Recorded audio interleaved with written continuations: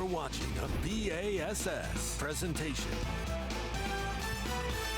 The time has come. It is time to kick it off. The much-anticipated start of the 2025 season for the Bassmaster Elite Series. We are at the FXR Pro Fish Bassmaster Elite at Palatka, Florida on the St. Johns River. First of 9 events, which comprise this season. 104 anglers with full field out there. There's some shots from the takeoff at the Palatka City dock here on the St. Johns River, the most prominent river in the state of Florida. 10th time that the elites have been here to the St. Johns River, about the 28th time that Bassmaster has had an event here. This place has been a standby. It's a good place to kick off the season down here in the Sunshine State. It's not looking really tropical this morning. There's some cold temperatures, so a few more cold day, well, one more cold day expected after this, but that's some shots of our field as the takeoff took place a little less than an hour ago. For our guys, they'll fish full field for a couple of days, and then we will cut the field down to 50. Let's hear from some of our anglers, including last year's Progressive Bassmaster Angler of the Year, Chris Johnston. We're getting geared up for 2025 season here. We're starting off on the St. Johns River. I'm looking forward to it. I'm hoping to have another fantastic year. Last year, obviously, was one for the books for me, but I want to follow it up with some good finishes right off the start this year, and 2 Florida tournaments to kick it off. And they're always interesting. You never know what's going to happen. You can really have a good tournament or bomb just as easy. And this year was probably one of my toughest practices I've had on the St. Johns, just because we had 2 weeks of super hot weather leading up to this tournament, and right when we got here at practice, it started to get cool. So I think a bunch of fish came up, spawned, and then we got a cold snap coming. It's going to knock them in the head, and I don't think they're going to want to bite. There's not going to be new fish pulling up. The way we're here day 1 of the Elite Series, St. Johns River. It's the first day of the season.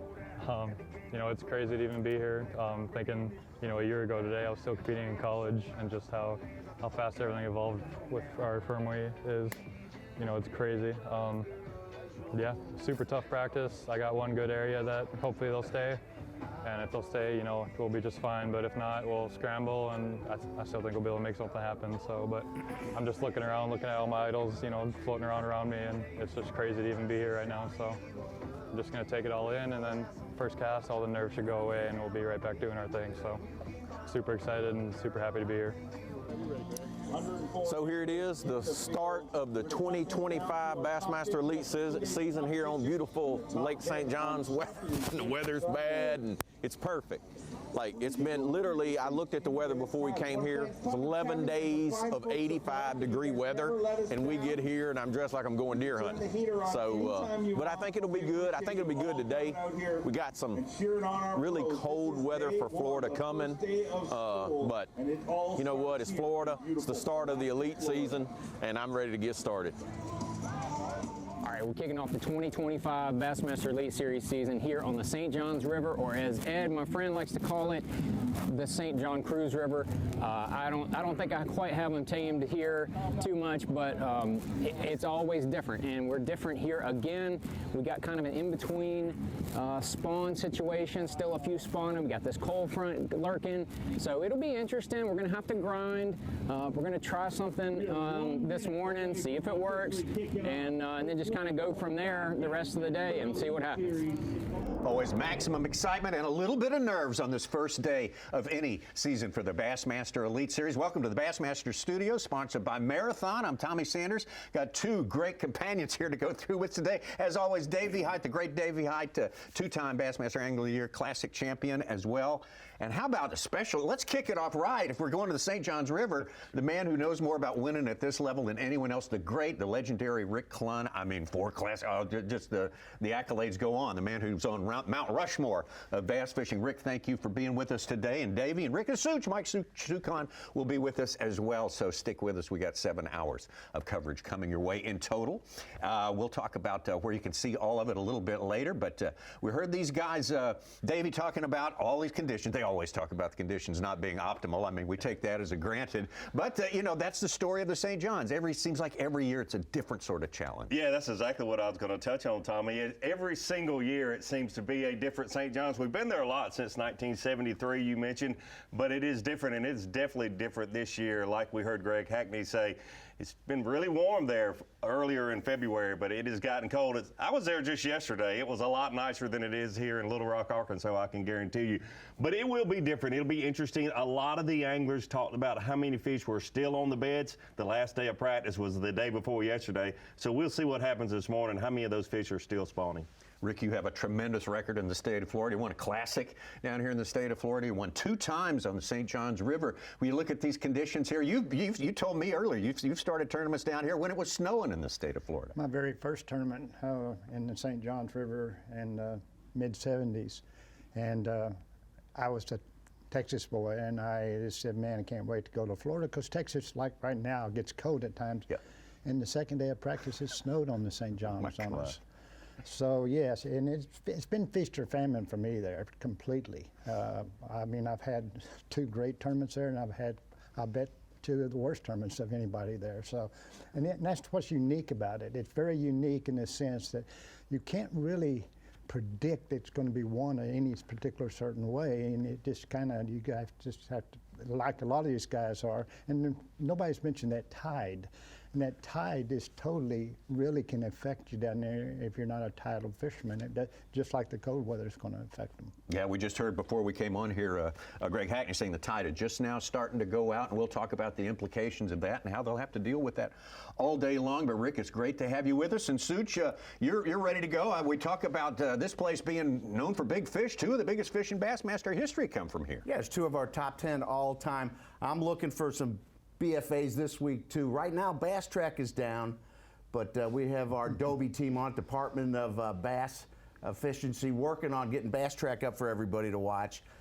Yeah, Tommy, we have not had a top 10 fish in more than 16 years. It was 2009 Mike Iaconelli. I mean, last year we had 4 of our top 10 all-time weights, and we had records on the Opens. I'm looking for a big bass to pop into our top 10 this year. You need a 12-1 or better to get inside. All right, just 12-1 or better. Well, maybe not today or tomorrow. Maybe this weekend. Maybe next week. Maybe at Fork. Hey, maybe we're obviously overdue, according to Such right there. Let's get back out on the water. 300 miles of the St. Johns River. We're dealing with about 100 miles of it during the course of this tournament today. We'll lay it out, the lay of the lake for you a little bit later on, but let's get out live right now to one of the favorites, a perennial favorite, coming in to the St. Johns River to start the season, Greg Hackney.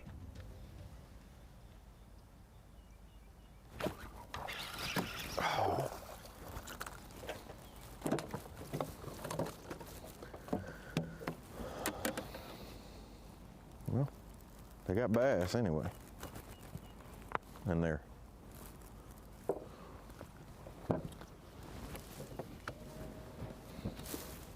I was glad to catch one. Just took a little longer than I thought. A little longer than I thought.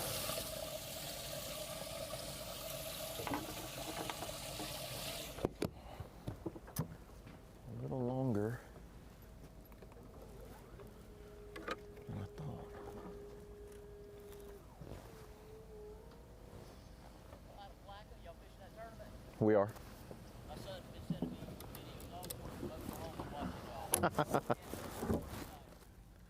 So one thing, one of the reasons I think we have a camera with Greg Hackney is he does well in Florida. He loves to flip. He loves the power fish, stay shallow. But what's so unique about Greg Hackney when you go to St. Johns River, it seems like we're watching him in a different, he could be at Crescent Lake, he could be at Lake George, he can be in one of the rivers like he is today. It's interesting the way he dissects it and really picks a good area to start every time we come to the St. Johns River. He's come so close so many times, has Greg Hackney, at this particular waterway, and we were talking about it yesterday, Rick Clunnan. He's a river guy. I mean, and cypress trees are what he grew up on. Yeah, he gets around cypress trees. He's dangerous, and any time really, especially if he's got that flipping stick in his hand. He's versatile.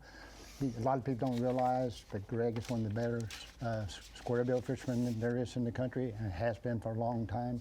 He's not just, what you see a lot of time. You saw him last year on the St. John's on a shad bite, on a spinnerbait.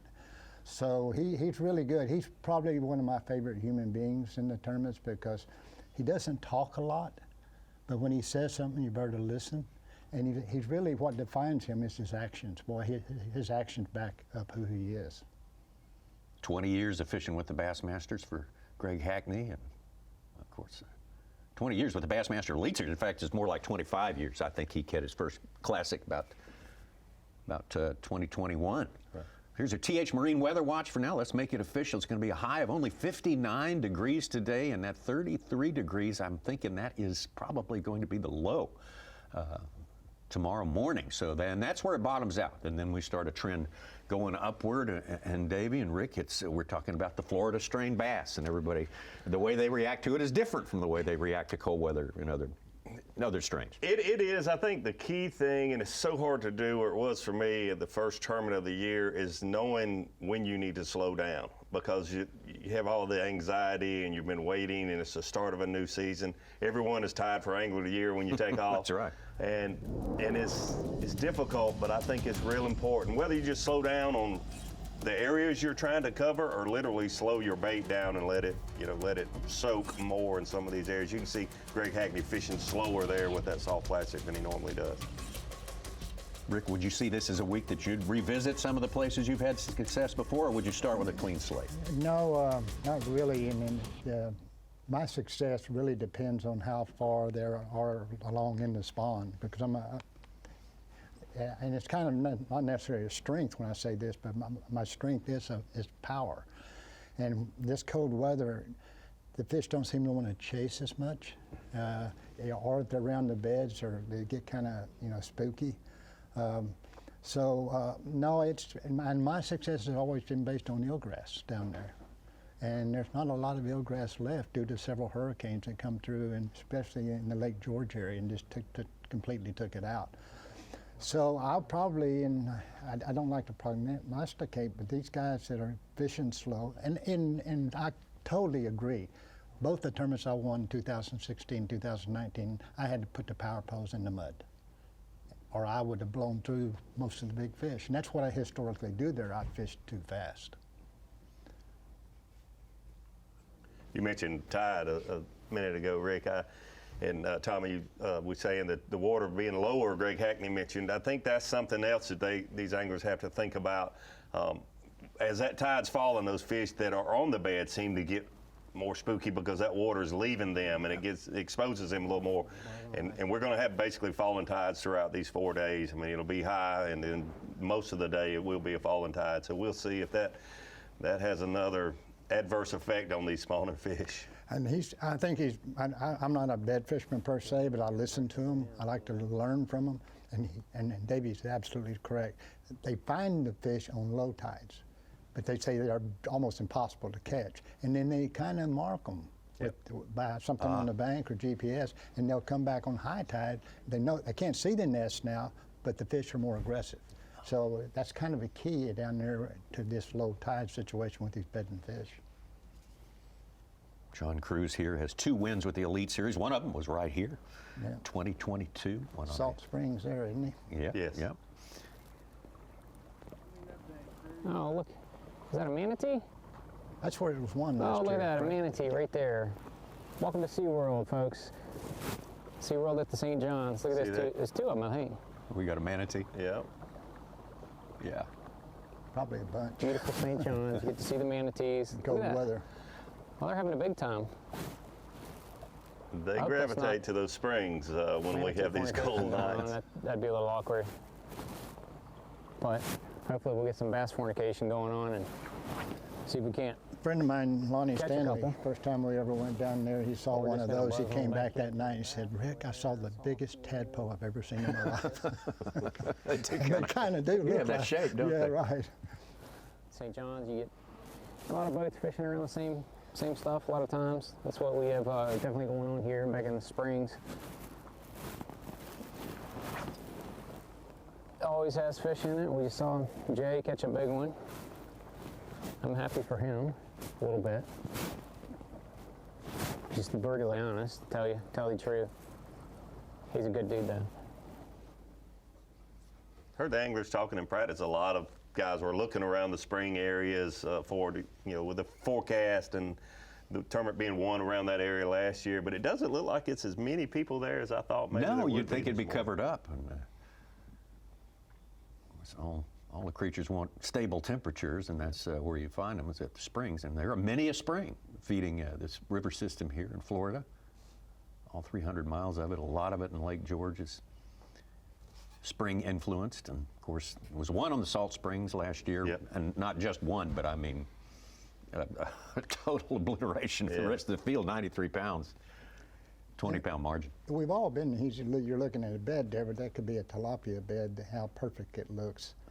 And Salt Springs is a mystery to me, because like you said, for him to win it like he did last year, Corey Johnston, there had to be more fish coming in there, because there was a lot of boats in there. And those boats were, and there's fish, and you can go in there and there's beds everywhere. The majority of them are tilapia beds.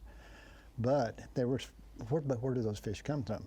I used to think they came out of George, and I still do, but George now is a mystery because there's no eelgrass, the lakes were very off color, and it used to have a huge population, and naturally in the spawn, a bunch of those Lake George fish are going to come into the spring. I guess that's what's still happening, but we don't know what they're doing out in George anymore.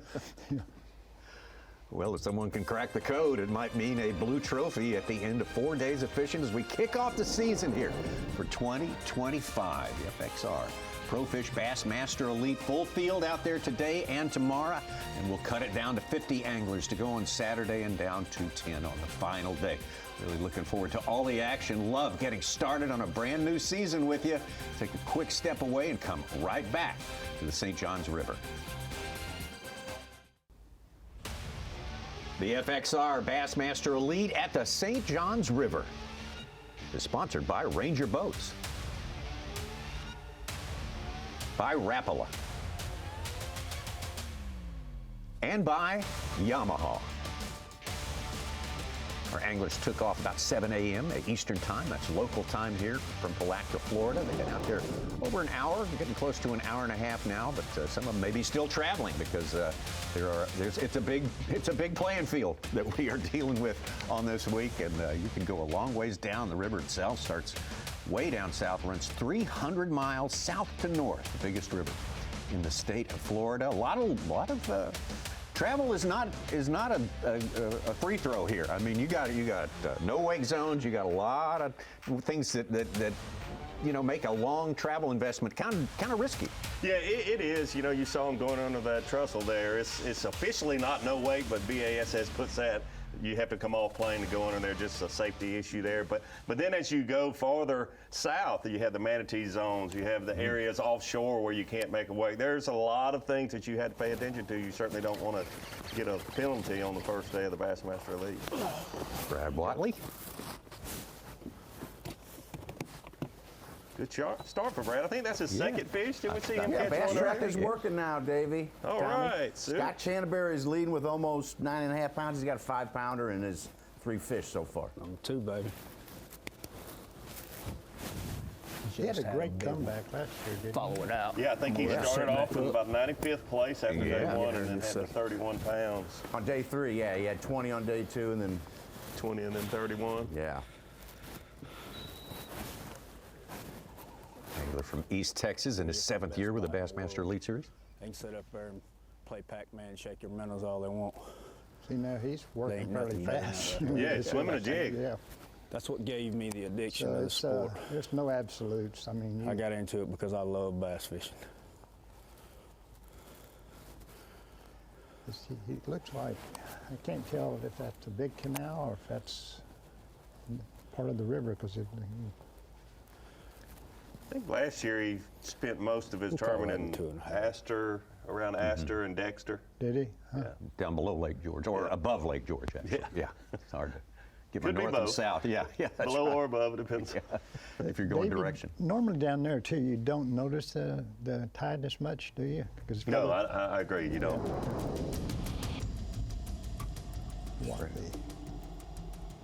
Started his he career was off down here. he was in the creek going to Crescent. Oh, was he? Yeah. I didn't. I was looking over at Hackney when they were showing where Watley was. I've never seen anybody fish where Hackney's at. That's the thing about him. I bet you. Yeah, that may be part of the key. He will, you know, yeah, they're going to all go to Crescent Lake because that's where I caught them last year. I'm going to go over here where nobody's ever caught them. He's in a canal off that river, though, so which canals heat faster. Nowadays, that's pretty well known that you look for the areas that are going to heat the quickest if you're looking for spawning fish. And there's fish moving in that direction every day, so. Oh my gosh. Oh my gosh. I think that one might have been pretty good size. I was like, he got it as soon as it went in the water. And I should have just pulled. I should have never swung. The line was back over here. Dang it. Yeah. Dang it. Still don't see any cypress trees there, though. That's not like him. There should be at least one or two. Yeah, I know. I I don't even know where fooling us again. Yes, now. Oh, it's right there. You know, most people don't realize that cypress tree is something felt different. The largest one it, you know? in the world is in Tibet. And it's over 200, I mean, it's 300 years old. The second largest one, the largest one in this country would be in the Mobile Delta. Oh, really? And it was not cut because they couldn't get to it, and then because the loggers were smart enough that it was hollow, but it's still the largest one in this country. And it's as big around. You've been in those swamps. Oh, yeah. You see a stump that's big around this table. Yeah. It's an amazing tree. It's to me like the sequoias and I the let it giant go a little redwoods. ways, and I was like, he got it. And then I checked it to make sure. When I checked it, the line pulled to the left. I said, he got it. He'll catch that fish. I'm not using a big weight. I'm using a little 3/16. Dang it. Yeah, that's a good point, Rick. I'm sure he did this, but when you're in Florida this time of the year, really any time of the year you're around I didn't catch the one right there. spawning fish, when you miss one, make a mental note because you can come back later and likely get that fish to bite again, even though you can't see it. Gosh, it's a long ways up that river. No wonder I didn't catch him. I never went that far.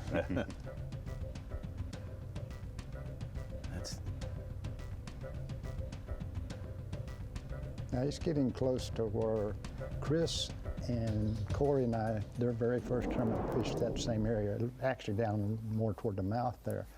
And we both all ended up in the top 10. And they've been banging them ever since. I mean, Chris, was leading that tournament until I had that giant string the last day. Yeah. Look at his electronics here. Yeah. A lot of anglers. Looking at it right now. He's using this electronics on perspective mode. His nose is right on this pole. You can see the fish by the pole on the dock.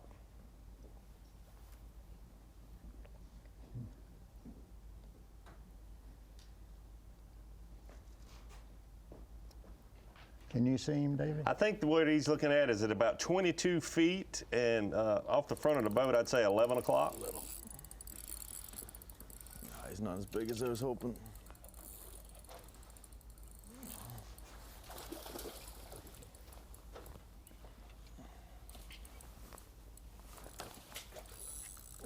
It's a start, though. Number one. That's one thing that this technology has changed our sport.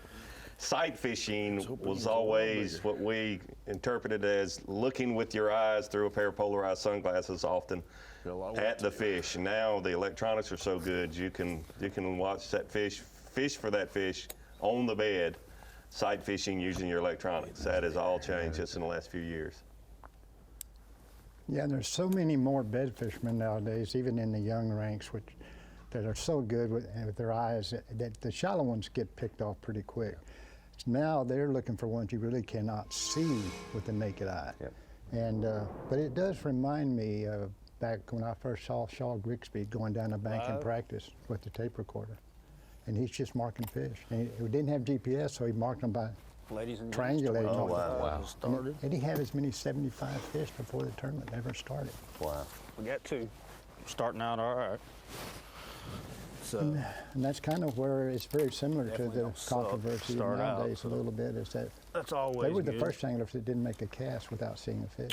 I had a big one follow me out a while ago. Yeah. Put in this little hole right here, and she didn't eat, but she may eat sometime for me. I've thrown on her a few times. I'm gonna let her rest and come back. Yeah, that's Crescent. I mean, what's the But name yeah, of the creek? 2025. Got a Oaha? How do you say that? Oklawa. long year Oklawa. ready to get the year Suits, started. how do you pronounce that river there going to Crescent? In Florida, my favorite state. I think it is. Oklawa? Yeah.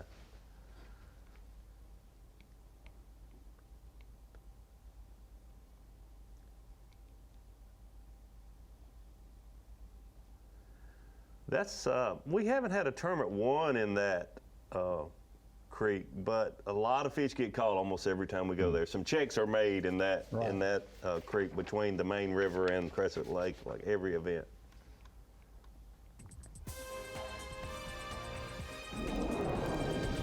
We got our bass track up and working now, and Scott Canterbury, who had a big start here to his elite career back in 2019 with a big finish here, good finish on the St. Johns River, has taken the early lead with 9 pounds and 7 ounces.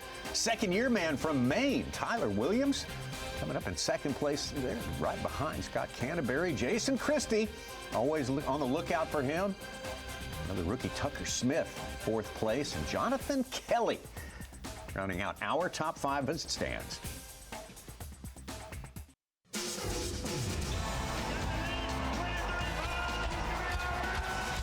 You're watching a B.A.S.S. presentation. It's a different place, a lot different place. You know, I mean, it flows north. Not too many places do that. This is a fun fishery to fish. Right tide, they're super aggressive fish. They're fun to fish for. It's changed. It's been different each time. You know, we were here last year in April. It was much warmer. It is huge. It's a big body of water, a ton of flats. The thing about this fishery is, if you time it right, it can be one of the best fisheries in the world. And if you hit it on a cold front when the fish aren't spawning in February, it can be one of the toughest fisheries in the world. And I think we're about to get a taste of that. There's big ones in every single zone. There's big ones in every single canal. You just kind of have to find somewhere that fits your strengths and how you want to fish, and really fish an area here. Because if you try to run around too much here and you hit that tide wrong, it's going to make for a long day.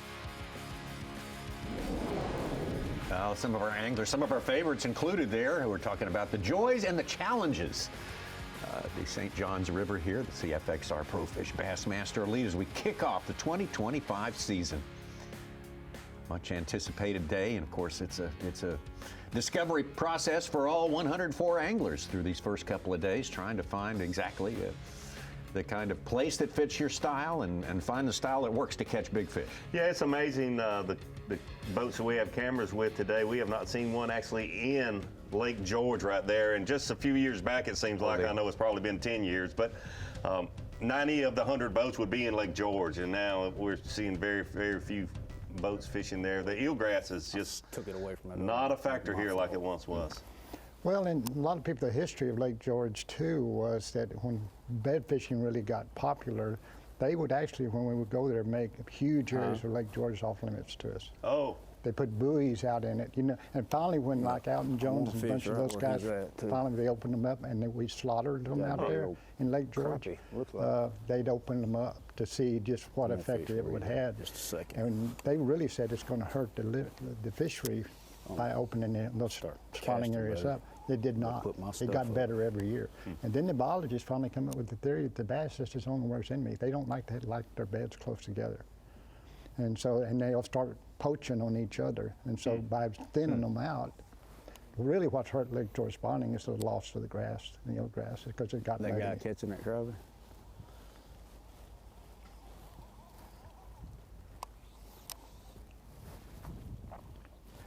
Well, that's lunch over there on the dock. Nice big old crappie there, St. John style.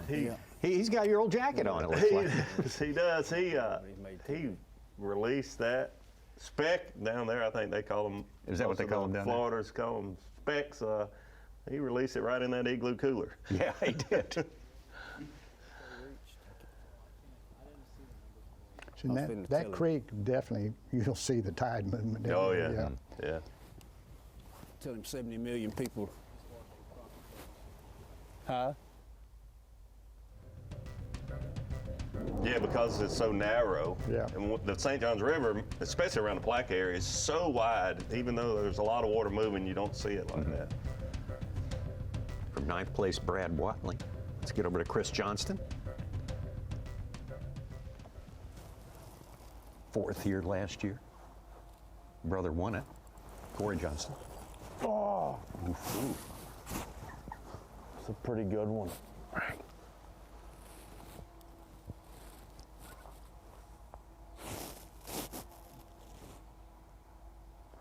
That was a good one. That was a good one. It wasn't just a keeper. That looked like a 3 or 4 pounder. See, he's fixing to lose all that water in that case already, bottoming out.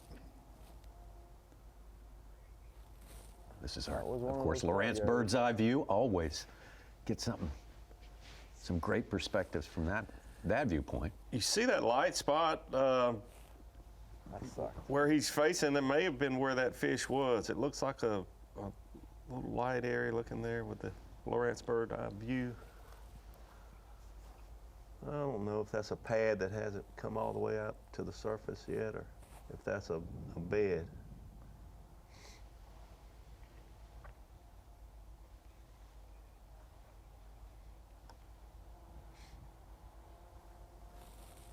It's obviously a bed to him because he's going back for maybe the male or female that's still there. But bedfish too, that's the beauty back then. If I'm fishing for fish and lose a 6-pounder, I can't catch him again on a crankbait. Bedfishermen, we've seen them notoriously lose a fish 2 or 3 times and then still catch it. Yeah. So you take a look, these in perspective mode again, and you can see those, the real bright spots are the pads. And then you have to look for the fish moving around, and most often those fish are going to be spawning. If there's not, some kind of wood in the water, they're going to spawn around the roots and stems of those pads. But he's looking for, and I always felt personally when I was flipping pads or cranking pads, whatever you're doing, it always seemed like a needle in a haystack. You look for some kind of feature or something different, an ambush point for the fish, but so often it's a consistent edge. And it's just like Could be as random as anything on earth. But this changes because they can see a lot of these fish even in those pads, especially when they're sparse like that and not just totally, matted over.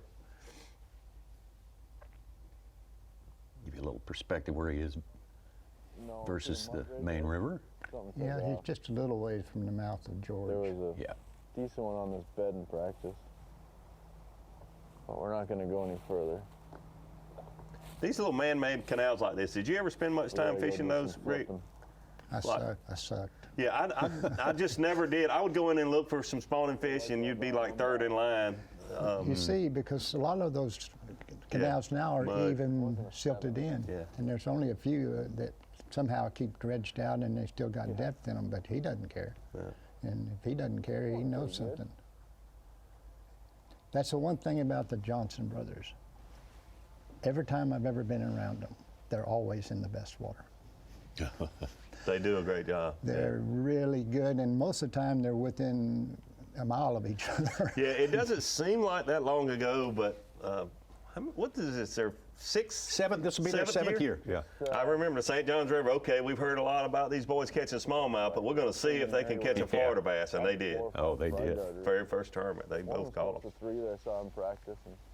Yeah, me and Corey, the second day of that one in 2019, that Chris led the whole tournament until the final day when I had a almost 35-pound string. I'm going to start flipping. First, second day, we got in a conflict. Oh, really? Yeah, I didn't know him. Not Corey. Yeah, Corey. It was Corey. And because neither one of us had seen each other the first day, and we both were in. You know how that happens. It does. You get it and you get out, and then the next day you both show up and you go, what are you doing here? Yeah. But we worked it out. I'm glad we did because he's a bigger guy than I, and a lot younger. He's a hockey player, so he's got a lot more fighting experience. I didn't know that at the time, though. Yeah, he was. Oh, he's got fight in him. That's Yeah. for sure. We've He'll learned bark at that. his fellow competitors once in a while. We've learned that in the last 7 years. Yeah. Hey, that's what we all have, Dad. I mean, it's a competitive nature. One of my greatest lessons came from Elroy Kruger, because somebody would do something and I wouldn't say anything. I hated to get in somebody's face. It just kind of disturbed me for 2 hours, you know. But he finally told me, he said, you know, silence is just an indirect approval of bad behavior. And I went, wow. And it is. And if you are a big name and you don't say something, then he's going to do it to everybody else too. So a little bit of that is good. That's what my point is. Right.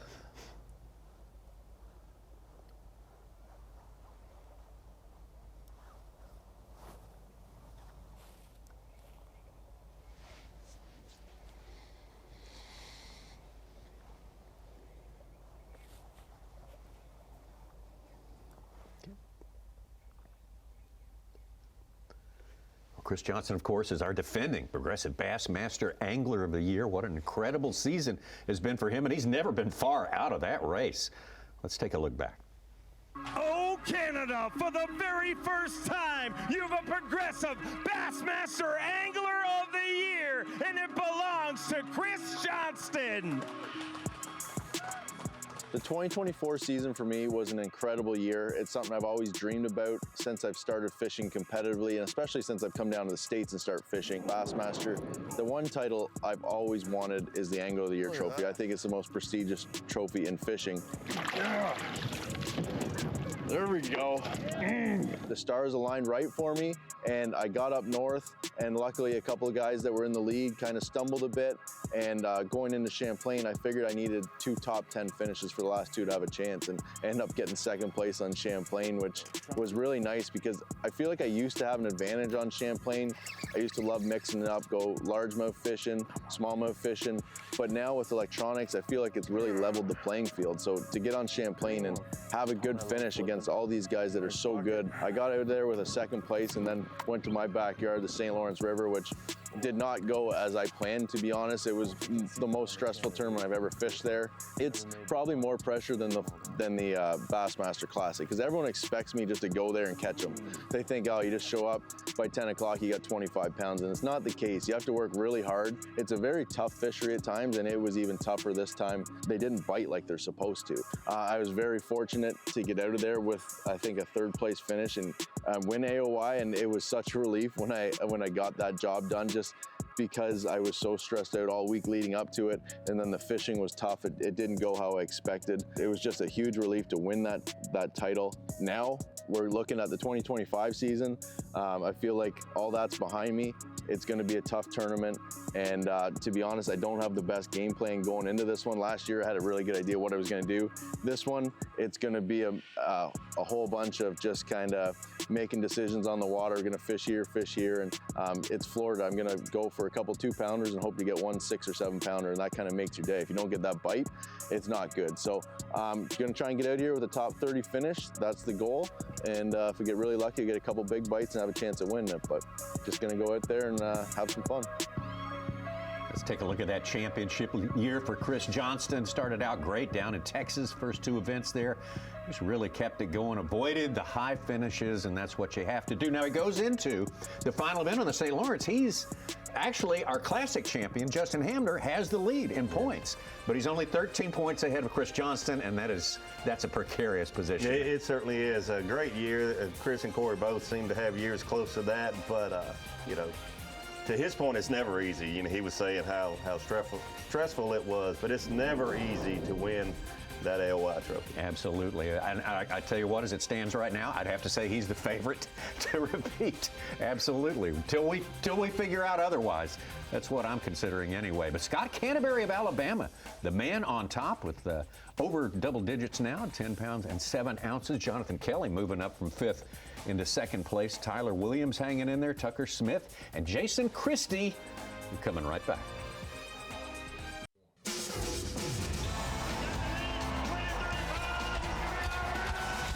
You're watching a B.A.S.S. presentation.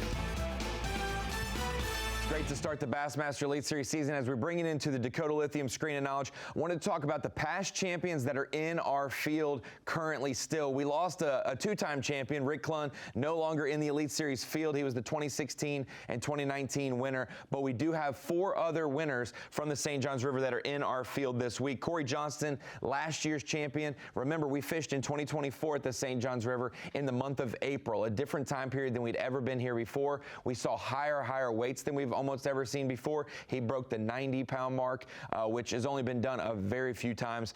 And those were the times where maybe the St. Johns River was a little different, a lot more vegetation. We hit the spawn perfectly.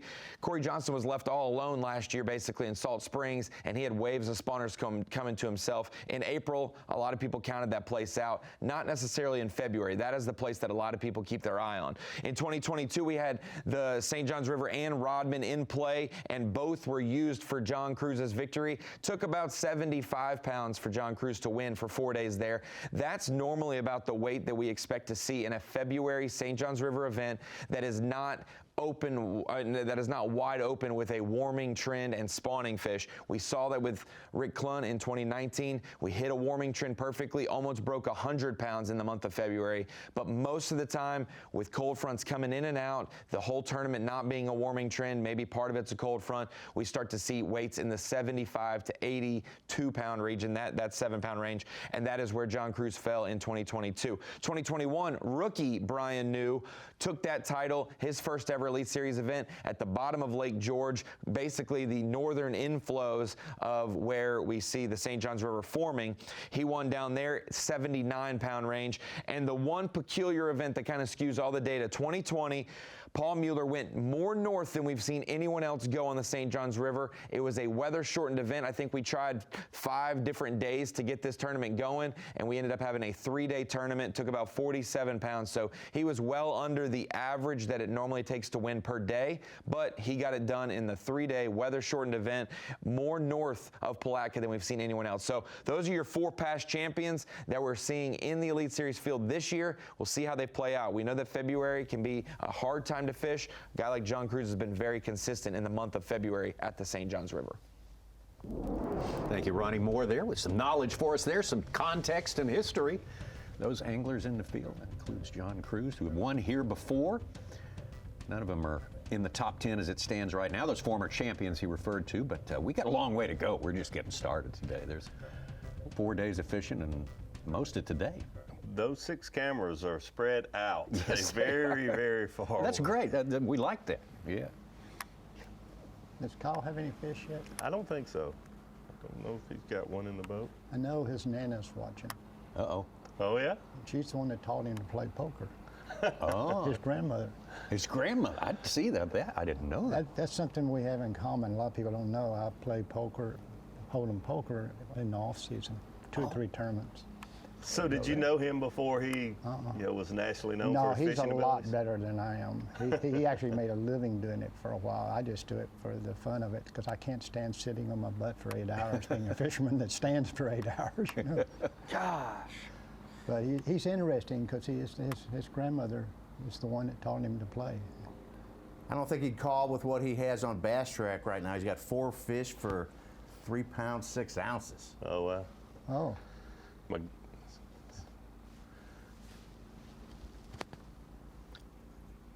But like he said, this game is very, and it's, even when I fished with Randy Moss last year, it's amazing that how physically different a lot of our sports are, but how mentally they are the same. I can't stop thinking my grandma taught me to make milk gravy, not how to play poker. I think mine taught me how to churn butter, and I dropped that pretty quick. Let's get back over to Brad Watley, the Texan, East Texan here, who said he likes coming back here. He started out with 2 top 30s his first 2 years on the Bassmaster Elite Series, and last season was exceptional.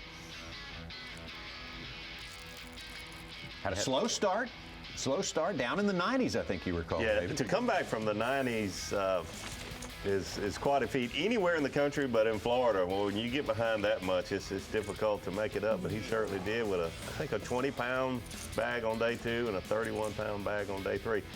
He's another guy that, even though he's from Texas, seems to do really well in the state of Florida. There's a few of them. There's a few of them that really like coming down here. Brad certainly is one of those guys. Of course, he had the bad fortune to run up against Corey Johnston and lost by a wide margin. But look at that day number 3, I guess it was, right, Davey? Yeah, it was day 3. I think he was fishing down in the Dexter area, caught a lot of those fish flipping. You saw earlier, I think that day 2 where he had the 20 pounds, he caught some on a lipless crankbait. But you know, Brad Wiley, certainly there's a reason we have a camera with him today. His passes sets down here. Scott Canterbury of Alabama, another one with a good history here on the St. Johns River, sits atop our leaderboard for now, Jonathan Kelly. And look who's jumped into the top 5. John Cox from not too far away here in Florida.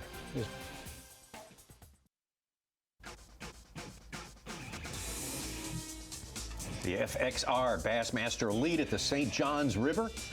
First day competition. We're still pretty much in the first quarter of this. Humminbird is our live sponsor here. We sure appreciate that. Bringing us these fine pictures today. And Humminbird, one of the companies that brings fine pictures to anglers all over everywhere, every day. Looks like Chris headed out of that canal. You can see him trimmed up. The water's getting skinny back there. Like you mentioned, Rick, a lot of these canals have silted in and not a lot of water when you on that falling tide. Davey got a Skeeter Boats, big fish alert. John Cox with a 6-pounder. His 3rd fish today. He's got about 9 pounds and he's up to 3rd place. He's had a pretty good record here. He really has. Yeah. He really has. It's Florida. 4th place 2 years ago. 1.5 pounds behind Scott Canterbury, who got him a 5-pounder in the first hour of fishing today. I think this is the top water I saw Brad Watley throwing earlier. Yeah. I had one show itself to me on the jig in there. She knocked it pretty good 2 or 3 times. Never could make her commit. I've had 2 or 3 of them do that this morning. But that's part of it. When you do this game, you're gonna have some of them just don't get it, you know. You just keep rolling. Eventually you get the right one to get it.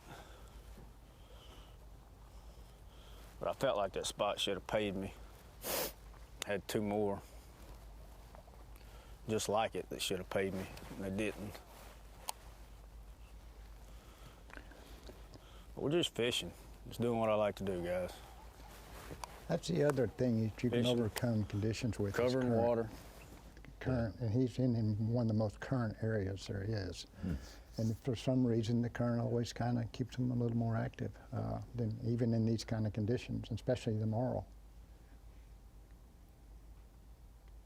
Hope we don't have a confrontation. He's kind of moving in on where he saw that guy catch the speck off the dock there. It's getting a little close to him. We'll see. We don't want any trouble here. Yeah, some of those people own that water around that dock. So, for your information. Yeah, for your information. I want to see him catch one on that top water. I did not expect to see many top waters being thrown this morning or tomorrow, but like you mentioned, the current, it kind of, the water temperature, you know, it all mixes and it doesn't affect the areas with the current as much. No, especially no, in the top water we underestimate it because the bass will eat it because there's the laws of nature that says you must remove the weak. Predators, dominant predators, don't just eat something or kill something because they're hungry. Yep. Their job is to maintain a healthy buffalo herd or whatever. Yeah. So they're supposed to remove the weak. Yeah, that's a good point.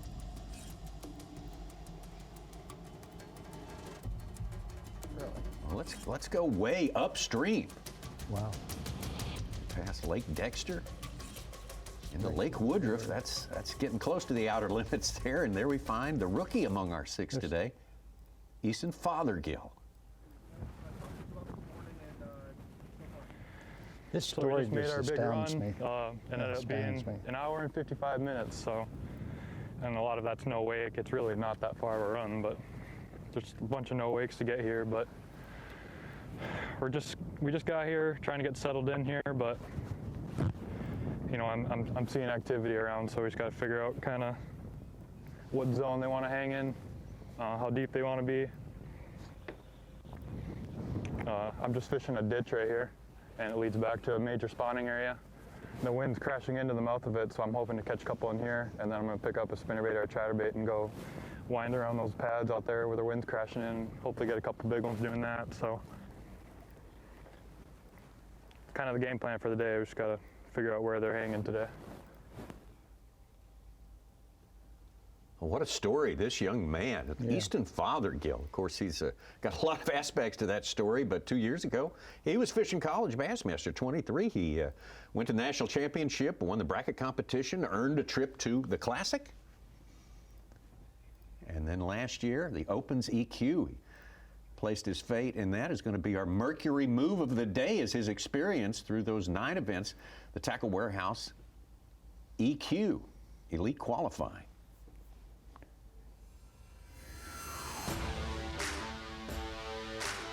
Yeah, so I can remember driving back from a college event straight to my first Bassmaster Open on Lake Okeechobee. I can just remember all the million thoughts going through my head, like, you know, I'm actually doing this. I'm competing against all of my guys that, you know, I've idolized my whole life. 2024 season was a season of up and downs, really. Obviously more ups. There was a lot of times where I had fish catches, you know, things that just, you know, I could do no wrong at times.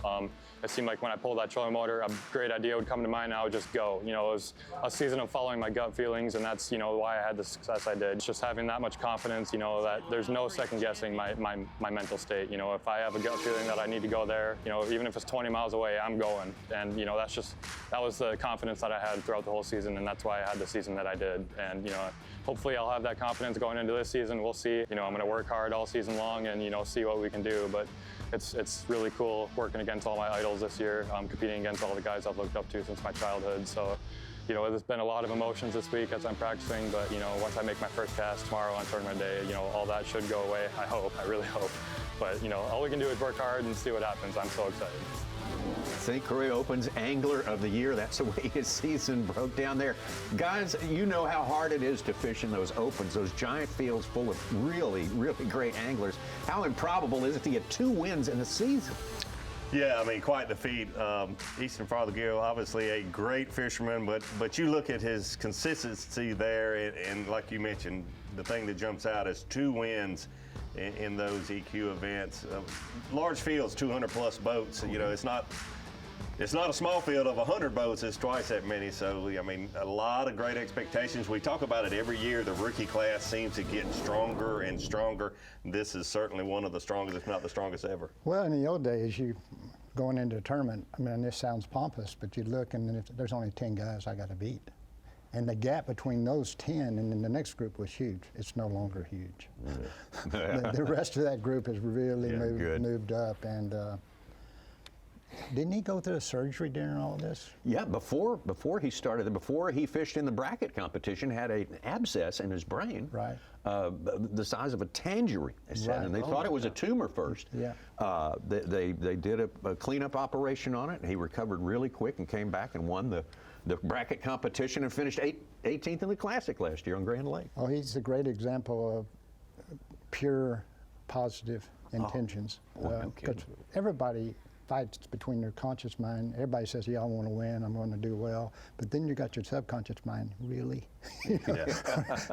He's one that's got them both on the same track. He can. Yeah. And I think you see it right here. The run that he made, he mentioned, is not because it's so far, but there's so many idle zones and 35-mile-an-hour speed limit zones to get where he's at. First day on the Bassmaster Elite Series, you've got to have some self-confidence to go that far and have the minimal amount of time fishing. He's probably got about 4 or 5 hours of fishing time to go that far away. So having that confidence, and it's certainly showing on day one here for Easton Fothergill. Rick Fothergill just wrote a column, said, you know, he's got this new perspective, a new lease on life. He said, I could have been dead. Oh, I mean, that wakes you up. Yeah, it really, I know. It's the negativities that take place in fishing, you know, we get upset about as fishermen, but he's now got a perspective that he can get past them quickly. He even stated one time, he said, a 6-pounder we all hate to lose, but I'm going to get over it quickly. So even-keeled gentleman. Yeah. To be out there and just to being able to do it, you know, being able to lose that 6-pounder is amazing. Somebody else pretty far down south on our fishery, Scott Martin, has just moved into our top 5. Interesting. I'm wondering if that's Scott Martin we see there past Easton. Kyle just went right over him. Sort of looks like it. It's a little too far for me to tell for sure, but.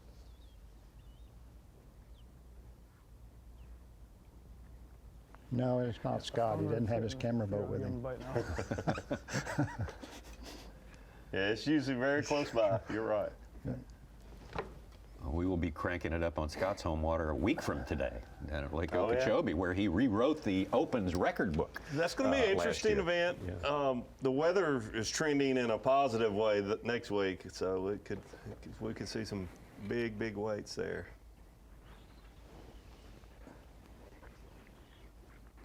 No, I've never been good at canals. Hackney and Cruz both are very good at canals, and I guess like I said, I just don't understand the behavior of fish in those canals.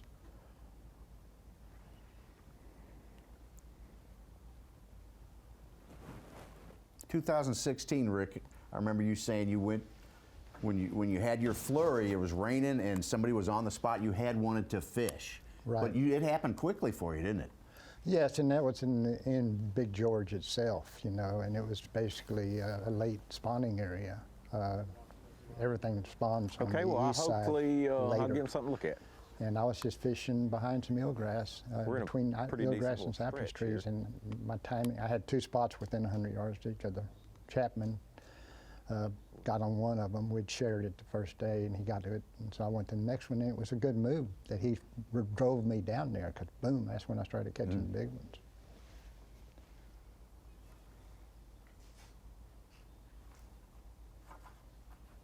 $31.7. It kind of equaled your first 2 days.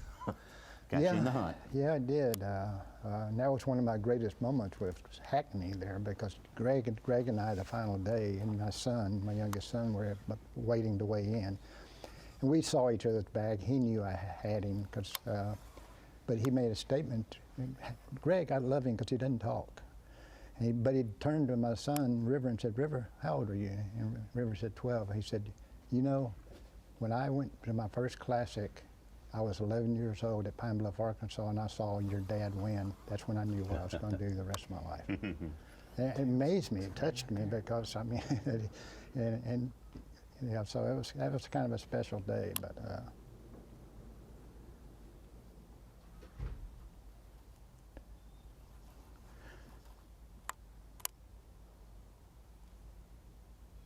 Beautiful water he's on fishing here.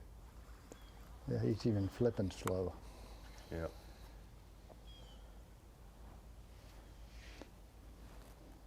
I don't see any sun. The sun comes out, and there's no shadows there, so that always helps the flipper if you can get a little bit of sun. There's not another soul in that canal. I'm not 100%, but I think I know where he's at. He's far north, Yeah, he is. and I've actually done well there in practice, but I've never been able to make that run during the event. There, to go. but I don't remember a fish being If there. he's where I think he is, I've Never saw caught some big anything, ones yeah. there, but just not a lot of numbers. Fairly bright orange spot. It's great to have a canal by yourself in Florida. Yeah. He's so smart. I mean, he's so intelligent. It's kind of like the poker player. There's an art and a science to, and anyway, it's just like, there's art and a science to hold'em poker. So you learn it, but then the final steps, there's an art and science to fishing, and you learn it, but the whole key is executing it perfectly when you're on the water. You can know the science, but if you don't execute it, you're not gonna do well. He's so good at executing what he figures out. How about another Skeeter Boats Big Fish Alert? Brock Mosley with a 6-pounder. He's north of Palatka. He's taken our overall lead in the event. Wow. Brock's, to me, a power fisherman, but see, you shouldn't make those kind of statements, because you know you're labeling somebody and just partially what you observed from him. And Mosley has overtaken Canterbury, and so has Canadian Evan Kung. He's up to second place. Mosley has about 13 pounds on Bass Track. Kung has about 11.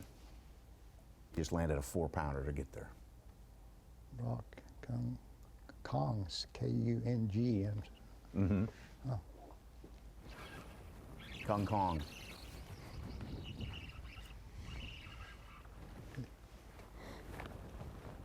That's the kind I catch there. Sometimes I do that, but I don't know if she'll go. It's sort of a true statement, though. I mean, I know you said that to be funny, but in Florida, it's that size or these great big ones. There's just doesn't seem to be a lot in between. It's 12 inches or. You can weigh a 5-pound, 4-pound string with 5 fish. Yes. Unfortunately, I'm living proof. Yeah. You went to Florida and caught what?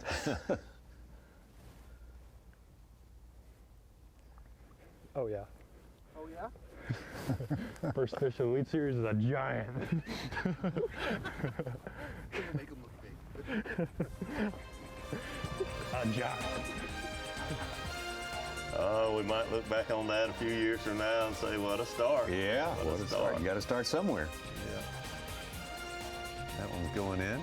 For Easton Fothergill, our rookies coming off the EQ qualifying. We got 2 of them in the top 4 right now, and that's Evan Kung and Tucker Smith in 3rd and 4th place. Both very talented anglers, having a great year last year in the Opens. But Brock Mosley, the veteran from Mississippi, on top with 13 pounds. Just caught a 6-pounder there to do that. And Scott Canterbury holding on in 2nd place. Jonathan Kelly been in there all day long up there in our top 5. John Cox, Tyler Williams, Scott Martin, Jason Christie, and Cooper Gallant, the Canadian, in 10th.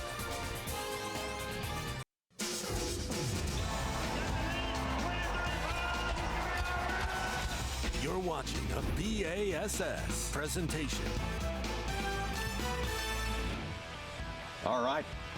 2025 FXR Pro Fish Bassmaster Elite on the St. Johns River. 10th time the Elites have been here. And 20% of all those Elites have been won by one individual. There he is right there. That is Rick Clunn, your champion in 2016 and 2019. Effectively back-to-back visits because there were no visits by the Elites to the St. Johns between those 2 years. That is a rare and wonderful thing right there. Very popular victory in 2016, and look what happened in 2019. Talk about a big fish extravaganza. Yeah.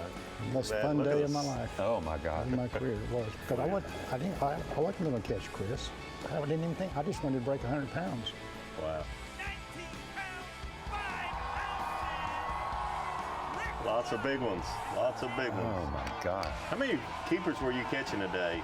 Do you remember? Probably not a lot, just big ones? Maybe 10. That's in 2019. Less in 2016. Oh, really? Yeah. Almost got the century belt there. I know, and that's all I was trying to do that day.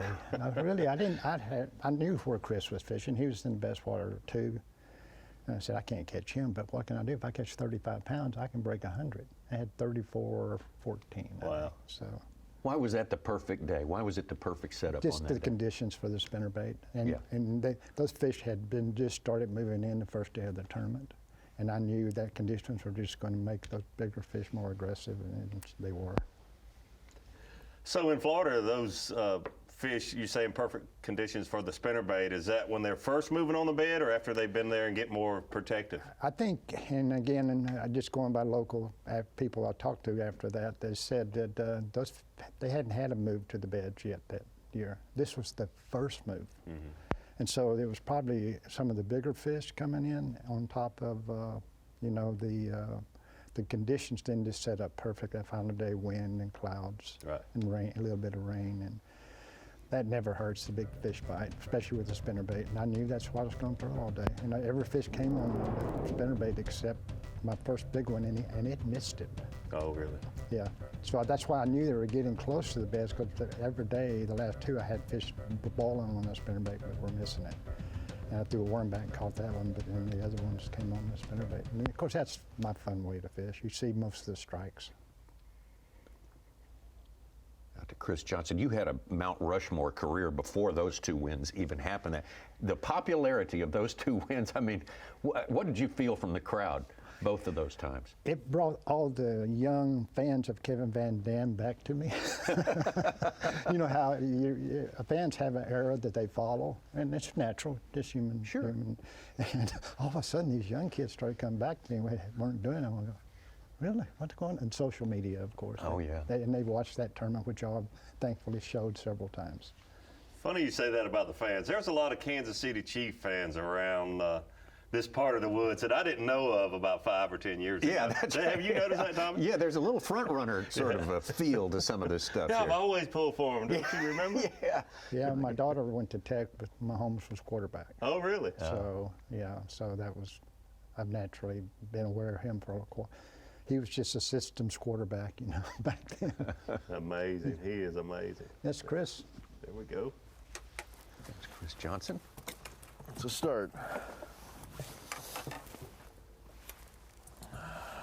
Number 2. At least they're biting in the pads. So I talked to Corey last night, not Chris, and I asked him if Chris had the same plan as you, and he said yes. And it was to go in the canals, check on some bed fish, see if they've stayed, and then they had gotten a fair amount of bites flipping pads, so he's gone to plan B and put his first solid keeper in the boat. That was part of his strategy last year, I remember, on especially the last couple of days. All we need. That and stay out of the way of his brother. And so they work together like no two partners ever. And that rarely is long term. I've seen team guys come and go over the years, but they've survived each other somehow and seem to do very well working together. Oh, gosh. See, Bass Track, we have a new leader, Bill Lowen. Holder in the 16.5 pounds. He's got a 5-pounder, a couple close to 4. I don't like it. Big lead. Can't see. I don't think there's new ones pulling up. So I think my best odds is There'll just be to a loud flip scream at the weigh-in if he leaves. kind of the rest of the day. And I told him he had to hopefully get patent some his wife's 2.5s voice and because she was the get a chance loudest to screamer there was. 2 of those grown ones that live in here. So then the next part's getting them out of this stuff. These are some of the strongest pads I've ever fished. Just they get hung up so easy in this stuff. And what I'm doing here is I'm flipping 50-pound braid. Normally I'd use like 65 in this stuff, but trying a little thinner diameter so it actually cuts the pads a little better when you do hook them. And what I'm really trying to do is Attention not to set the detail. hook too hard. Cuts the pads. So I let them kind of eat it for a second, let them swim with it, and kind of just lean into them so it doesn't rip a big hole in their mouth. And if it rips a hole in their mouth, that's when you lose more, I think. It gets hung on the pads, the hook tip that goes through. So that's the plan anyways. We'll see how it works out, but I've only been flipping pads for 20 minutes and got 1 bite, so it's a good start. There's not Corey coming at him. I think it is. I think it is. Really? In fact, I think it's the same stretch Corey caught that big one on the final day that morning. Oh, yeah. Very, very similar, if not the same.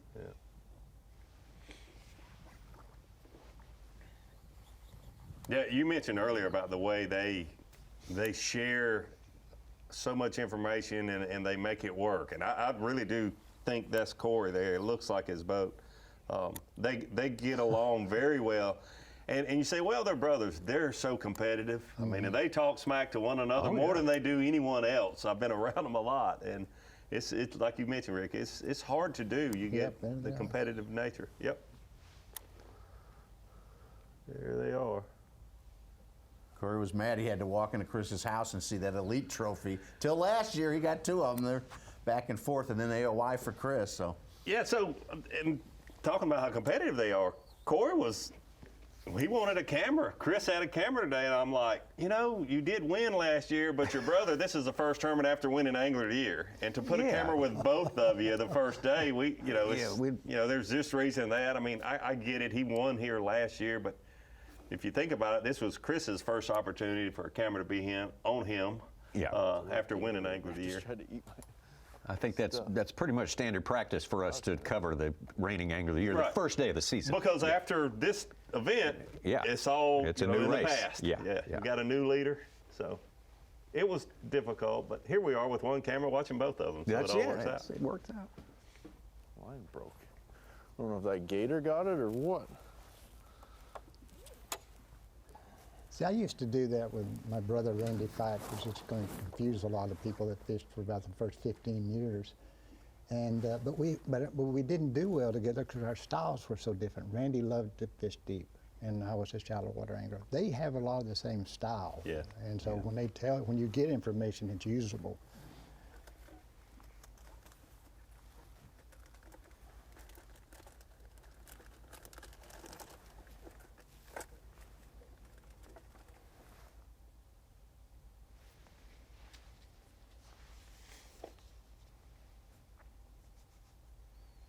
First Canadian to ever win an Elite Series event. That was back his second year, 2020, St. Lawrence River.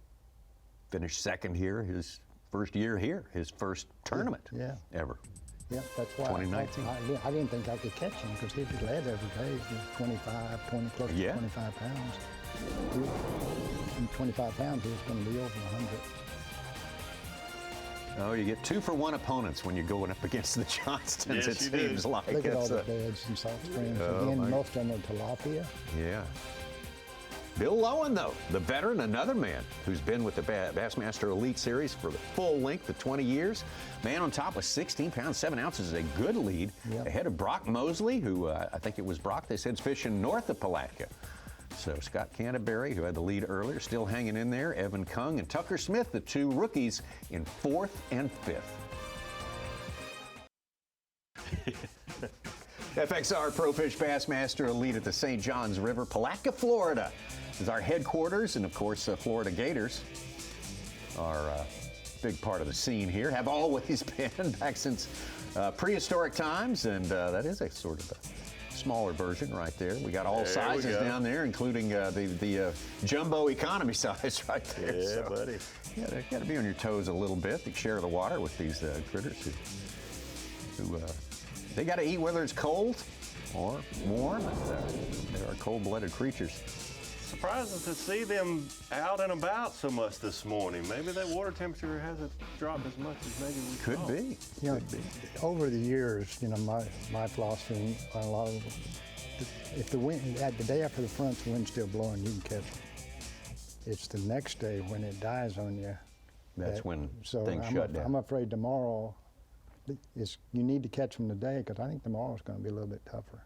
Well, Lawrence bird's eye view there with John Cruz gives you an idea of those multi-beds that are in that area. That is a great bird's eye view there. That's not a shot of the moon. That is one of the Salt Springs area. Yeah, well, you can see some fish swimming around there. yeah. They look like white goldfish. They do. Could be. Are those? I don't know what. Mullet? What are those? They're very white looking. The big white one, yeah. What is it? That's not the tilapia? The tilapia can kind of their color, and that's probably what they are on those sandy spots. Their colors will adjust to their environment more so than even a bass. So that's probably what that is, and they've just moving off those bright sandy spots. Yeah, I believe you're right.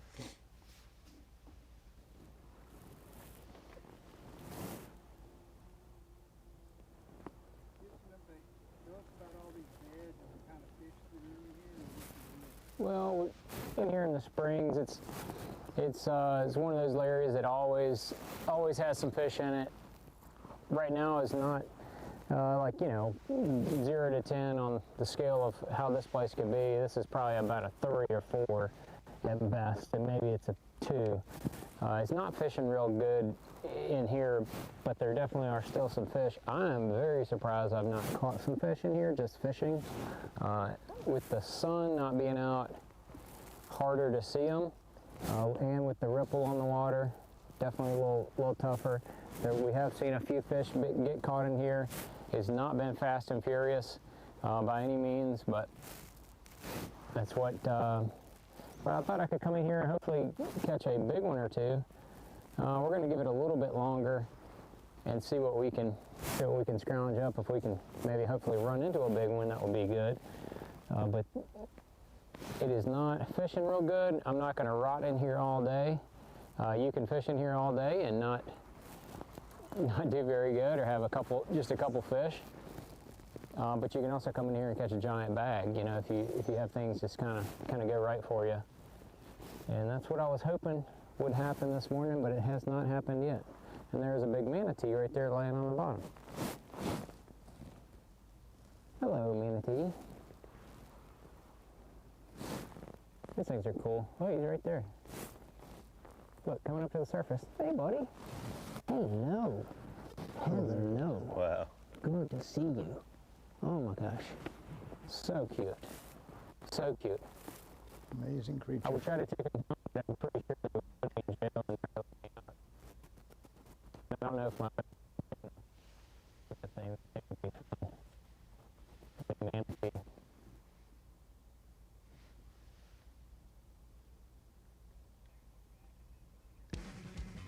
I don't know if that was the manatee scrambling our audio there. They're mysterious creatures. We don't know. John Crews, no mystery. He has a warm place in his heart for the St. Johns River. He's done very well here. He always seems to come up with a big fish during most of the tournaments he's in here. And in 2022, boy, he dialed in the right combination.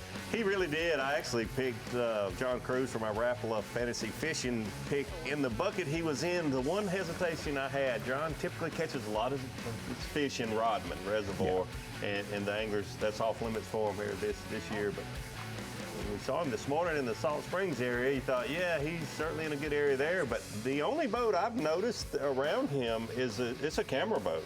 It's just one of our still photographers. It's very surprising to see so few anglers in that area, and we might see John make a move here, but he's certainly had a great start when we've started in the state of Florida throughout his career on the Bassmaster Elite Series. On the map, Austin, Felix, Matt Airy, and Caleb Summerall are in there, and Airy's the only one who has fish. Wow. Got a couple big fishes came across the board. Drew Cook with his first fish, 4.6. Brandon Card, a 5.5 pounder. He's up to 12th place with that, 3 fish. Florida, more so than any state I can remember fishing in, when you start in an area and you have it all to yourself, you think, thank goodness I've got it to myself. And about 10 o'clock, you say, there's a reason I've got it to myself. Nothing in my live well. I should have came back here after the first day of practice. Things have changed. Similar to Greg Hackney, this creek he's in, I think he's had it all to himself, and slow start for him. But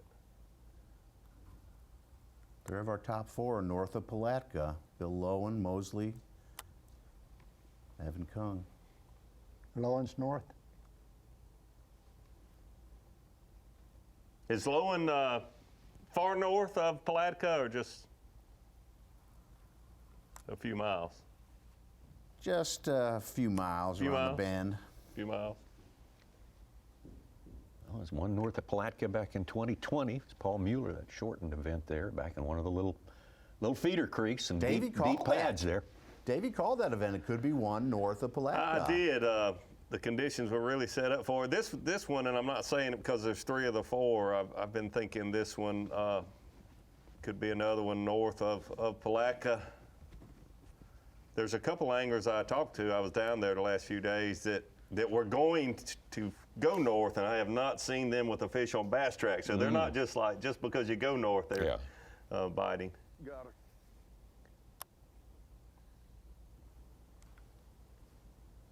Most of my career when we fished the St. John, so it was hard to get very far away from Lake George because there's so many big fish in that lake and around that general area. If you ventured very far away from it, you probably weren't going to have a chance to win. But it's changed. There's been no eelgrass down there for a number of years now, and the population must, like you were saying, Rick, either the population's down or those fish just do something out there that we haven't been able to figure out how to catch them. Well, this guy showed me something, Mr. Hackney, that year after I won in 2016, and it showed that I was fishing the eelgrass. There's a trough between the eelgrass and the cypress trees, and those fish were all in there bedding and are moving around. And the next year or year after, I think I thought, where could they go? The eelgrass is gone. I said, they're going to go into the cypress trees. And I went down there and gave it, I guess, a partial look, and I didn't like it. And Hackney ended up placing it, I think, in the top 5 in those that same area, but fishing up in the cypress trees. But he was fishing slower than I've ever fished cypress trees. Yeah, I think he led at day 1 or 2 there. He was in contention the entire tournament, fishing very shallow cypress trees on Lake George. And he'd power pole down on a little point of cypress and just beat them to death. Wow. That's the kind of, he understood those fish. I didn't.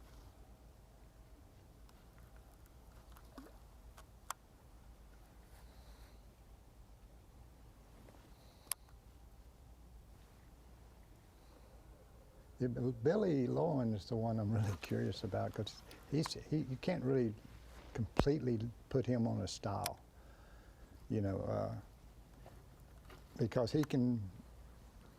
I consider him. Of course, I've always said anybody from Ohio, they can catch him in Ohio, can catch him anywhere. Exactly. Yeah. And he does. Yeah. If you grew up in Ohio loving to bass fish, you certainly love the. You're a worker. Yeah, the exception is, of course, Erie, but that's about it.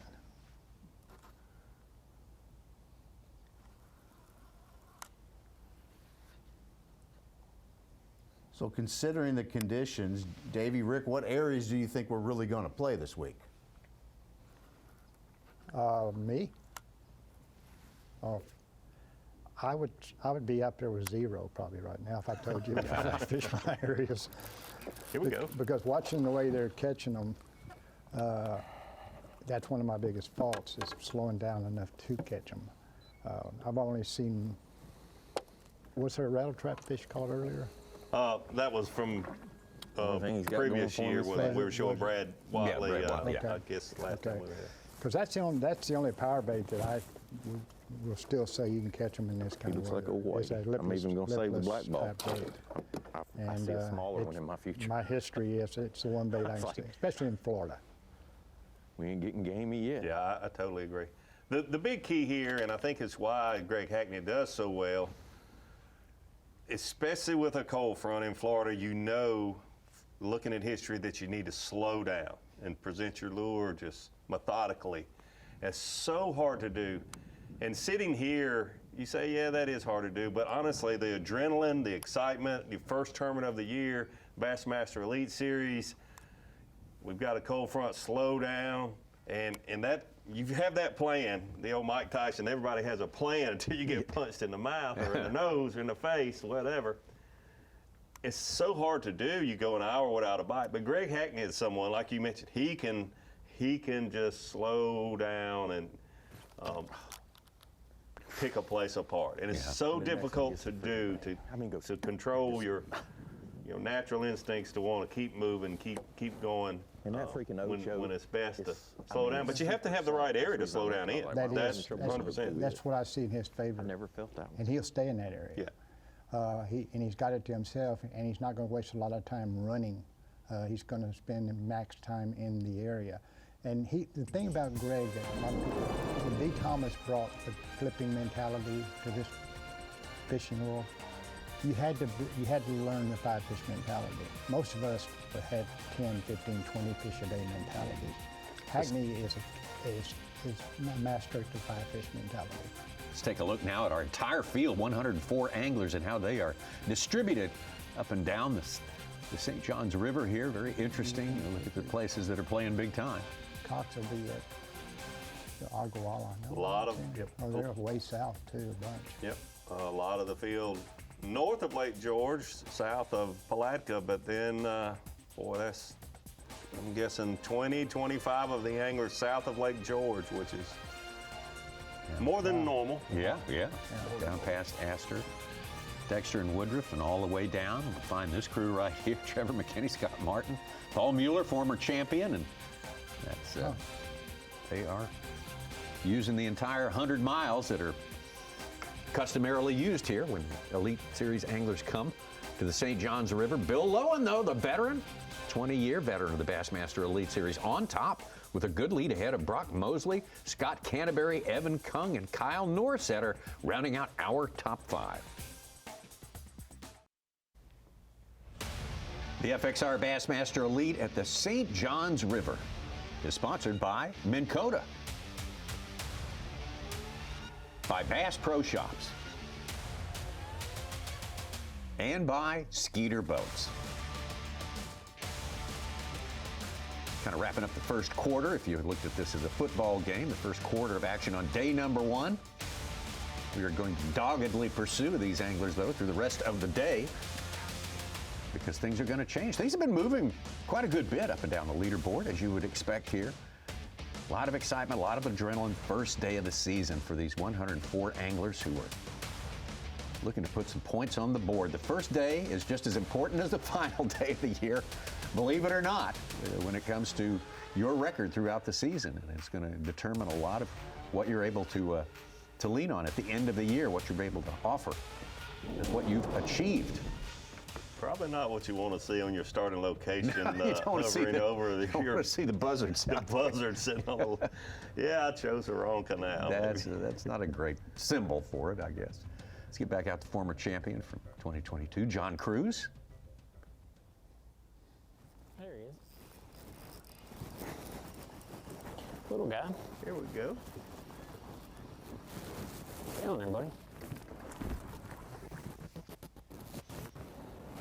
Get in there.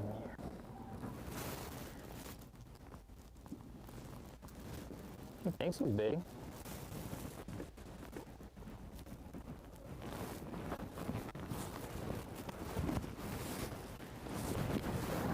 He thinks he's big. Old magic worm came through. There's a little keeper. I'll take him. I'll take him.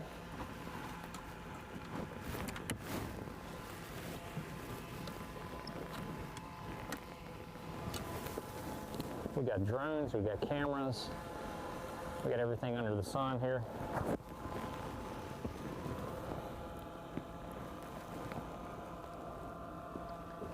I have to admit, I love the clips nowadays on fish instead of punching holes in the mouth. I mean, we did it our whole lives, and this is so much better.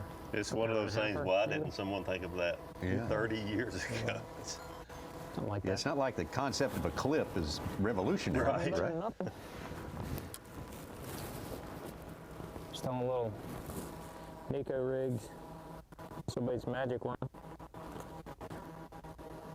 Around spawning areas, it can be really good. This is the bleeding shad color. This one's something a little. Manatee are interfering with Cruz's voice again. Yeah. Another one of those manatees close by. Well, they'll play with you. So John Cruz on the board. Good news, taking a little while. He says he's going to give this area a fair trial, but he's not going to live and die here. He'll be moving on if he can't get something more happening. Yeah, you know, he likes that lily pads, but you got to remember, I don't think he wants to fish them on low tide. So my guess, he'll go to those pads once that tide starts putting a little water back in the pads. I don't know which is best, but I know these guys who fish them have a better tide. John Garrett just caught a 5-pounder. He's up to 5th place with almost 12 pounds. Wow. Let's get back up to Greg Hackney. Working that canal. Yeah, that's a canal. Doesn't look like the same one. I think it is a different one. Is it? Yeah. It's hard not to want to watch him. With a flipping stick in his hand in Florida. Yep.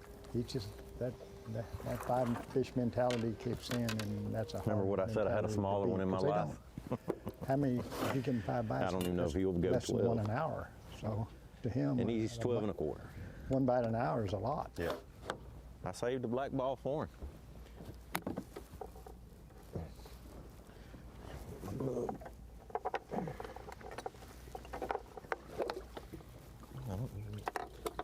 He's going on blue because I ain't jack on tackle. Now I got my damn glove wet. I need to take them off anyway. I can't fish in them. Yeah, that's the problem. Get some.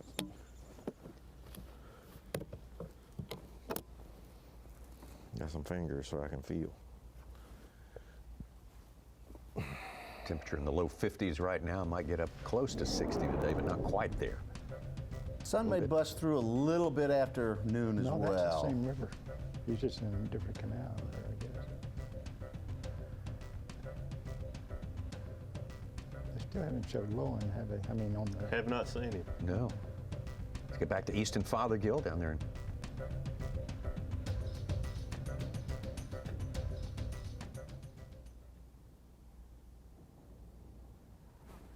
Easton with one small one. Giant. Oh, I said another giant. qualifier from the EQs last year, Kyle Patrick of New York. I've talked to him. He's an incredibly, I shouldn't say this because there's a reverse side to it, but he's an incredibly intelligent. Oh, very, very energetic and intelligent. I don't mean that. Yeah. You see that, you know, in different ways, but he talks about other things, like in some of those briefings that we've had with all the anglers there. Cooperstown, New York is Kyle Patrick. A great season last year, his rookie Kyle, season. You're trying to get 12 inchers.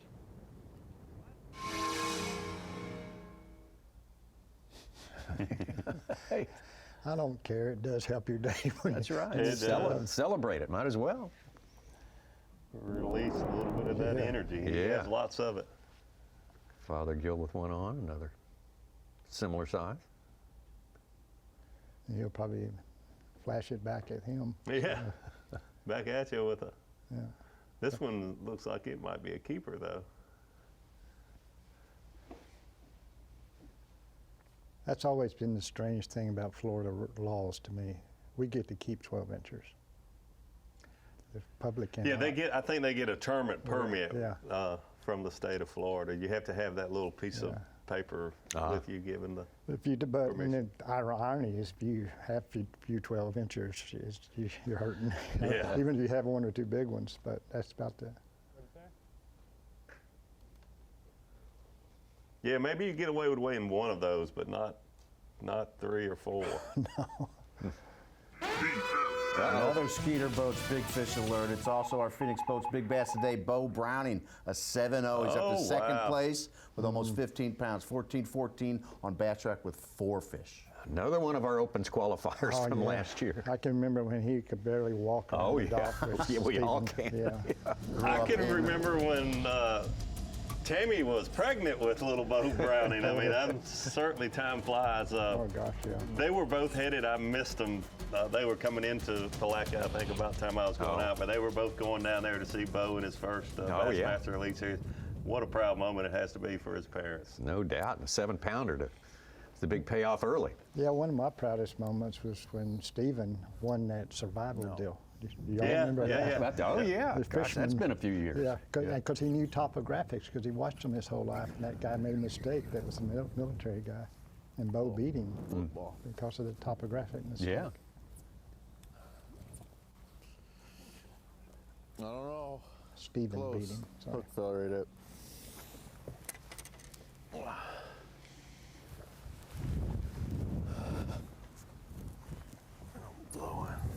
Rookies second and third. Bo Browning and Evan Not when we Kong. want to weigh in, though. Chris Johnston is only his third fish, but he made a change, and he's caught those 3 fish in about an hour. Yeah, So he things has. are definitely looking up for Chris Johnston. All these guys getting settled in, getting their season started on day number 1. Several months of fishing that make up the Bassmaster Elite Series. Bill Lowen, the veteran on top, and a rookie right behind him, Bo Browning. Moving into second place ahead of Evan Kung, Brock Mosley. Hey, thanks to everyone who's been watching on Roku, a great new partnership with the country's #1 streaming platform. We'd like to tell you more about that later on.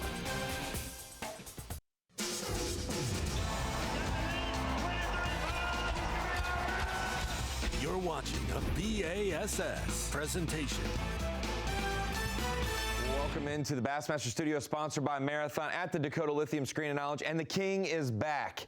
It is officially the start of the 2025 season, so all scores are at 0, especially when it comes to Rapala Bassmaster Fantasy Fishing. Everyone's tied, but not for long. I know I'll be on top most of this year, like I am every year. Not really, but this year going to be a bounce back year for me in Rapala Bassmaster Fantasy Fishing. So when I thought about the picks for the St. Johns River, you've got a little bit of a mixture in this first event. You have the AOI standings from last year's tournament schedule that kind of break down A through E. You've got about 18 anglers in each bucket based on the AOI standings. So A, you're going to have 1 through 18 in AOI, and B, you'll have about 19 through doing the quick math, 19 through 37.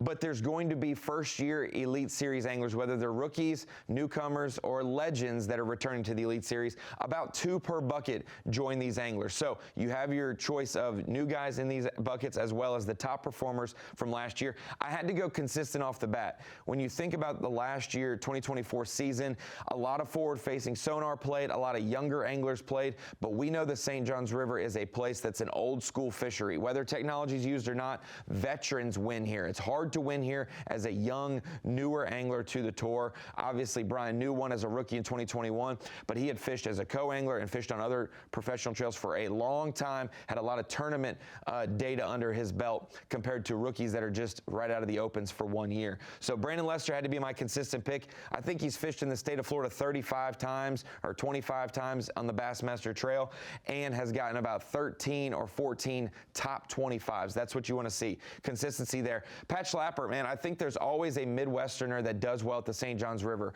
We saw Seth Feider a few years ago do well. We saw Bob Downey do well last year. I think that it's hard to pick which one's going to do well, but I think with the cold front that we started experiencing in practice going into the tournament, I think Pat Schlapper is a guy who will keep maybe not all his eggs in the spawning basket, but a little bit of moving bait action as well. Then we get to C, D, and E. I've got Luke Palmer, Brandon Card, and Jake Whitaker.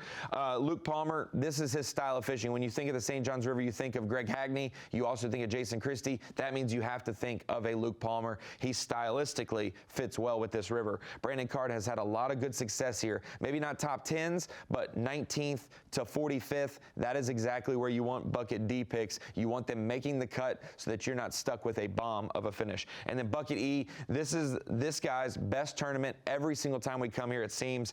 Jake Whitaker finds a way in the canals, those dead-end areas where the spawners pull up. There's a lot more water, it seems, in the St. Johns River the last few months. Some of those canals aren't nearly as shallow. A lot more habitat able to come into play for him.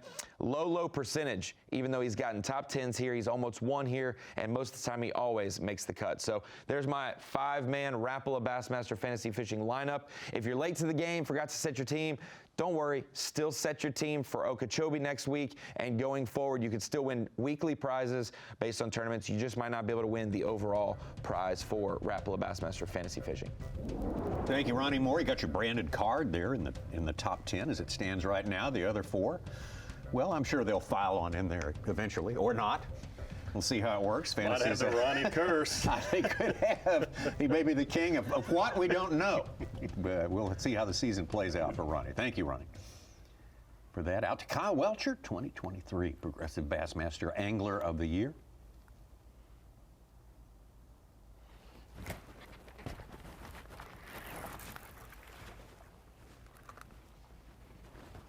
Every time I see Kyle Welcher flipping pads, you got to think of that. Oh, that one fish. One he caught flipping pads. That was his rookie year, I think. That was 2020, I think. 2020? Yeah. Yeah, that was double digits, wasn't it? Well, I think it was a 10, yeah.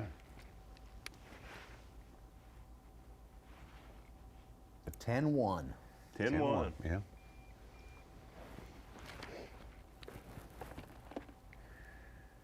One 6.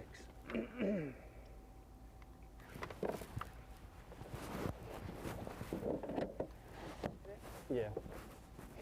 You mentioned it earlier about his success playing poker. He's a thinker. When you talk to him, it doesn't take very long to realize he analyzes everything and plays the odds in fishing just like you would in poker. Oh yeah, I've even read that he gives odds to making this move and how much time he's got to spend at this next spot. Wow.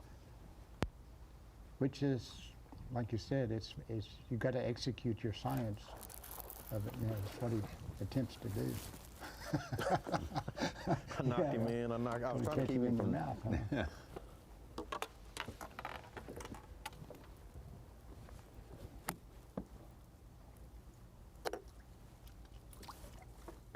People that just watching, for the first time, oftentimes when we're on FS1 or something like that, why do they jerk so hard? Why do they?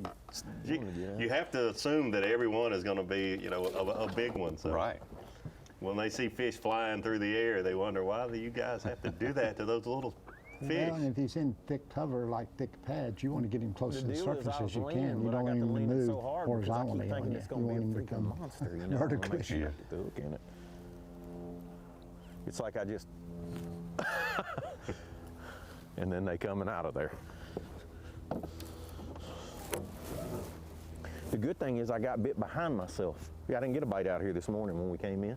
So I was like, yeah, it's worm. I knew that. But I like to throw something with some meat. I think black and blue looks like. But it's just hard to beat that freaking worm in Florida. It is, man. My dad used to wear me out. Yeah, that gator tail just- worm played a huge role for me, and I'm not a worm fisherman in 2016. Oh, I remember that. God, they just bite it, you know. Oh, I weighed a 10-10, 10-9 here on it. I mean, why wouldn't you throw it? Catches 10 pounders.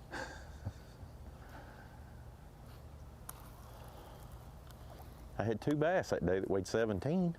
I only had like 20, right at 26 pounds with a 10. I caught 2 10s here. I've weighed 2 10s in here. But that was back in the day of the eelgrass and the heyday of big bass. I mean, this thing had so many big bass in it. You know, they wouldn't, like, you catch an 8-pounder, they let you get your picture taken with it, but they weren't gonna weigh it. It was too many. Where were you catching most of those big ones? George. I caught both of those 10s in around, well, I mean, I caught a bunch of 6, 7, and 8s down there too, not just those, but I just caught those 2 big ones down there. I didn't see either one of them. I wasn't sight fishing. One of them I did see the bed. The other one I was just pitching eelgrass, holes in the eelgrass. I know it was on the bed too, I just couldn't see it.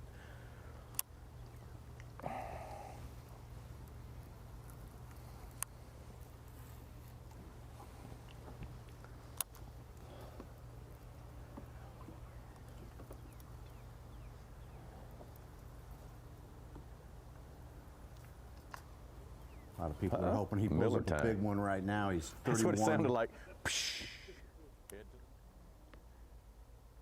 32% picked out of Group C. That's the thing that, you know, the mathematics of fishing.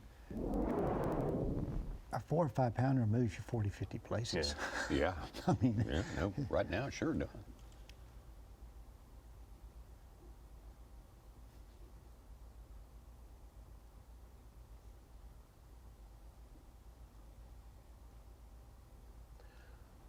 Oh, they get bigger for Easton Fothergill. Made a long run to catch 12 inchers. Yeah, he needs to. And to your point, also, Rick, you can catch 12 inchers one day in Florida where the day before they were 8 pounders, or the next day they could be 8 pounders. They live in the exact same areas.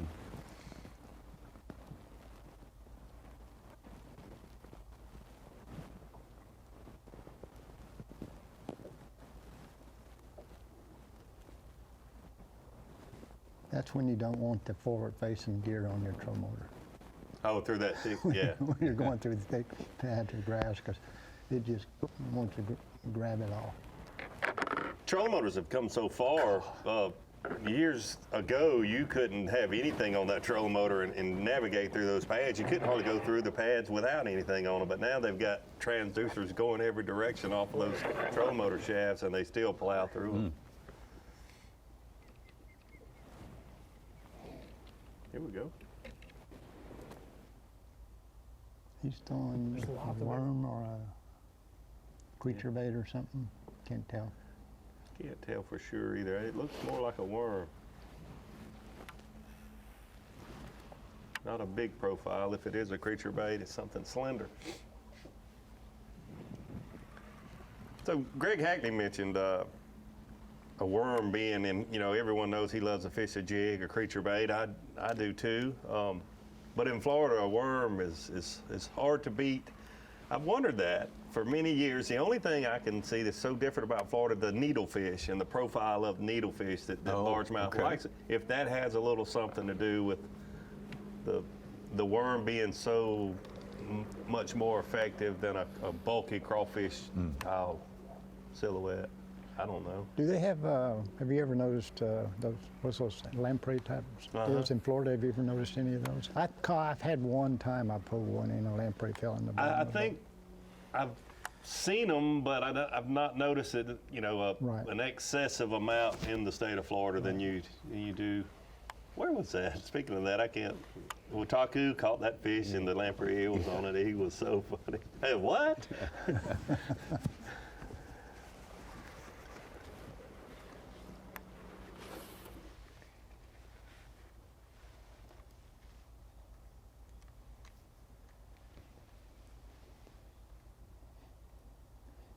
Pretty much close to doing the same thing. Yeah. Some of them are making longer casts, but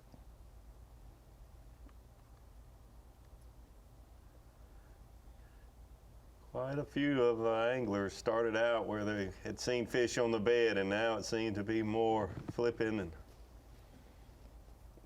fishing shallow cover. Kenta Kimura, 5.5 pounder, jumps into 9th place. Who? More than 10 pounds. Kenta Kimura. and I was just fixing to say the Japanese haven't showed up yet, but they just did. So. Yeah.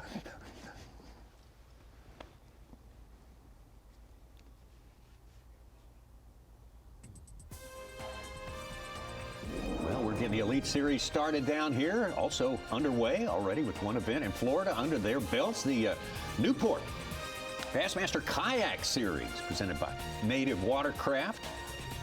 Had a big tournament there, Kissimmee Chain, and Sherman Bishop won that one there with a two-day limit of 204.75 inches. Now, what does that mean, Davey? I have no idea. We're going to have to. There's a lot of inches is all I know. Yeah, they got a different scoring system. There's a lot of excitement, something you might want to get involved with. You can hit the QR code right there and learn a lot more about Bassmaster kayak opportunities for you. We'll be right back to the St. John's. Two events in Florida. Starting our season off with the Bassmaster Elite Series. This is the FXR Elite. On the St. John's River in Palatka next week, we will be down at Lake Okeechobee. Our live coverage brought to you by Humminbird on this day, and we've got plenty more of it coming up. We're going to take you all the way pretty close to weigh-in time. We'll have a special halftime show for you here coming up in about 40 minutes. Something new we're unveiling right now at this event. It should be very, very interesting, so stick around for that. Dave Mercer, of course, will be a part of that on site. I'm excited about that. Yeah, I want to see what that's about. They're going to rope you into some of that at some of these stops, Dave. You know that's right. Yep. Probably so. Kind of look there of John. Looks like John Cruz leaving the Salt Springs area. Yeah, he said he would. Dang. Not been a good move for him this morning, but hopefully he'll. Yeah, I'll be shocked if Greg leaves this area. He's got a big area to himself, and he knows they live there. There we go. I captured him. A lot of those fish he's catching are real close to the bank, though. Yeah. Even though he's fishing behind cover almost in some cases, or the cover doesn't go out very far from the bank. Gotta think that a lot of them are males up there still on the bed. Hopefully those females are still close by. Yeah, I've been trying to read the bank to see what the tide's doing up there where he's at, because it's always different, in different areas of the river. And up there he should have more of a tide, but I don't see much of a dry bank yet. Get more aggressive. I mean a wet bank. All right, that's not a worm, Greg. That's a stick bait.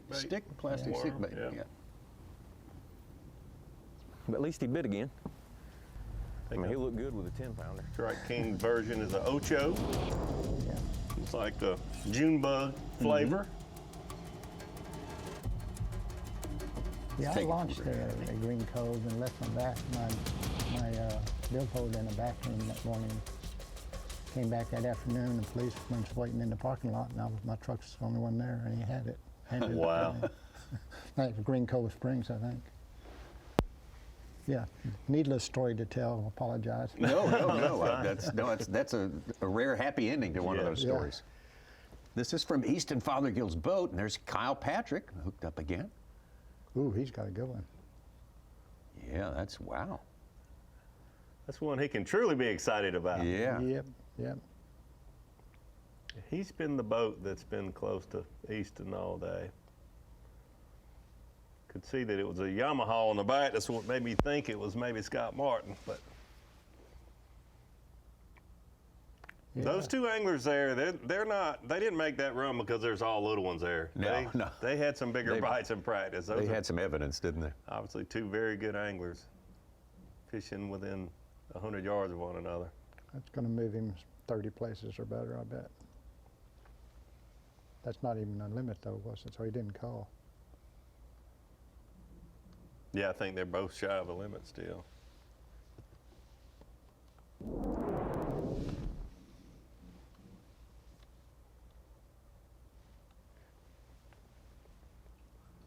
Patrick's got a 214 and a 4.0 on his bass track.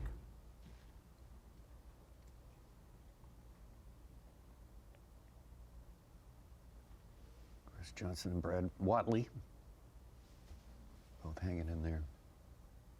He's still swimming Over a jig, 40. looks like. Yep.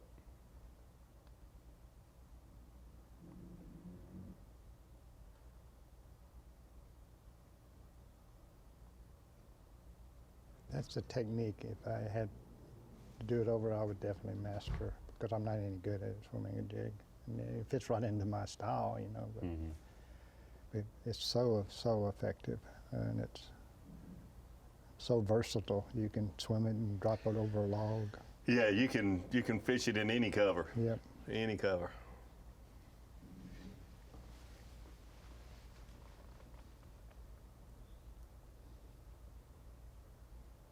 Is Brad the Texas boy? Yeah, Brad's from East Texas, up there, not far from Texarkana. Yeah. Lake of the Pines. Lake of area. the Pines, Wright Patman Reservoir.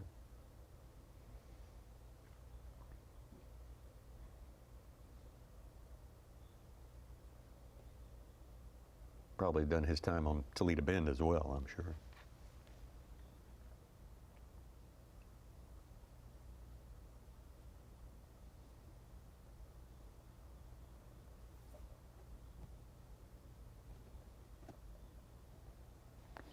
Did a story with him, said he really liked this schedule. He feels like he's got a few more chances to win this season. With the 4 river fisheries and a couple in Florida, a couple in Texas. Sabine River, yeah. Mississippi River. And that unknown, the Palatka tank. He's looking forward to that. The Albemarle Sound. Palatka tank. I've heard some good reports. Yes. About that body of water. that we're going Interesting. to there. It's amazing, but you got to be crossing big water. Yeah, it's an amazing fishery. Have you fished a tournament there, or just Classic. Really? Yeah, there's a classic there, and I had a. And then we've had several out that you. The classic, there was a lot of grass in Back Bay, but then the hurricanes broke through and killed it all with salt water for a while. I think now it may be coming back. But then when the other years, Tommy Chapman won one of them, which you were going running into the rivers, the Albemarle Sound area.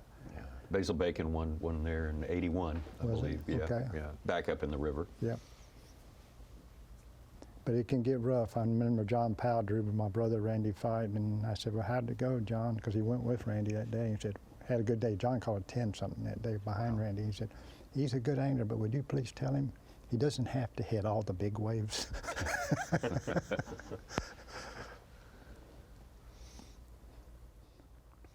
And a lot of the young anglers, if I find a fault with them, they want to hit all the big waves. So, you know, that's one thing. It's funny you bring that up. They're great fishermen. I mean, we see our rookie class. I mentioned it earlier this morning about how good of tournament fishermen they are. Eastern Fothergill with another small one there. But you can tell it takes years to learn how to drive and navigate big water in a 18 to 21 foot boat. No, you can tell a rookie from afar driving in big water. I don't mean that in a bad way. It just takes a lot of time. It does. It takes a lot of time and experience. Unfortunately, nowadays, due to the rules, it makes it worse because they don't have to go in rough water. Good point. Kyle Patrick with big ones jumping in the back of the boat. Boy, he's making a lead. He's got a spot.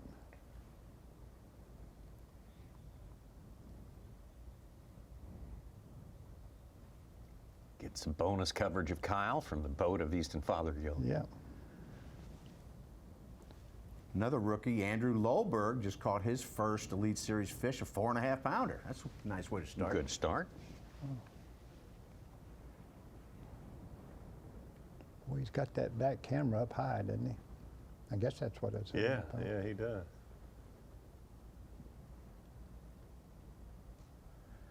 Oh, I can't believe I'm looking at so many open face spinning reels nowadays.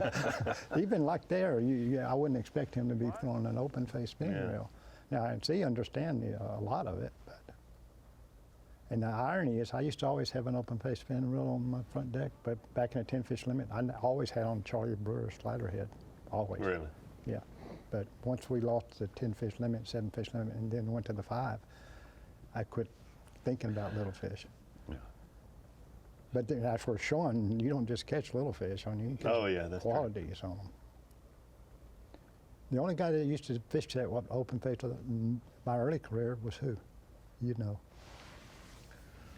Guido fished one quite a bit. Yeah. He owned a lure company. He actually he started Humminbird. Started Humminbird. Wow, that's Tom Mann. Did he? Oh, yeah. Did he fish with a spinning reel most of the time? His whole career. I did not know that. Yeah, and big spinning reels and long rods. Yeah. Little history for you there.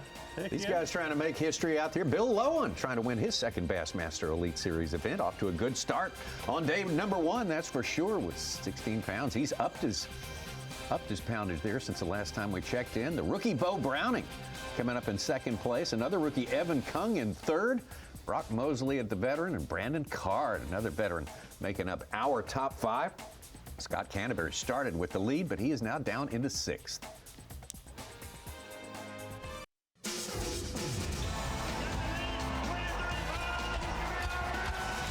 You're watching a B.A.S.S. presentation. So great to have you with us here on this first day of the season, 2025 Bassmaster Elite Series, the FXR. Bassmaster Elite at the St. Johns River. Got plenty more coverage on the way. These full 8 hours of fishing these guys put in. We got about 7 of those hours for you to see today, including our related, definitely, on-site halftime show coming up in about half an hour, a little less than half an hour's time. That should be very, very interesting. We'll invite you to check that out as we get back out to our 2023 Progressive Bassmaster Angler of the Year, Kyle Welcher.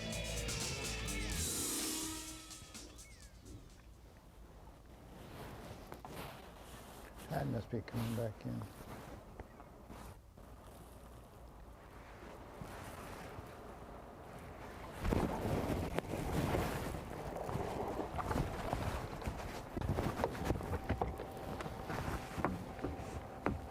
Solid keeper. More than a 12-incher. Yeah. Yep. Nana's clapping her hands. A little more better. His grandmother, she's become his biggest follower. Get rid of a baby boy. Oh. Anyways. So if his grandmother taught him to play poker, is she a tournament fishing fan? Did she think he was taking a good pass or not? No, she said, you know, it's just like poker. It's not accepted. Fishing probably not up there and an acceptable thing for a young man to do. Go for it. That's. And it certainly wasn't probably even when you started. It wasn't when I started either. You know. I mean, I had guys, first guy in Florida that ever told me, he said, "What are you doing out here in the middle of the week?" And I told him, he said, "You ought to get a real job." This little guy out there standing on the bank in Florida. Where is that guy today? Yeah, my grandparents raised me most of my childhood, and they both thought I was absolutely crazy. Oh yeah, sure. To pursue, to think that you could make a living bass fishing. They supported me, but I heard them telling other people, or other people told me that they were asking their friends, "Don't you think he's crazy?" Because we do. Yeah, I know that was true with my family, but they never showed it outwardly. Right. What do you think the feedback is nowadays for these young guys coming up? They probably get encouraged. Certainly a lot higher percentage. Here we go. This is 2020 Kyle Patrick. Here we go. Excuse me, Kyle Welcher. Yeah, this is fun.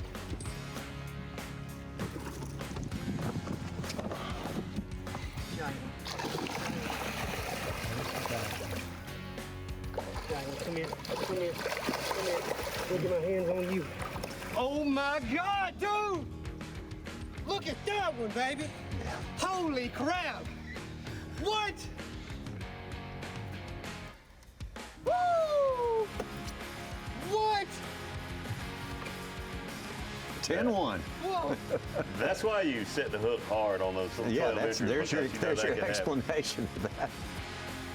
I'm not casting stones. I'm from the South. I understand I have an accent, but part of my favorite part of this video is when he says, "Holy crap!" I mean, you can tell he really means it.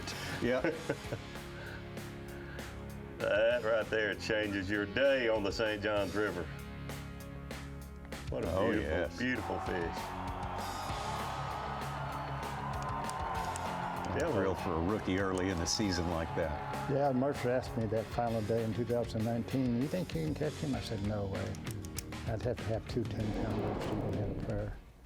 And I said, but they do live here. They do. And I had a 914 and a 913. Yeah. And I've never done that in my life. I've two that big in never a seen string. anything like that before. You know, in Falcon, I had 37 pounds, but I didn't have 2 that big. Yeah, I had 8s and 7s. So it's, they live here. Yeah, you essentially had two 10-pounders, which is unheard of. Yeah, you know. Yeah, when you get your hands in the mouth of that, it's you get a vice grip because your brain just calculates every move that fish makes until you get him in your hands.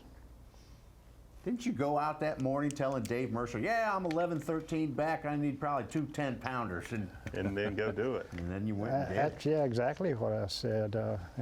But again, I just wanted 35 to break 100 pounds is all I was looking at. It made it the best fishing day of my life because I wasn't worried about winning. I didn't think I had a shot with Chris Johnston.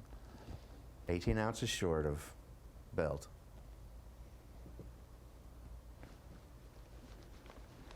Excuse me, guys, but I'm not used to sitting. I got a cramp. You can stand. In my right leg. Yeah. I don't know why. I probably need to get some water. That's a long time to sit and watch TV. Oh, yeah. No, and that's... With him, I share that the hardest thing about poker is sitting for 8 or 9 hours. I hear about these guys that have to go to their room and do yoga for a while just to be able to come back down and play some more. And of course, when you've been fishing your whole life, standing 12 hours a day, 10 hours a day, and it's probably one of the healthiest things humans can do. What you see there is standing. Oh, yeah. What do they say now? Sitting's the new smoking. Yeah. Yeah. Do y'all know who the first stander was in bass fishing? Who? No, I'm asking you. Was it you? No. No. You mean standing all day? Yeah. Gosh. Ricky Green. Really? Really? Yeah, and then Jimmy Houston followed him pretty quick.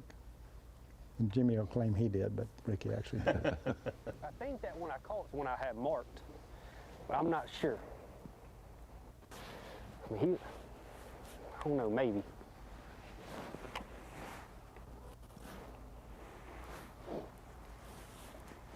You just can't see.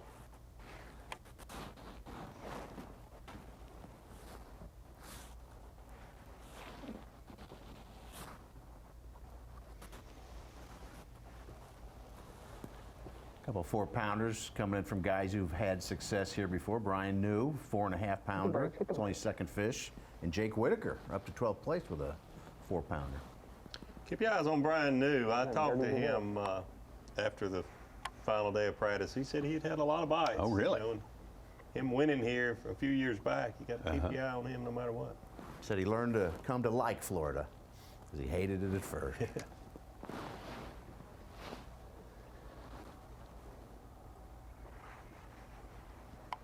Yeah, I felt the same way about it for years, and then I started, after I won that 2 here on the St. John's, I said, I've won more tournaments in this state than any other state.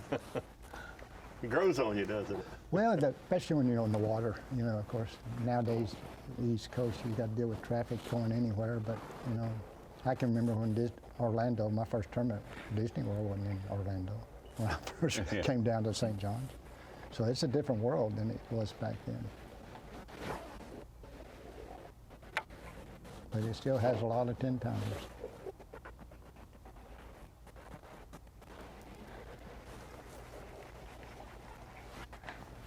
Kyle Welcher, a little bit off his game in 2024, but still the reigning AOY from 23. And right now, we're going to turn to Kyle Welcher for something special here for you, our Bass Pro Shop's top lures.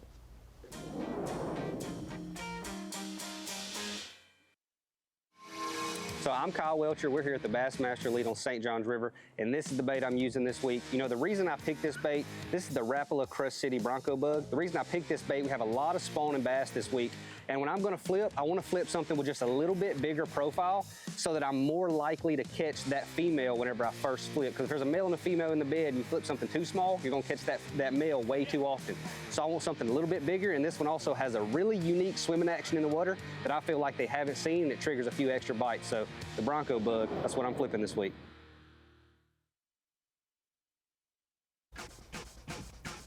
The FXR Pro Fish Bassmaster Elite at the St. John's River. This is it, number one, the season kickoff for the Bassmaster Elite Series 2025. A little overcast and chilly down here in Florida on this day. That's not unheard of. These guys, some of them dealing with it pretty well. Bill Lowen being best among them right now. So far, 16 pounds and 7 ounces. The rookie, Bo Browning, on the strength of a 7-pounder. He brought into the boat earlier this morning. Evan Kung, another rookie right behind him. Brock Mosley and Brandon Card. A couple of veterans there, rounding out fourth and fifth place. A lot more action on the way, but right now let's review the action we've seen so far with our Yamaha midday report, and we'll start it out with our reigning 2024 Progressive Bassmaster Angler of the Year, Chris Johnston. Absolutely had to have a camera with the 2024 Angler of the Year, Chris Johnston. This is the first elite event since he held that trophy up, so we had to have that camera with him. No doubt. Had a solid plan coming in. For the weather conditions, he said that, you know, a lot of different things going on. I wish I had one area that I know I could go to and stay in most of the day, but I have a couple plans. The first thing was to go check on some fish that he had located in practice that were spawning back in some long canals, and then plan B was to go flip pads, and that's what he's done, to flip a few keepers he's got in the boat. I think the first fish we saw caught this morning was this man, Brad Watley of Texas. Likes this place. He's done well more often than not here. Absolutely, Brad Watley. We saw him with a big stringer on day 3. The last time we were here, 31 pounds. He's flipping and swimming a jig. Black blue jig has actually been his best bait so far this morning. Our celebrated rookie Easton Fothergill, one of the true stars of the St. Croix Bassmaster Opens last year, and much, much more. Still looking to find the big ones, making a long run today, Davey, taking a little chance. All excited to see Easton Fothergill. All the success he has had. He mentioned this morning takeoff a year ago. He was supposed to be in class at college. He left that open on whether he was actually there or maybe he was fishing, but he drove a long way. It shows his confidence, like you mentioned, Rick, that having the confidence to give up a lot of his fishing time to go to an area to try to catch 5 big ones. So far for him, it's just been 12 inches though. Greg Hackney, another angler with a great, great history here on the St. John's River. It's no secret he likes this place. He likes his place, and I think everyone likes to watch Greg Hackney with a flipping stick in his hand. Shallow water fisherman, one of the best there has ever been to hold a flipping stick that I've watched anyway, for sure. He loves to get in an area and pick it apart. He has chosen that area, and so far a lot of small males, but I don't think we will go all day without seeing Greg Hackney catch 1 or 2 of those bigger ones, because he would not make this run and go far north like he did. I've never known him in these tournaments to go in this general area. He had to have some good bites there in practice, so I expect to see things pick up for Greg Hackney. The 5.7 for his unofficial weight will not stay there. I'll be shocked if it does. Let's say that. Yeah. Greg Hackney, one thing for sure you can bet on, you will not see him fishing in a crowd here on the St. John's River. He likes to have that water to himself. Following Kyle Welcher today, and the former Angler of the Year. See Kyle Welcher happened. His rod there, obviously fishing for one on the bed. He's flip pad some. He's mixing it up. One thing Kyle Welcher does is he mixes it up a lot. His style really isn't conducive for Florida the way we think about a cold front and slowing down, but he always figures out a way to catch him doing what he likes to do, and he does cover a lot of water, so for his style, Kyle Welcher certainly does good when we come to the St. Johns River, and that video a few minutes ago, 2020, him catching that 10-pounder is one we'll always remember, and that could happen. He's pitching a worm around, pitching pads, and then here you see him in a canal around these boat docks, some fish that he said he marked, had waypoints on during the official practice days. Kyle Welcher looking to get a strong season started again. He had a little bit of a little bit of a hangover from winning in 2023. That Angler of the Year didn't do quite as well last year, but he is a gamer, and you know he is going to be in it to win it every time he arrives on site. About 100 miles of fishable water along the St. Johns River, and I don't know if I remember a time when we see the fields spread out as much as they are. You know, even after the Lake George heydays when 90% of the anglers would be there, we've seen anglers spread out, but now they're from, you know, one far extreme of their southern limits all the way up almost to Jacksonville, a few of our anglers. Yeah, widely distributed. Those days of going down that western bank of Lake George and just boat after boat, 60 of them, as many as 60 at one time there. That's not happening, not in recent years.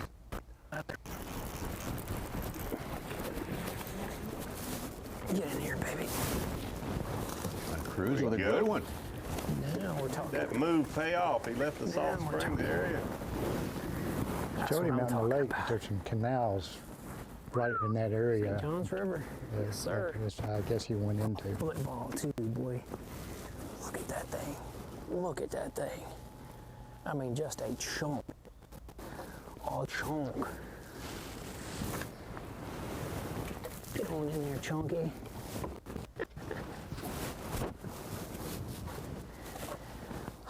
Just sloughing around, baby.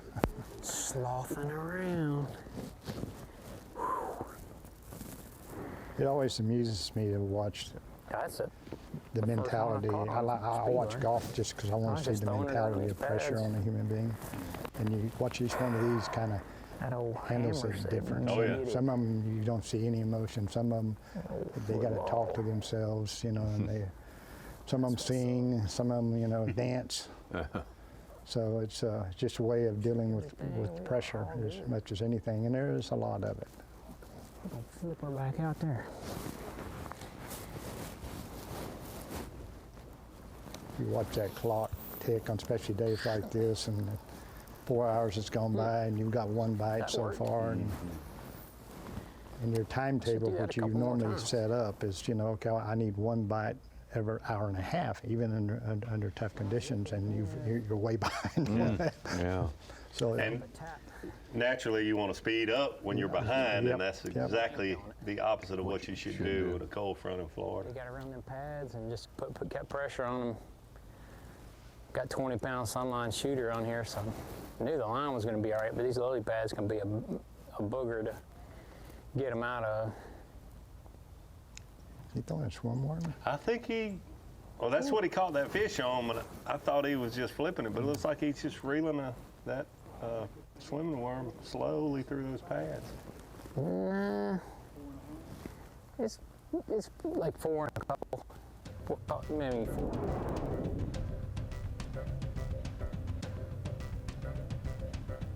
Oh, he's in that canal where that guy told me to get a new job. He was. That's the exact canal that has, and then get a real job. A landmark, Yeah.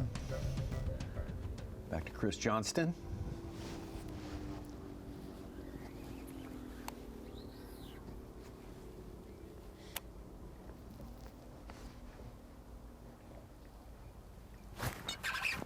There you go.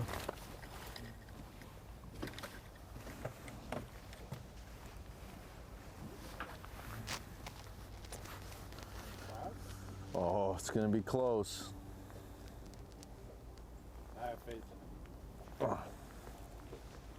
Did you say it's going to be close? He must not have got the 12-inch reel. Exactly. Yeah, Definitely, that's 12 inch. That's all in right there. It's not pretty. Not pretty. Come on, it's got to be pushing, yeah. It's like 12 3/4. Not even close. 13 and a half. Yes, it was. They even stand back when we look at the measuring device. We're looking at it, Chris. And you still tell us it's an inch shorter than it is. His point's well taken. He knows he's got to get bigger ones.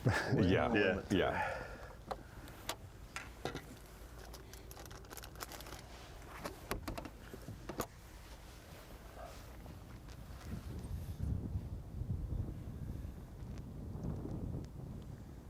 It seems so simple watching him and Corey. When they're not sight fishing, they're flipping pads when they're on the St. Johns River. And you look at that and you say, well, that's just what you do. But you mentioned it earlier, Rick.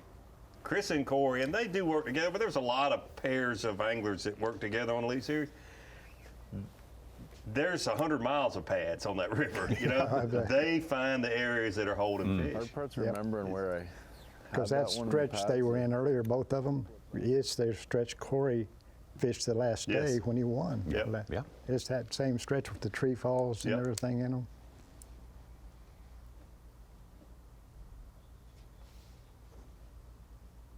It's like the clouds are thinning a little bit. Yeah, it's a little more light around it. Yeah, it's going to clear off and get colder. Great fishing conditions that we're looking for. Then the wind will stop, and then we're in real trouble. Oh, there we go. Or did he? I missed no.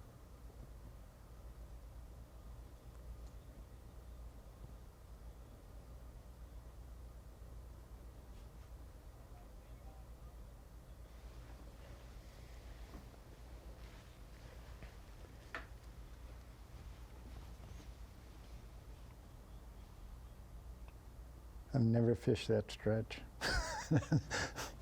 You're right, there's miles of pads, but they have figured out the right ones to be fishing and the right time to be fishing them.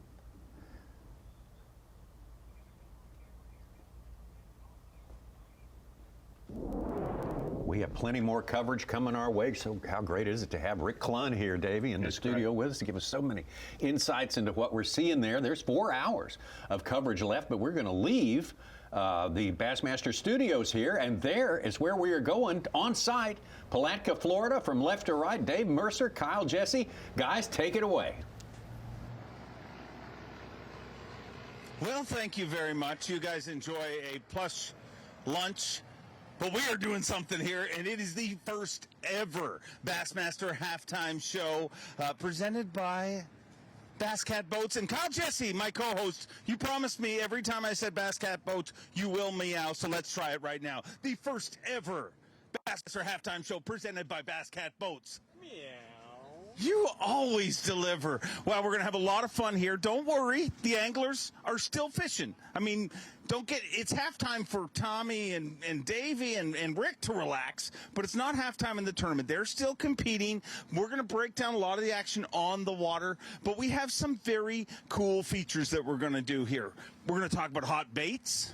Sandbaggers? I mean, all sorts of things. Obviously, this is one of the longest live stream sporting events there is, if not the longest. No halftime show. College basketball, halftime show. NFL, halftime show. We got a halftime show, Dave. We're going to go over some fun stuff. It's going to be a great time. Not only do we have a halftime show, but we've taken things up a whole new level. We have an incredible competition we're going to have this afternoon. Steve Bowman, our crack producer. Well, nothing makes a producer better than be able to cast lures at his head. And nothing makes that better than getting 2 WWE wrestlers to do it. That's right. We're going to be joined by Braun Breaker and Tony D'Angelo here, and we're going to have a little fun. That's right. They love to fish just like all of you love to fish. We're going to talk to them about that, and we're going to allow them to cast baits at Steve Bowman's head. And that's really, maybe I'm a little jaded, maybe a little, but I'm most excited about that segment. How can you not be excited about that? I mean, all the pent-up anger we have over Steve Bowman for the last how many ever years, I mean, we're going to get to cast at Steve Bowman. We're not going to get to do it ourselves this time, but we're going to get to watch 2 of the most intimidating human beings I think I've ever seen. Yes, do it, which is that might even be better, to be honest. Let's be real. It's going to be a lot of fun. It is the Bassmaster halftime show presented by Bass Cat Boats. Meow.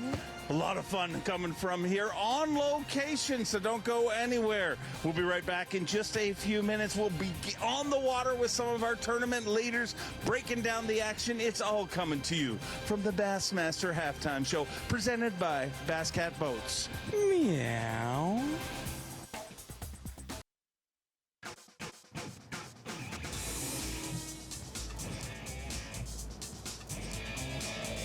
Welcome back to beautiful Putnam County, Palatka, Florida. And this is the first ever Bassmaster Halftime Show presented by Bass Cat. Yeah. You have really committed to this, Kyle. I love it.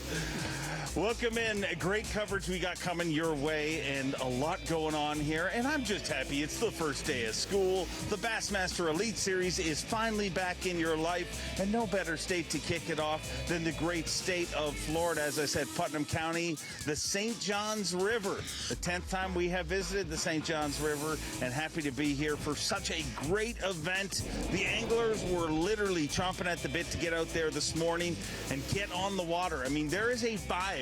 There's a vibe, and you feel it the first morning of the Bassmaster Classic, but you definitely feel it the first morning of the Bassmaster Elite Series, and people could not wait to get going here this morning, Kyle. There's no question, and that feeling amplifies even more when you're here at the St. Johns River, because you think back over just the last decade even, the amount of magical moments we've had. Obviously, Rick Clunn in studio doing a great job today on live. All those, those 2 wins he had here. It's been just a magical place, and magical time of the year. We're back. We're back. You know the Magic Man himself, the guy who everybody loves to see, the Hack Attack, Greg Hackney. What a track record he has on this body of water. An incredible track record. Has caught him multiple different ways. Today, out on the water, catching him once again here in that Florida sunshine. And Hackney is bad. I mean, like, if you had to package up a postcard bass angler, Greg Hackney is that. Like, there's no question. I mean, you look at the St. Johns River, the way it sets up, the way it fishes, what we're seeing there, I mean, that is Greg Hackney to a T. That's what he does, and that's why he does so well here. A much younger but much more calculated at times competitor, Greg Hackney, is, of course, Welcher, an Angler of the Year just a few years ago, but his Elite Series career started right here on the St. Johns River, where we watched him catch a 10-pounder. Welcher, I think, is going to have a big season this year. No doubt. Sets up well for him schedule-wise. Obviously, this body of water also sets up for him perfectly. Magical moment, like you said, his rookie year here, 10-pounder, brought in by an ambassador, sending it in. Awesome moment, and glad to have him on camera today. How about your reigning and defending Progressive Bassmaster Angler of the Year, Chris Johnston? We got a camera with him, and you got to remember about Chris. Came so close to winning here in his very first event. Rick Clunn won that event, obviously, but second place in that event was Chris Johnston, and we'll have a look at him right now, trying to defend that title of Progressive Bassmaster Angler of the Year. And this is something he's very accustomed to doing, not just a smallmouth angler, clearly. Absolutely. I mean, when you think of the Johnston brothers, that's the thing that you first think of is smallmouth fishing. They both had tremendous success down here at the St. Johns River, in Florida in general. At this point, you can't pin them to be anything other than versatile, because there's no body of water that doesn't suit their strengths. And, imagine we're going to see that the rest of the event here from Chris Johnston. Corey Johnston, obviously his brother, won this title the last time we were here.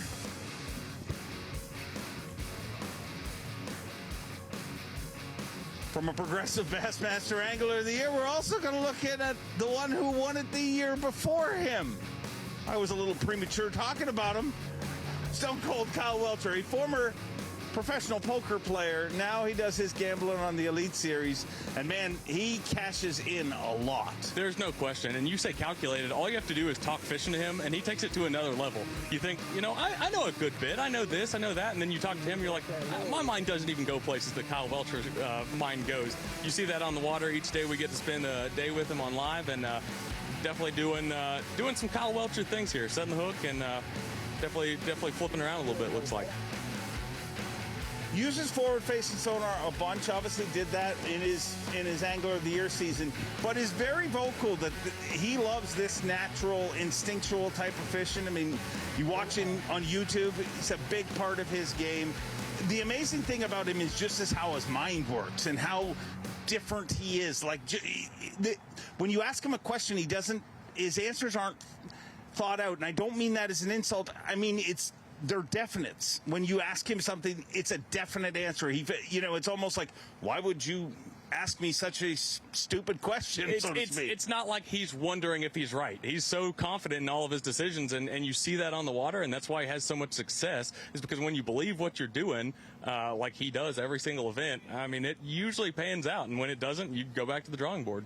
There's certain things you can count on in fishing, and one of those things is, well, I'll put this delicately, lying. People lie. People lie. I don't care who you are. If you've ever fished, you lie. I mean, that's what anglers do. Even when they say, I swear to you, I'm telling you the truth, that's generally a sign that they are lying. And our anglers do that a lot. So much so that they've embraced the term sandbagging. Sandbagging, a nice term for lying, but they lie. I mean, they lie on Bass Track. They lie every single chance they get. And we're not going to lie today. We're going to tell the truth. I mean, that's the difference in this halftime show. We're going to show up and tell the truth. And I believe, in my opinion, the greatest sandbagger. I have the guy. I mean, the greatest sandbagger by far has got to be Mike Iaconelli. What makes you say that? Because I feel like you're totally off on that. I mean, Mike Iaconelli's been doing it a long time. Sure, he's good at being sneaky, doing this and that. Patrick Walters is the biggest sandbagger there is. Whether you're talking to him before the tournament, trying to figure out how he's doing, what's going on, talking about Bass Track, talk to him in the weigh-in line, he's always sandbagging. Every single time you talk to this guy, he's not doing as well as he actually does. And that's frustrating. I can see how you would say that. I mean, a person like yourself hasn't been around as long as I have, but Mike Iaconelli, well, he's been sandbagging since, well, Patrick was in a bag, let's be honest. Mike Iaconelli is such a strong sandbagger. I mean, he not only sandbags, traditionally anglers will underestimate what they have. Mike Iaconelli will do it both ways. Mike Iaconelli, I have been at Bassmaster Classics in the past, and everybody said, Iaconelli has nothing. Iaconelli has not. The whole trade show's running around saying, Iaconelli's got nothing. And then he comes in with a giant bag. There's other years where he goes the exact opposite, where the entire trade show all of a sudden the whisper starts spreading, and they're like, did you hear Iaconelli's got a giant limit of fish? And he has absolutely nothing. So he is not picky on what way he sandbags. And I think, Kyle, what you have to think about when it comes to sandbagging is really you got to go to the root. Now, I'm sure someone like yourself is, Patrick gives examples, obviously.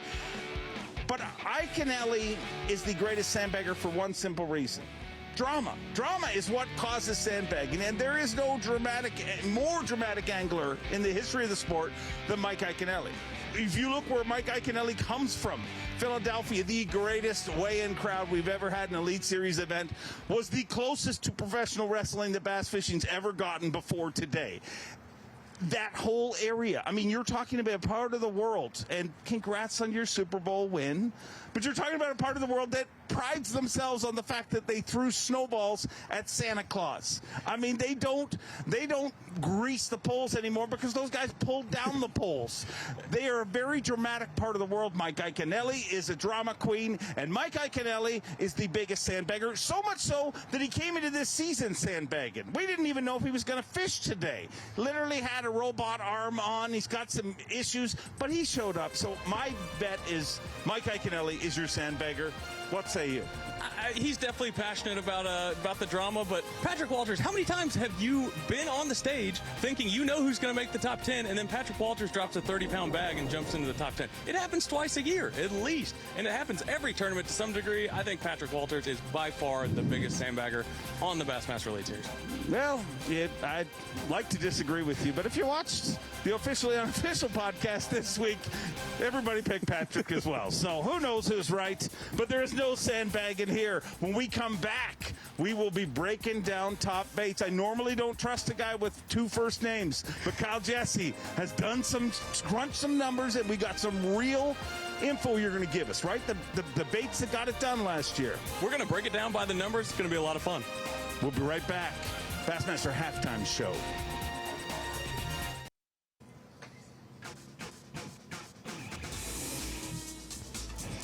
Welcome back to Palatka, Florida. Beautiful Palatka, Florida. The first day of school, the Bassmaster Elite Series. Finally, the Bassmaster Elite Series is back in your life. FXR Pro Fish Bassmaster Elite on the St. Johns River. Kyle Jesse, I talked about it before we went to break. You got to bring it here. Bass Pro Shop's top lures, and you have really, I mean, you got the abacus out, you did some adding and subtracting, and you have got some real stats for us on exactly what baits they caught them on in 2024. I mean, this was at least a week project. I mean, this took forever to milk up, but something we're super excited about. Obviously, one of the age-old questions in bass fishing is, what'd you catch them on? You know, the Bass Pro Shop's top lures gallery on Bassmaster.com, at the end of every single Elite Series, you get to see what the anglers are throwing, and we got a graphic. We're going to take a look back at 2024 and show you some of the top lures through the season. Obviously, 9 Elite Series events, right? 10 anglers on the final day, and we're getting all the information from all those 10 guys. So these percentages... 100% a minner. Pretty close, 1 in 3, right? I mean, that's not super surprising. I think if you just read comments on the internet, that's the only thing bass are caught on. But like I said, just to explain a little bit further, jighead minnow being number 1. Now you say 1 in 3 guys, that's a lot. For instance, though, you know, Toledo Bend, Smith Lake, some of those tournaments, 10 out of 10 were using a jighead minnow. So that's going to raise your numbers right off the jump. Not super surprising there. Number 2, we're going to get to something more power fishing, right? We're going to get to something fun. No, we're going to a drop shot. I love the drop shot. The drop shot, obviously, same kind of deal. We go up north, smallmouth tournaments. That's going to be something that's a big player every single time. Some of your home waters, that's a very popular choice, and it's even become a popular bait for fishing for largemouth. Yeah, and you see a lot of pros throughout the season. That's one of those baits that is just in everybody's boat. It doesn't matter where we're fishing. You'd be hard-pressed to find a pro that doesn't have a drop shot tied on because, I mean, they're power shot and they're just using it as... End of the day, you need a bite. You need numbers. That is a bite getter. Absolutely, and things evolve. You know, that's something we see a lot on the Bassmaster Elite Series. A bait gets penciled into one thing, and that's the only time you're going to catch them on it. Drop shot's a perfect example. You see it in all sorts of tournaments now. So, you know, 2 finesse tactics going to be at the top of the leaderboard. Number 3, though, the jig. The jig. Oh, yes. Tyler Williams, Greg Hackney, these guys are saving us here. 16%. It does. You know, just because you're using forward-facing sonar doesn't mean you can't use these power tactics. Obviously, a big jig. I already mentioned Tyler Williams. Does he throw anything else? I mean, every time he's in the top 10, that's what he's throwing is a jig. Big jig. You know, he's using a 5/8 ounce a lot of times. That excludes swim jigs. So if you would have put more, you know, swim jigs in there. Just like flipping and casting flipping jigs. jig. Yes, sir. So wow. That's going to be number 3. When we look at the list, jerkbait, obviously going back towards the forward-facing sonar a little bit there. However, that's another one of those baits we've talked a lot about, you know, evolving over time. You know, a jerkbait for a long, long time was penciled in as a bait that was thrown in the pre-spawn, you know, typically winter, pre-spawn early in the year. Over just the last 5 to 10 years, we've seen that play really big in the post-spawn events, over submerged grass, fishing really all year long. It's been a big player. Up north, I mean, I remember Van Dam being so frustrated when we were in Jackson, Mississippi, and Dustin Cornell won that tournament, but he was throwing a jerkbait around pads, and that was one of the great evolutions of live, which is awesome for all of us. But if you're a tournament angler, maybe not your best friend at times because it exposes some of those things where everybody thought it's just cold water. Forward-facing sonar basically put a jerkbait on steroids and made it an even bigger player. But yeah, that's great to hear. The next one, personal favorite. Though, absolutely, it's warming up a little bit here. It's starting to feel a little bit like topwater weather. I mean, we come to Florida, and it's not unusual for us to see topwaters. Topwater also, you know, 12%, number 5. That was a little surprising for me to see. I feel like we had a decent year topwater catch-wise, but then you look back, Lake Murray, some of those topwater-dominated tournaments, you know, that's not super surprising to see. 12%, not a massive number, of course, but I'd say we want to get that number up a little bit this year. We were all in on the topwater catches. If you ask me, if I was making the rules, topwater fish would be worth double points. I mean, it's more fun. That is the bait.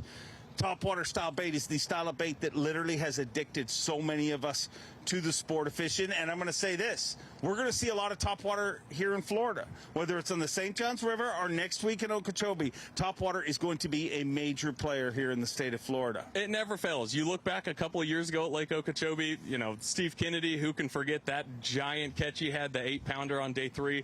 I mean, every time we come down here, like you said, the rest of the country is getting snowed in. It's cold. It's still pretty warm down here. Cold for Florida, for Florida standards, but the water temperature still warm enough for that topwater bite. I'm hoping by the end of this tournament we get to see one, and like you said, by the time we leave Florida, we'll see a topwater bite. You know what we're going to guarantee to see?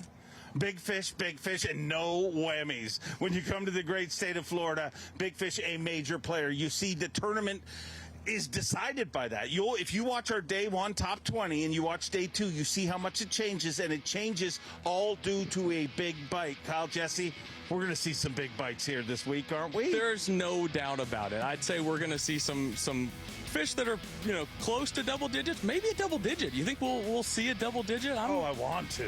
Me too. So, I mean, the thing that Florida has, unlike a lot of the country, and you hear it all the time, it's not something we made up, but your bag is based on your biggest fish. Where you're from, smallmouth fishing, it's the exact opposite. Your bag is, determined based on your smallest fish. Here, you look at Bass Track throughout the day and you think, the weights are okay, they're not great. All it takes is one catch. One bite, you catch that 7+ pounder, your entire tournament changes. What is your guess? Biggest fish we're going to see here this week? We're going to see a double digit. Why not just put it out there? We're going to see a double digit. Throw a number at it. 11-3. Let's just break the record for here. 11-3. We're going to see an 11-3. Double C. I'd love it. As the guy who's got to yell ridiculous stuff when they hold him up, I would love an 11-3. But I'm going to go with about a pound less. I'm going to say, 10-4. I think that's going to be. What is the biggest that we've ever had here? 11-2. So I'm only going over by 1 ounce. John Cruz just a couple of years ago, 11-2 on a spinning rod was a fantastic fish catch.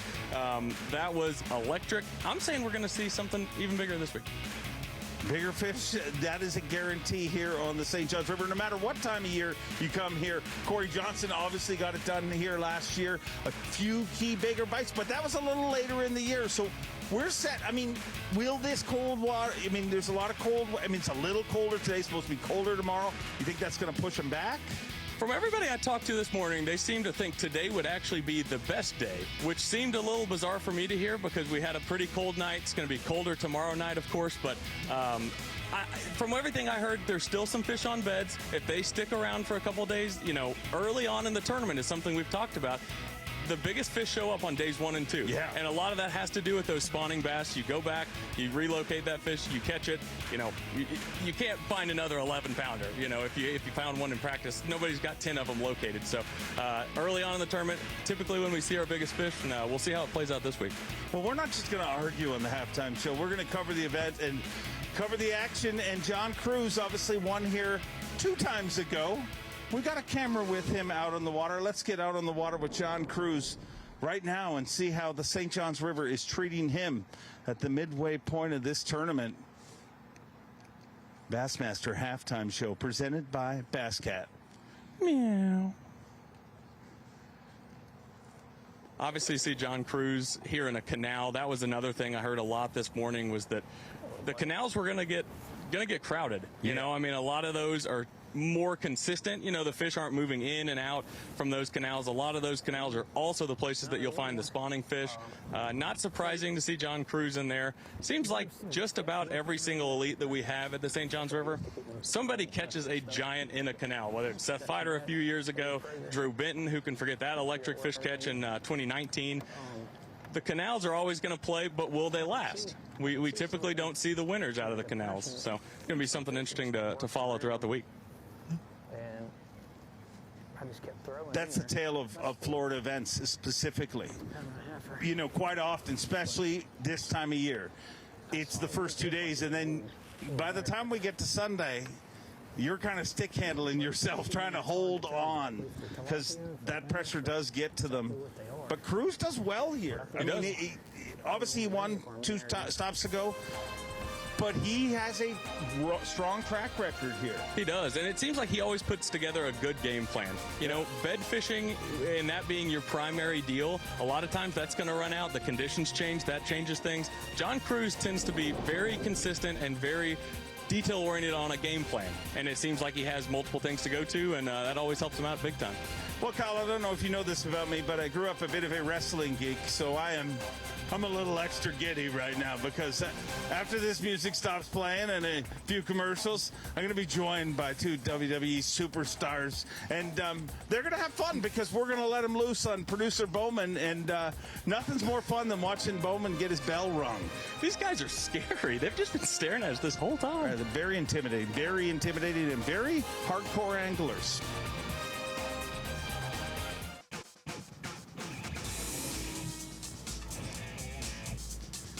Welcome back into the Bassmaster Halftime Show presented by Bass Cat Boats, and I have a very special couple of guests here that have rolled in here.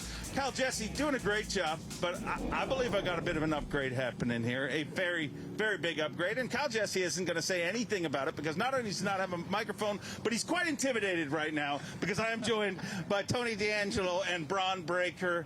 2 professional wrestlers. What are you doing at a bass tournament? Oh, brother, we are huge fans of the Bassmaster Elite. We're huge fans of Bass Nation. You know, we love fishing ourselves. It's what we do, you know, in our spare time when we're off the road and when we're not kicking somebody's butt. It's what we love to do. We love what you guys do. This is a huge honor for us to be here, for sure. Yeah, thank you guys for having us. This is something that we've always wanted to be a part of, so we really appreciate it. Oh, well, thank you for being here. I mean, I told you guys already, you're kind of my life raft. I've been yelling stuff at a fishing event for a long time. I'm ready to start working for the WWE, but if that doesn't happen, I mean, we can at least go fishing together. Yeah. You guys fish together, though, your buddies? When did you guys start fishing together? Well, we came into WWE at the same time.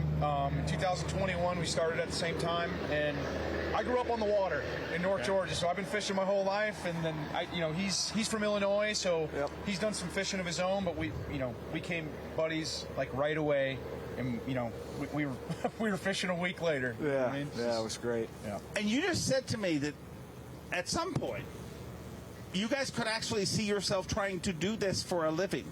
Absolutely. Yeah. Really? One of these days, I mean, like, we always talk about it when we're on the boat, we're fishing, we're like, one day we're going to be on, we watch Scott Martin and Scott Canterbury and Matt Airy, that channel that they do, and we watch it and we just, like, vision ourselves being out there with the boys, catching 10-pounders, just having a great time. But there's no chairs or no tables, or would you not miss the beating? Like, waves hit hard, but tables hit harder. I think the pain of reeling in a 10-pounder would feel a lot better than getting hit in the back with a chair, for sure.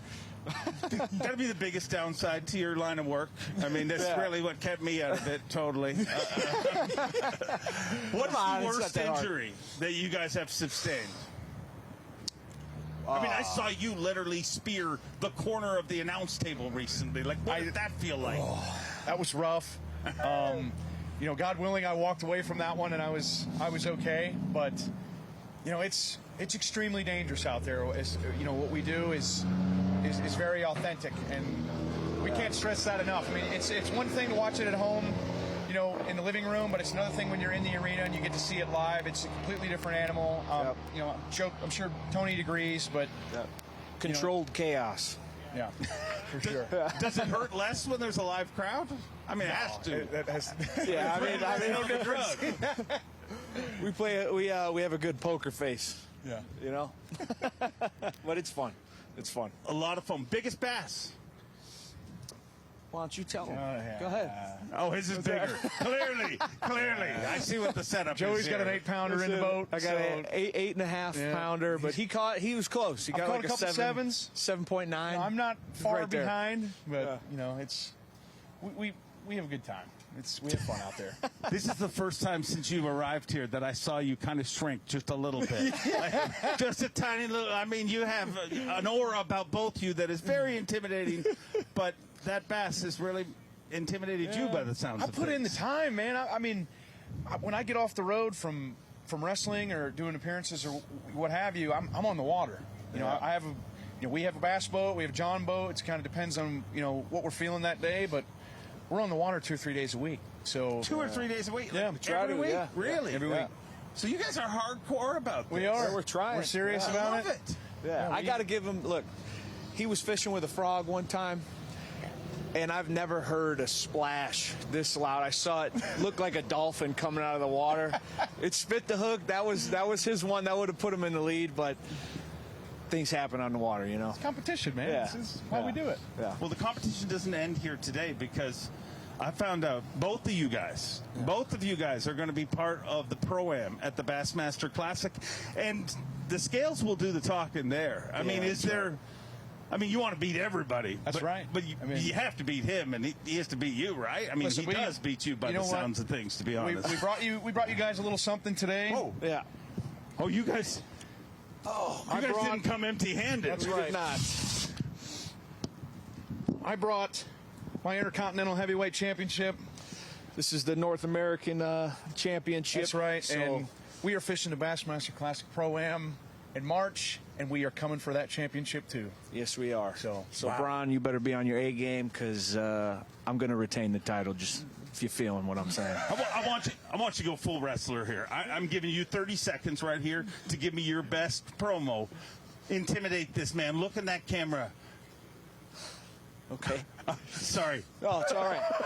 I'm intimidated now. Bron Breakker, you might be the Intercontinental Champion, but I am the NXT North American Champion, and I have the biggest boat and the biggest bass that we have caught. And listen, you might be thinking, oh, it's my time. I'm coming for the title, blah, blah, blah. Not this time. Not today, not ever. Tony D'Angelo is going to retain the Bass title of the Bron and Tony boat. There we go. It's pretty strong. Pretty strong from the Don. Pretty strong from the Don. Bron, you look at that camera right there. Give it to me. Listen, Tony. All right, you may be the NXT North American Champion, but me, I am the Intercontinental Heavyweight Champion. I am the champion on this continent, okay? And to retain your championship, like you say, then you must win it first, which you haven't done. Because I know you couldn't take this championship away from me, nor can you beat me at the Bassmaster Classic in March. See, it's going to go down like this. I'm going to get paired up with the best fisherman that there is in the Bassmaster Classic tournament. We're going to go out on that water, and we're going to destroy every other celebrity pro-am that there is in the tournament, yourself included. And, Tony, you'll be swimming with the fishes when it's over. Wow, said that to the Don, right? He's standing right there. Wow. Wow, do not drop that mic. Yeah, We do not have the same budget. We have a little different budget here at Bass Fishing and WWE. I will slap you if you drop that microphone. All right, that was very intimidating. There's a childhood version of me that got a little giddy watching that, so thank you very much. But it's not over. We're going to have a bit of a casting contest here. So, here, give me the gold, boys. I'll hold on to the gold. I mean, it's a little heavy. Oh, holy, wow. Throw it on your shoulder there, bro. Quite intimidating. There we go. Quite intimidating. Double champ, Dave Mercer. Champ. Here we go. Double champ. There you go. Beautiful. Okay, come on over here, boys. We're going to do some casting. Who's going first? Paper, rock, scissors to find out who's first? Let's do it. Okay. Right here. Yeah. There you go. He beat you already. How do you feel about that? I feel an upset. I feel an upset coming, all right? Listen, let him fail first. All right. Bron? Okay, we'll get this set up. Steve Bowman, how are you feeling right now? I will dominate you with my little bell. Well, he does have a little bell. Very little bell. All right, they're trying to hit the bell. Kyle's our timer. Here's the deal. 1 minute. I'm going to be keeping score. We're going to start on my go, and whoever gets the most bell rings in 1 minute, champion. All right. You. My bell. All right. Are we ready? Hold it a little higher. A little bit more. All right. Ready, set, go. Okay. A little short on that one. Yeah, not looking so good. That's one. That's one. No cigar. That hit the bell. That counts. That counts? No, yeah, that first one counted. No good on the second one. It's rigged. 2. He's got 2. I heard that one. I don't know. Braun's got 2 right now. Way over the head. Are you intimidated right now, Tom? I don't know. Not Short really. on that one. This is kind of about halfway there. here. 30 seconds. 30 seconds. Oh, yeah, that was close. Braun, you got some work to do, man. This performance does not match that promo. I'll Looking be for honest. number 3. Looking for number 3. He's having a rough time here, but looking for 3. Maybe. Nope. Yeah. What's their time? 45 seconds. 15 to go. There you go. Bonus points for hitting Bowman in the head. That counts as 2. 10. That's 3. Okay, 9. 3. 8. 7. Last one. 6. 5. 4. 3. 2. 1. Time. Number 3. We're looking for 3 or better. 3 or better? 3 or better. Braun, how do you feel about three. your performance while he gets set up? I've seen him flip before on the boat. I'm not worried. All right. Very confident. He is a very confident individual. All right. We'll let you. All right. Are we ready to go? On my count. 3, 2, 1, go.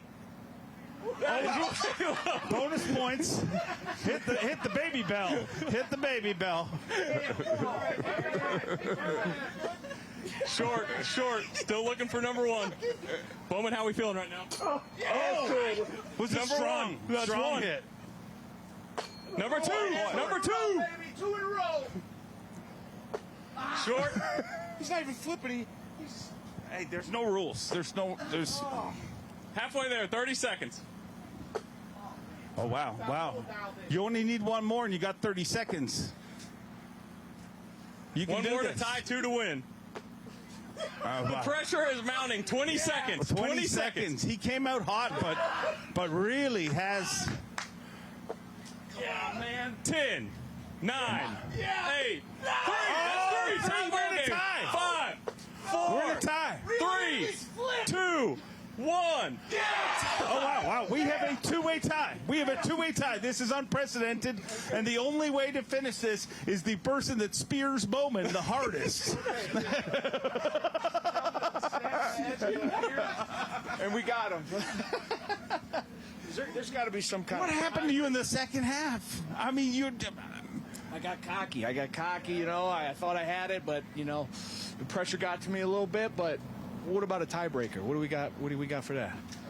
Okay, let's do it. We'll do a tiebreaker. 30-second round for each of them? 30-second round. Okay, Braun, you're up first. And these belts are getting exhausting. I got to be honest, guys. They're not like the fake one I bought, I'll tell you. Okay. All right. I think 30 seconds. Sudden death flip off. All right. Bowman's excited we went this route rather than my idea. Nobody's more excited than Bowman right now. There's no question about it. All right, we ready. 30-second round. 3, 2, 1, go. Short on the first 2. 20 seconds left. Nope, nothing. That was above it. Oh, man, he's breaking. Braun Breaker is breaking. 10, 9, 8, 7, 6, 5, 4, 3, 2, 1. I only got 1. I got 1 official one. 1 hit the bell. One official. I thought One it hit was the 2, bell. Braun. I had 1 hit the for bell. 2, but the official. I mean, somebody's fixing this. But all right. Okay, Tony, you're strong out of the gates. If you do the same as you did in the first 30 seconds last round, you're winning this. 3, 2, 1, go. Short on the first one. Here we go. Feel you got this? That counts. I got it. That's number 1. It hit the bell. I saw it. Bell? Number 2. 3. He's got as many as he did the entire round last time in 15 seconds. Wow. Wow, that's it. It's over. You're champion. That great promo for I really feel like we're all winners because we got to watch you hit Steve Bowman. So thank you for that. You guys are awesome. We appreciate you being here as part of the Bassmaster halftime show. I will see you at the Pro-Am. We will see you there March 19th. Thank you guys for having us. Ron, you suck. Whoa, that wasn't nice. That's okay. You know what? We're all winners, like you said, here today. Well, thank you guys for having us here. We'll see you guys at the Bassmaster Classic. We will see you there. And I got one question for you. What you gonna do when Tony D'Angelo and Bron Breakker run wild on you? We will see you after the break, where we got lots more stuff happening at the Bassmaster halftime show, presented by Bass Cat Boats. We'll be back in just a few minutes, and I think Kyle Jesse's gonna join me on the set because he's less intimidated now.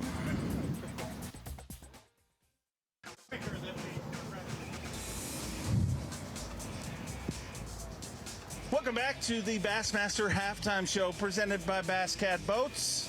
Yeah. I missed you, Kyle Jesse. One thing I can't get enough of is Steve Bowman getting cast at. How was that experience, Bowman? And the best part is it's just starting. Well, what Bo knows that I'm glad that they weren't throwing actual hooked lures, or I would be hurting right now. So They hit me good. Yeah. We'd be sending Bowman to the ER right now if that was the case. Yep. I'm certain of it. I think they could have hit you better, though. I'll be honest. Bo knows. Going to be a segment on the halftime show. What exactly does Bo know? Bo knows. Number one, today is the 816th Bassmaster Pro level event. Wow. Since 1967. And it's a lot of counting. You mean to tell me that Rick Clunn's only fished 500 some odd tournaments of those? He didn't fish all the opens, dude. He didn't fish all the opens. The other part that I know, number two, this is the 174th Elite Series event since 2006. That doesn't count all the opens. If you'll remember, back in the day, there'd be 5 tournaments a year. Then there were 6, and then there were 7, and then it's rocked along that for decades. And now we're doing close to 20. A season, 20, 21 in some seasons. So also know that this is the 10th Elite event at St. John's. They've all been exciting. And while you're watching Bass Track today, and we don't know, it looks like it's kind of tough, the best thing that I know is the average day one start for the leader in every one of those 10 events, 26 pounds. It takes 26 pounds to lead on average at a St. John's event. So far it feels like Bo knows counting. That's all you can do on day one, Dave. You just count. Okay. I got everything else knocked out of me. I mean, I'll be honest. When this whole idea got pitched, I did not imagine you'd be hidden behind a shield quite as much. I mean, that is a giant shield and a very small bell. Bo knows with age comes wisdom. Bo knows going to be a great feature on the halftime show. Bowman, go ice off, or ice up, or whatever the term would be. Kyle Jesse, we've had a lot of fun in this show, but one of the most fun things about Bassmaster is fantasy fishing. And there's a brand new fantasy fishing game. So there's 3 different options when it comes to fantasy fishing. What is the new one? Absolutely. The new TH Marine Bassmaster Pick'em Challenge. The whole idea was to make it as simple as possible. Obviously, the 2 previous games, the Rapala Bassmaster Fantasy Fishing, the one that's been around the longest, the Falcon Rods, Drain the Lake, they take some homework. You got to do your homework. You got to do your research. Not in the Pick'em Challenge. It's a head-to-head matchup. There's going to be 7 matchups for each tournament. We get to determine the matchups. It's going to be a lot of fun. And we're even going to pick some of the matchups here today, right, Dave? That's right. First one, Chris Johnston versus Trey McKinney. Where are you going on that? Look, I know where you're going to go on that, being the Canadian. So no. Just to be a little different, I'm going Trey McKinney. A lot of noise out there. I think Trey McKinney's going to have a big year, going to back up a really stellar rookie season, and I've got him doing it right here. Okay, Chris Johnston, I got to go with him. Reigning Angler of the Year, and he almost won his first Elite Series event he ever fished right here. So my pick is clear there. Your pick is clear. Next up, you put these brackets together, Fouts and G. Robert G. and Jacob Fouts. What is that bracket? I mean, how do you figure that matchup, right? Battle of the Beards. 2 guys, big beards, big anglers. Obviously, well known for forward-facing sonar, both those guys. But I am going Robert G. on that matchup. Rocky Top all the way. All right, well, I guess I'll go Jacob Phelps, originally the paper boy, now a great beard, as you say. Next up, what is this, the international bracket? That's exactly what it is, the international showdown. Taku Ito, Carl Jocumsen. I've got Taku Ito on that one. Every time we think he's overmatched, big fish, largemouth, he always surprises us. Not reporting on Bass Track right now, but it might be a sandbagger for all we know. It's tough to pick either of them. To not pick either of them. They're two of the nicest guys on tour. Obviously, if you're going to Takumi, I'm going to go Carl Jocumsen. You're talking about a man who comes from a country that has bass, but not the bass that we fish for here. Had never thrown a jig before he came here. Fear his heart. You should be intimidated. I'm going with him 100%. And with that, Kyle Jesse, I guess we have officially done a Bassmaster halftime show. What do you think? It was a lot of fun. It was a lot, let's be honest. In just 1 hour, there was a lot going on. Got out of hand there for a minute, it seemed like, but ton of fun. Looking forward to doing it again tomorrow. Always time for this. Bassmaster halftime show presented by Bass Cat Boat. Meow. Oh, I can't get enough.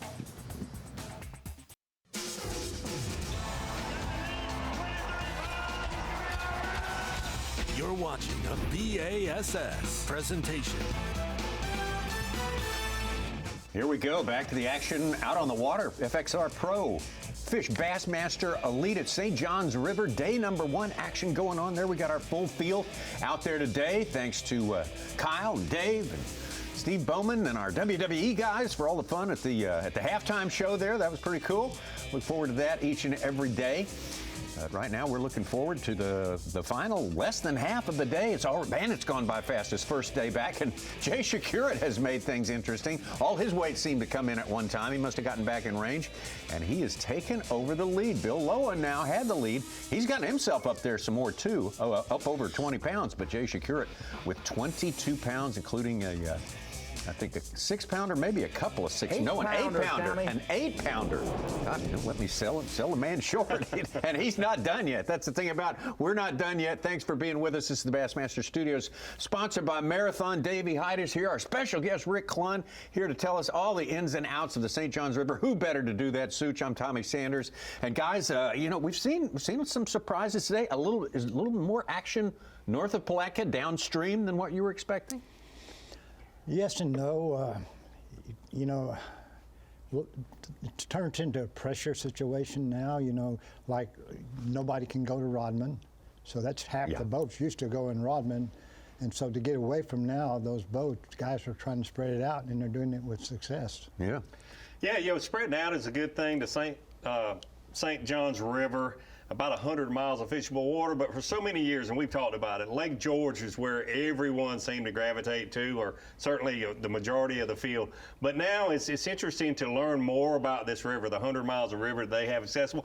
We mentioned Glen Cove Springs. There's places along this river that have a lot of history of a lot of big fish being caught that we really haven't seen people spend their time in our tournaments. Yeah. But now we're seeing that the river has a lot more to offer than the Lake George general area. A little above, a little below, and the lake itself tends to eat up most of our field, that and Rodman. Now we're seeing some places. Greg Hackney, who is almost up to Jacksonville, and Eastern Fothergill, a rookie down south, is about as far as you can go. All right, well, let's get back on the water. John Cruz seems to be in our sights here, fishing on Lake George. That's where we saw him when we last saw him. Show you something that happened during our halftime show. So this will be a few minutes ago. John Cruz, just off the main Lake George. Come here, buddy.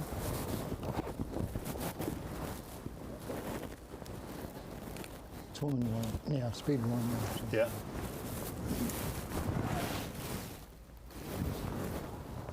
I think it will. Made a good move. Yeah. Yeah, I mean, he left Salt Springs starting area Not with much. 0. Yeah. No, he had one little one. That's one right. little, yeah, one little that's small right. fish. Yeah. Good move for John. A little bit.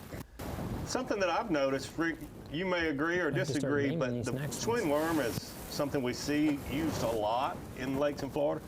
He's fishing it slower than I've ever personally fished it, or you see most people. He's just almost like swimming it along the bottom.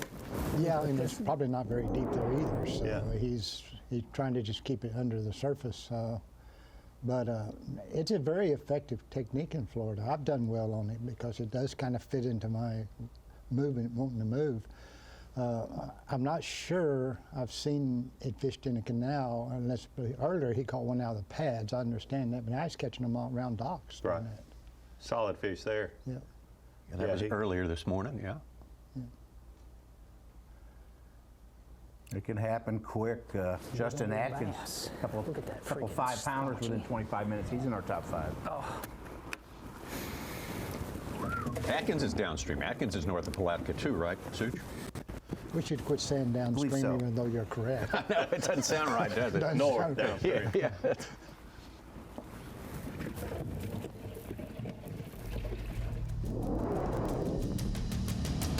Good move for John Cruz. But it turned your day around. Back over to Kyle Welcher. Canal. Cruz is up to 11th place, 13 pounds, 2 ounces on Bass Track. Well, it's like a real low tide in there. Yeah. I was imagine. Must be a deep canal. Mm-hmm. You can see it on that deal over there, a foot and a half of that.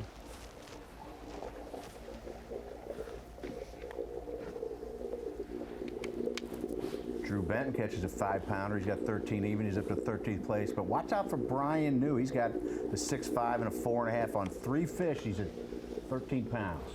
Wow.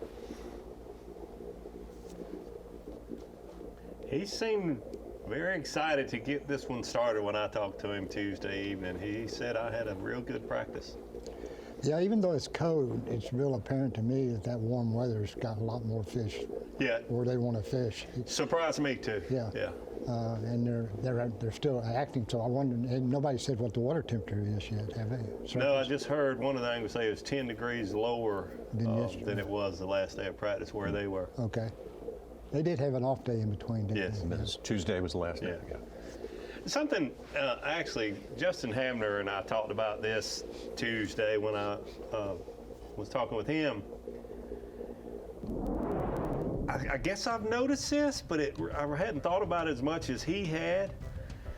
Closer to the ocean, and this, I don't know if it's true or not, but Justin was thinking this, and I've thought about it a little bit. That water temperature doesn't seem to sway as much as it does way down south because of the big body, the big influence you have there. Okay. Almost like being beside a big pond versus a small little area of water. It's going to take on the getting colder characteristics first. of the big pond more than what the inland The temperatures river are itself doing. gets wider up there, and you're closer to the ocean, even though you're going north. So a lot of his strategy was fishing north because he felt like that water temperature would be less more affected stable by it. up there. Yeah. Huh. I never heard that theory before. In fishing, most theories, it really doesn't matter if they're true or not. If you believe them and they work for you, they just work for you. And color of a lure was the original in that. Yeah. If you believe in the color, it's it's going to have a positive effect on you mentally. And some people, I remember Guido and Dion, and everything had to look so natural. Painting eyes on the bullet weights I was like, gosh, I'm not that, detailed. And you can believe that, but then also when you see someone throwing a bubble gum or a methylate worm, you're like, okay, what nature what's looks like natural that about that? A lot of it too. I know a friend of mine in the early days of bass, I caught him one night and we were staying in the same room and he's painting blue eyes on his white hot spot, pure white hot blue eyes. And I go, does that really make a difference? He says, no, but if I catch the first 2 fish, it'll make a difference to my partner. Well, that's true. That's very true. Back then it was pro on pro. Or, yeah. He said he'll spend all day trying to get blue eyes on his bait. That's very true. Yeah. And it happens to be the only one that I have with blue eyes. Yeah. I got a green Sharpie back there if you want to try green eyes.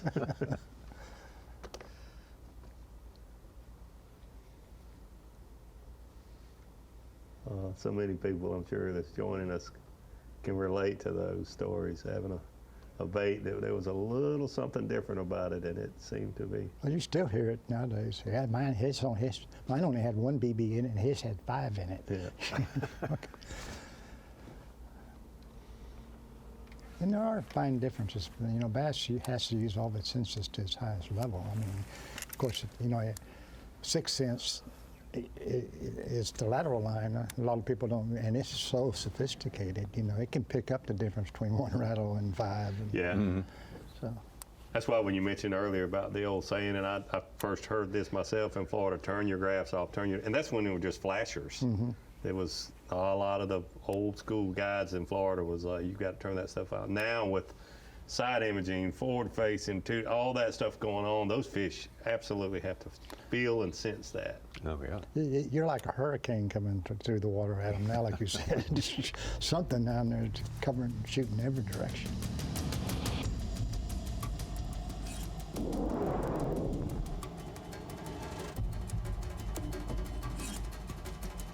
Let's get back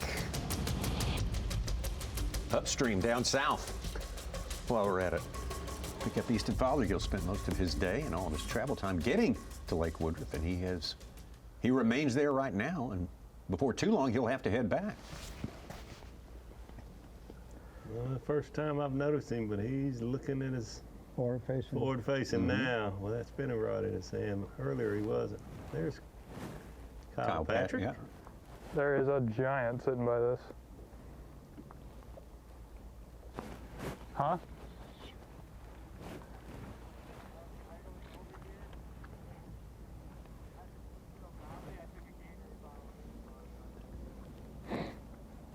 I went over the side. You just went over the side.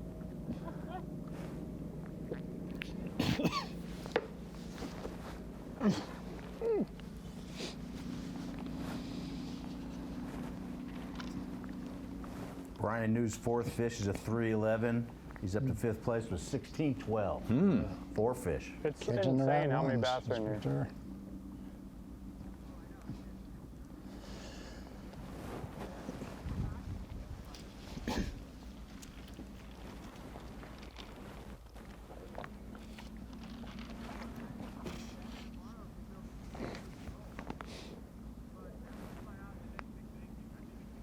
It's amazing though to watch this and not be there.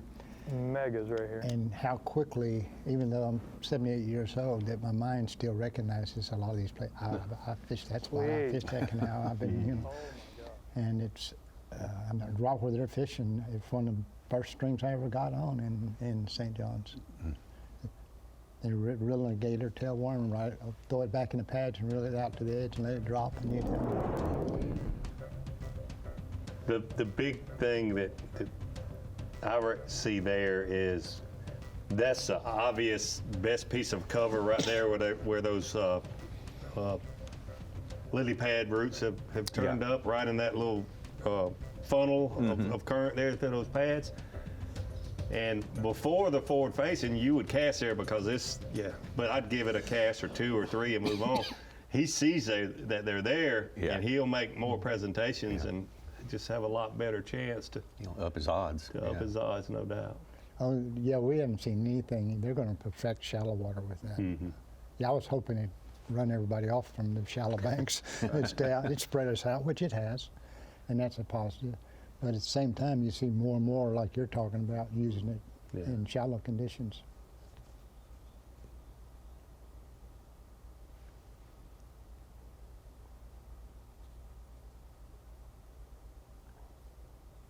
Yeah, even though just like this, even though they're fishing these boat docks in these canals, you can see those fish, which posts they're by, which docks they are under or not under.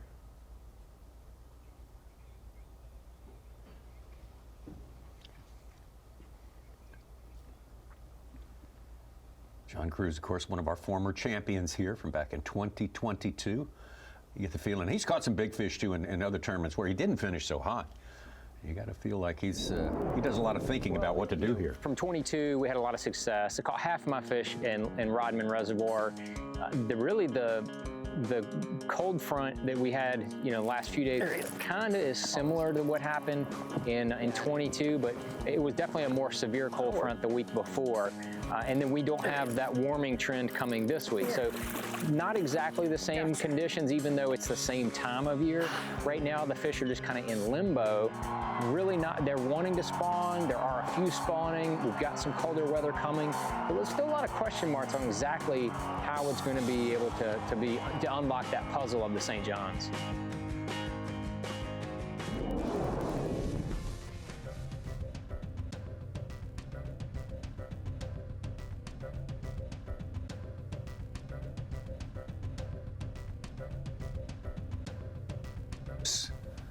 On the California Delta.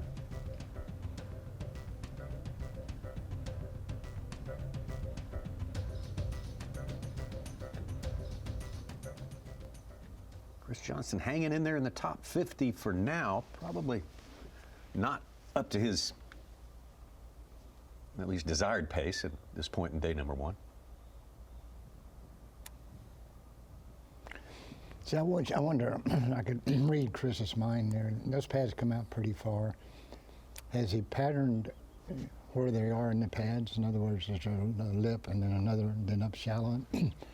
Because right now he looks like he's not pitching a whole way back in there. Right. He's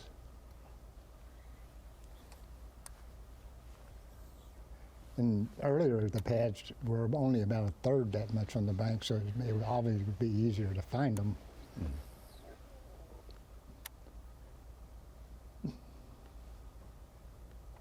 The railroad bridge there? Yep.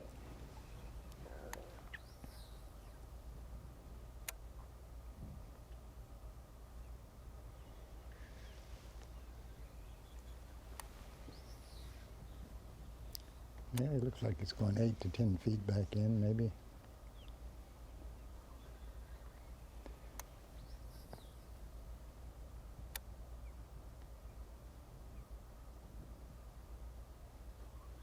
Yeah, talking with Corey last night, and you know, and I asked him, is Chris doing the same as you? He said, yes.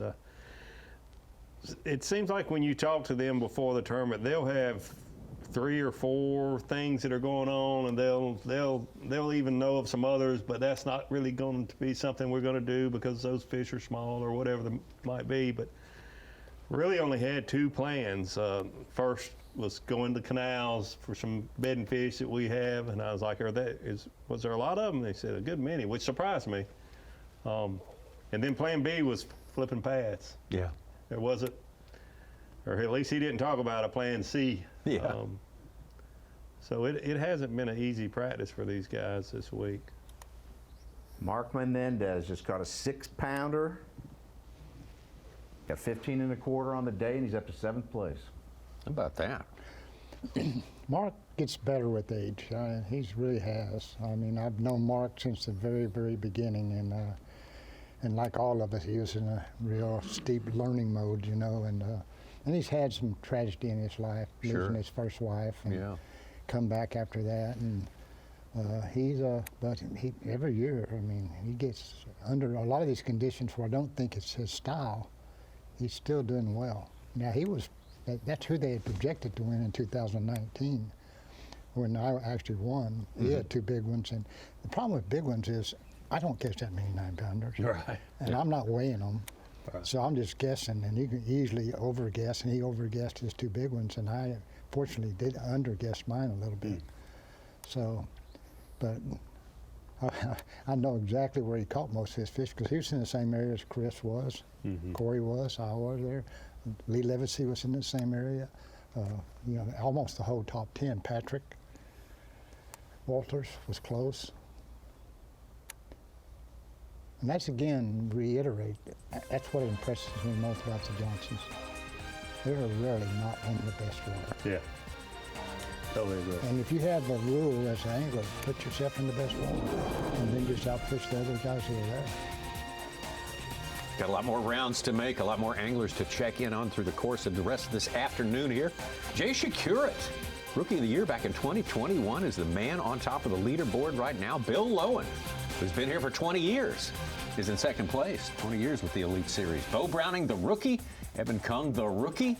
The rookies are still making the earth move out here on the Bassmaster Elite Series. They picking up where they left off the last couple of years.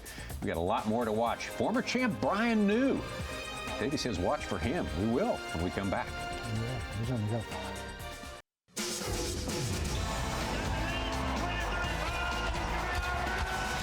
You're watching a B.A.S.S. presentation.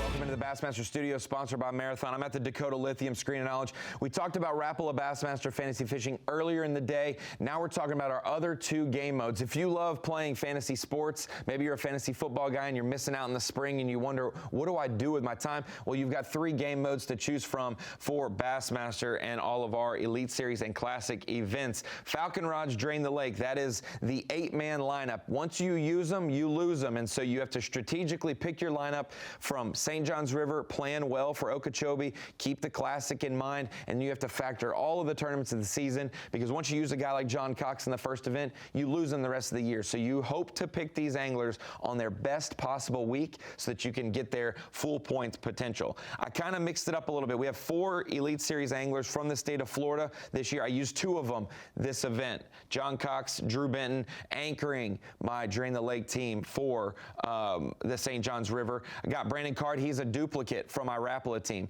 Been very consistent overall here. He knows this place. He's fished here a lot because since his rookie season, he has fished here every other year, every few years. Tyler Rivette, state of Florida's treated him well. There are going to be a lot of people picking him at Okeechobee next week for week 2 of the Elite Series. I decided to use him this week when the percentage was low and a lot of people were saving him. He might not be able to do exactly what he did without the pressure at Okeechobee like we're going to see in those areas that he won with. Then we got a couple mixed in guys. I feel like Wes Logan does well here. He's not on my team, but he's from the Coosa River, and guys from the Coosa River tend to do well. David Gaston, Matt Herron, those are the selections I've chosen that are from the Coosa River. Scott Canterbury's done well here as well. So I picked 2 Coosa River anglers. They know river systems very well. The St. Johns River isn't the Coosa. It's a little different, but it still has those same characteristics. We saw Matty Wong do very well a couple years ago. His rookie season on the Elite Series there, I think a lot of lessons over the last few years have been learned. I think he's well prepared for this year and this event. It's hard to choose some of the events if there's not a northern swing like we've normally seen it with all smallmouth events. We've got the Mississippi River, we've got St. Clair, but not the New York swing like we've seen. I decided to use Matty Wong now. A lot of people will probably use him for Lake Fork, but I really liked him early in the year at Lake Fork. I don't know about May and post-spawn. And then my last pick, Logan Parks, really showed us how consistent he could be and making the Classic as a rookie. He maybe wasn't fighting for Rookie of the Year, a little bit unsteady at the beginning of the season, got his feet underneath of him, made the Classic, really has something to prove this year. I think he's going to start off strong at the St. Johns River. So that's my Falcon Rods Drain the Lake. Now, a third new game. We talked about it. A third game, the TH Marine Pick'em. Kyle Jesse, folks on Bassmaster.com, pick 7 matchups for you to choose from. Maybe you don't want to choose from the 100 pros and figure out who's on your team. Well, maybe we have 7 matchups that pit 2 pros against each other, and all you got to do is pick one or the other. It's a 50-50 shot at getting them. At the end of the year, we will see who has picked the most matchups correctly. We've got former award winners last year, Johnston and McKinney. That's Angler of the Year, Rookie of the Year. We've got some Florida guys pitted against each other, some young guns that have beards but also are great with forward-facing sonar.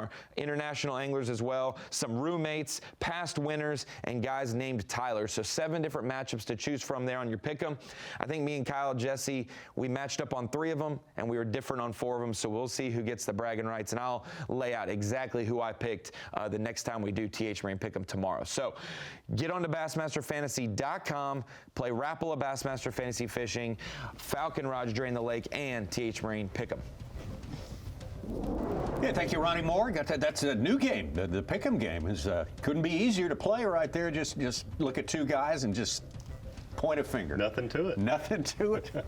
Probably best if you close your eyes when you point that Yeah, finger. exactly. If you want better odds at winning. Exactly. Don't overthink. Don't outthink yourself when you're playing that game right there. Yeah. Now, so 3 games to play with fantasy. We look forward to all of that. The fantasy season is underway as well as the elite season, so we'll be following that for you each and every hour pretty much of every day.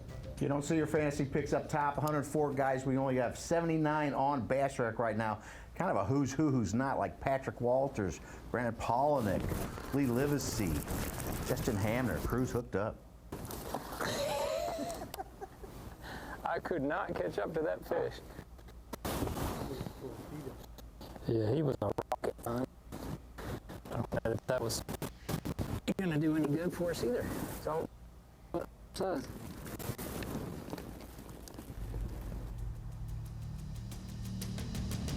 Real quick on the Bass track suits, you don't really believe because you're showing 0 for Patrick Walters that that's what he's got? No, I don't believe that at all. Okay. I just want to make sure we were on the same page. Jay Shakir was off till all his fish came in at once. Yeah. And he takes the lead.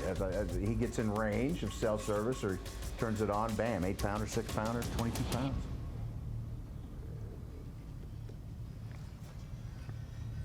Back over to Chris Johnston, getting closer and closer to the railroad trestle and staying after those lily pads. Fixing a long stretch. Uh-oh. And I think the tide is coming in, probably. It's going against the tide, maybe. It's about that time, yeah. It was going out when we started today. So. Just starting out this morning. It may be a while then before it comes back. But you're getting a north wind, which is going to speed it up.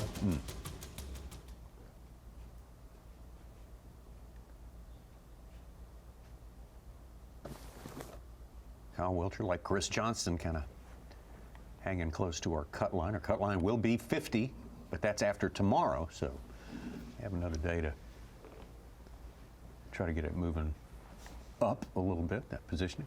I wanted to ask Davey and Rick, the entry fee, do you think more guys will put it all on the line and go for the victory? I know we upped the payouts at the bottom end, but that 100,000 sure looks pretty good. I would not think it would affect them myself. It wouldn't affect me, but that's probably why I'm saying that. I don't. I can't think. I never could in my whole career think about the money and do well. So even when I didn't have any, I had to just focus on fishing. So and it affects everybody different. Everybody's going to handle that pressure different. My biggest motivator in my fishing was desperation.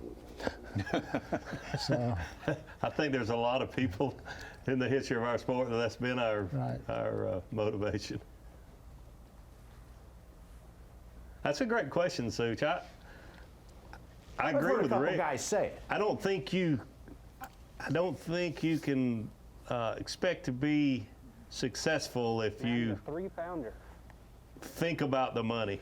And when I say think about the money, sure, the top prize is one. But when our game changed, so to speak, at the top level of B.A.S.S, when 50th place was $10,000, because there's so many anglers that $10,000 means potentially whether they're able to fish again the next year or not. Oh, you saw or so whether many guys they can sweating pay the standings bill behind the scenes there just to get that check and fish to get that. So it's hard. Cut. I don't think you should. I don't think it's good for your focus, but it's hard not to think of that. It's hard for a lot of these guys that are on the road to not think about that. But then the flip side of that, you shouldn't maybe think about it as much because you didn't have to fork out 50 grand to be out there. Yeah. You're not in the hole 50 grand when you started. Greg Hackney was really happy. He said it's the greatest thing that happened to Bass. We're 45,000 ahead of the game right now. Yeah. No, and I agree. And you can argue. It's typical to anything in life. You can argue it every way you want to. But I remember I'm doing a back in time still, did all the on my site. And I just went through my first year in the circuit in 1974, and I got a check, and I got it, and I was like 25th, and I made $250. Wow. All right. So that gives me a different mental framework to look back on than where 10,000 is 50th place, 25th. I got 250. So I know it's a different time, but still. Yeah. Credit cards is the other thing. Yeah. And if you had to pay entry fees up front, that credit card's already jumped up there a bunch. And then you got to make that payment. And they all still have to make payments, but they just don't have a big one, hopefully, to start off with. Well, there it is, Jay Shakura on top of our leaderboard. We had not known much about what was happening with him before our midday break, but all his weight came in at one time, and he's 22 pounds and looking really good up there, but not that far ahead of Bill Lowen and Bo Browning, Evan Kung, and Brian New. So Jay Shakura is going to be our marathon peak performance. Sometimes peak performances can come at you all at one time, and certainly the news of what happened out there with Jay came to us all at one time. Yeah, you look at it, the marathon peak performance here. That's the way to start 2025, Jay Shakura, with an 8-pounder at 10 a.m. Oh boy, big fish tournament as well. This guy seems to be landing wherever the fish are for the last 5 years on the Bassmaster Elite Series.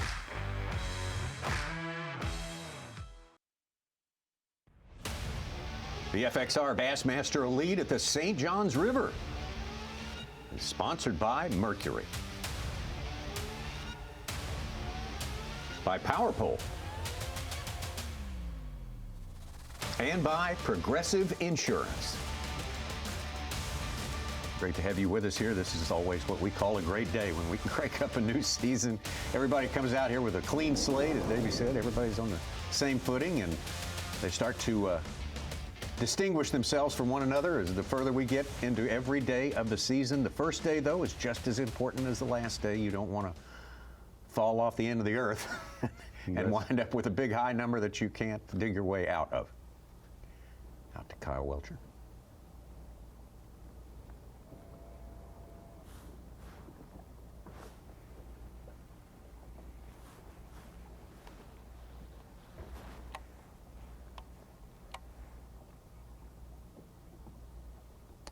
Looks like he's on a shallow river bar.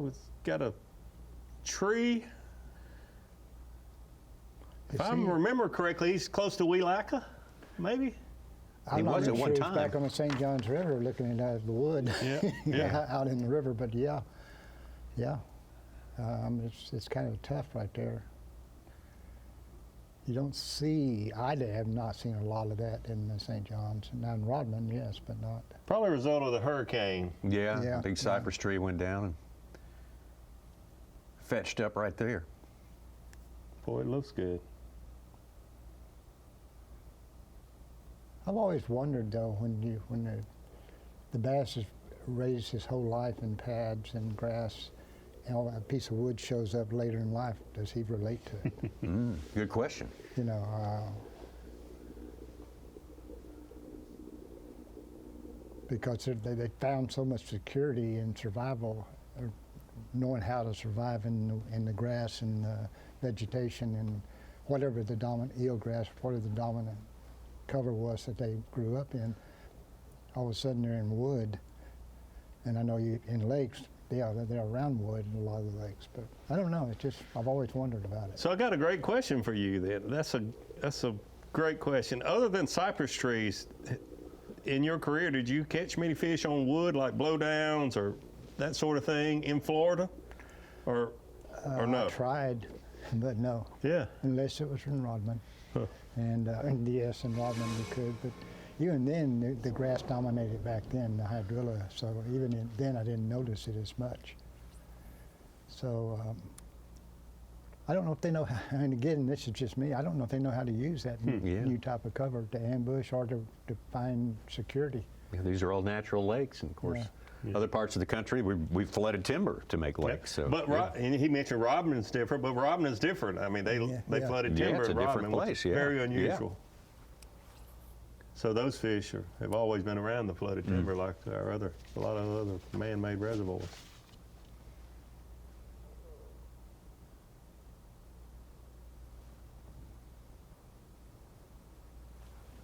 No, I've been in lakes where they had a lot of grass most of their life, and then they got rid of it through different means. And the fish at first, I got in on one, the fish at first did not know what to do. Nice and open. Absolutely were lost. And the population diminished because they didn't even know where to spawn, you know.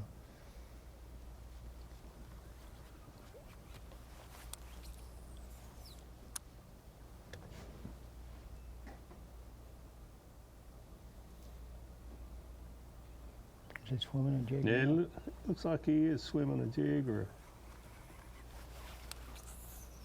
a creature bait, a jig, I guess. More wind than we had this morning. It is, isn't it? Yeah. No, you think that's, I can't tell what direction he's going, but it'll make coming across Georgia a little fun from the boys down south. Yes. Now you would assume it's a north wind with the forecast. Yeah, but grabs that pole, north and west. Yeah.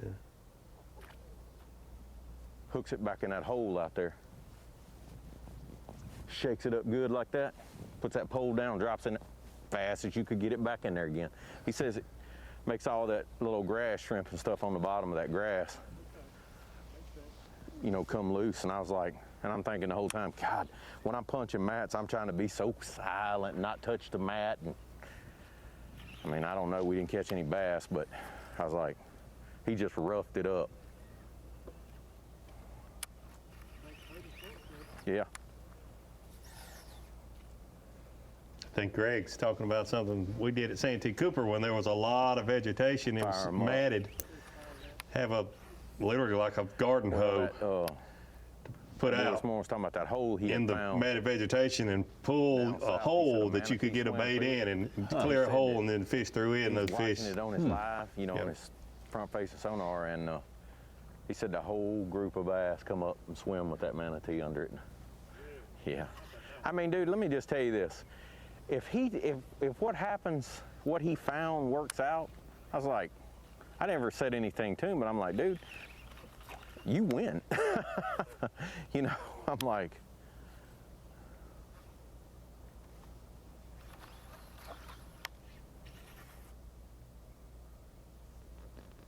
Yeah, Greg needs a big bite, doesn't he?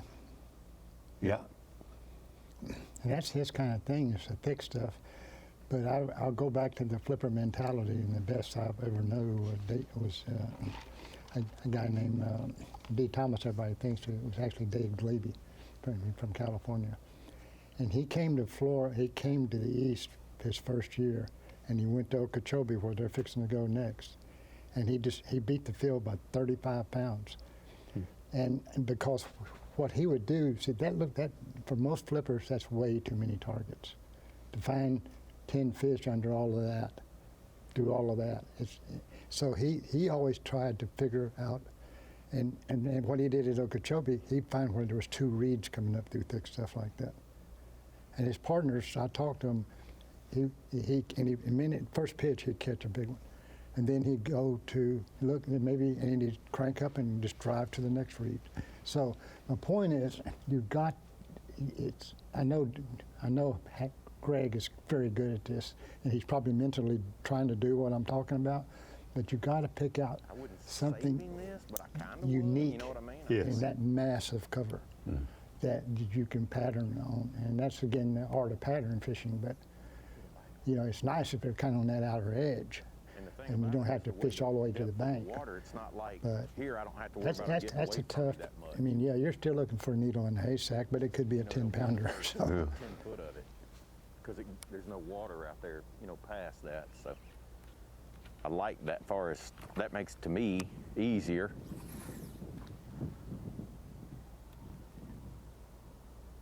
I was talking when he probably said something very important.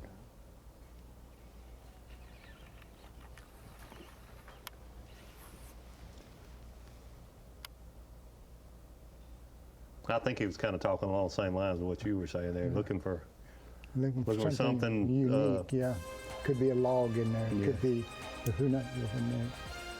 And then when you can find that and then duplicate it, that's when then you can make that heavy amount of cover work even better.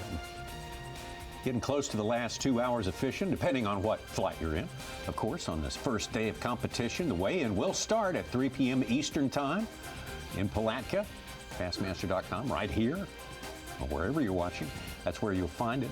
Well, you'll find it on Bassmaster.com. That's right. It's a weigh-in. So Bassmaster Elite Series weigh-in.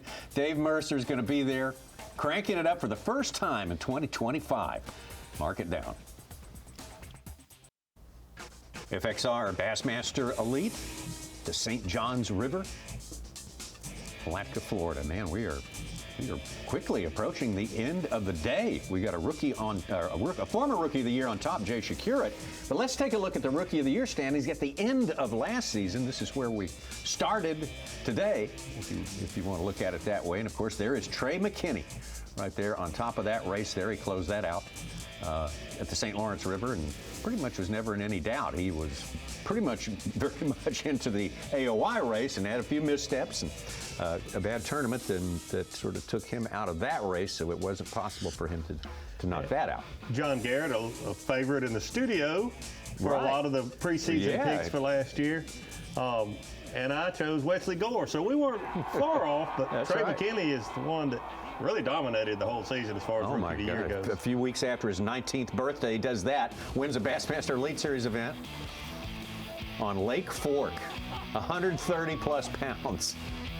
One of the biggest weights of all time with the Bassmasters.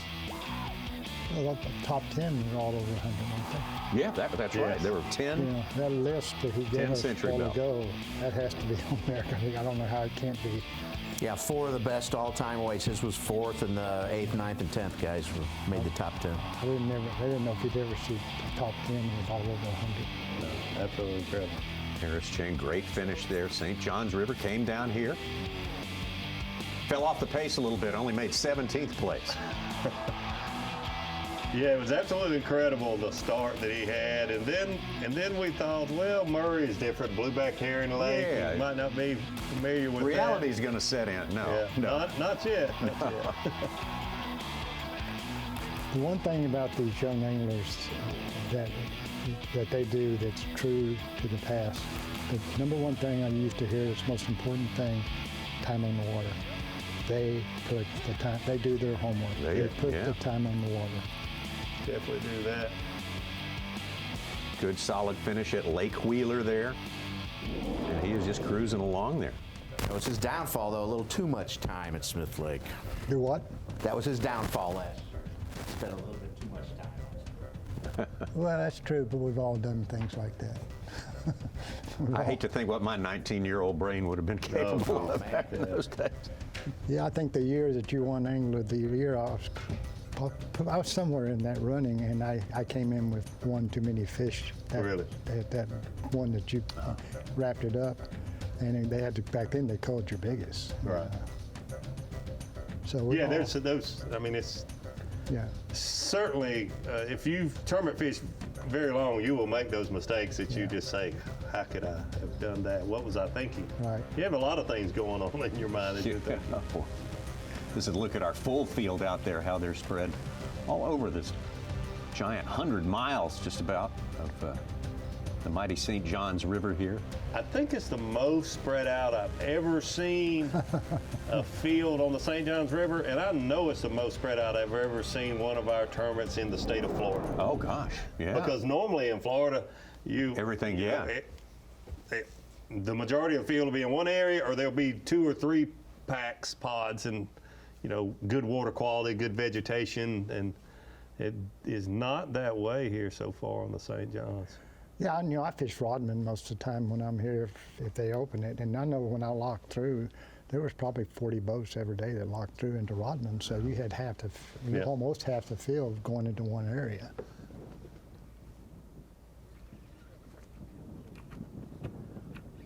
Another variable to throw in there, especially with the weather we've had, the change in weather, I should say.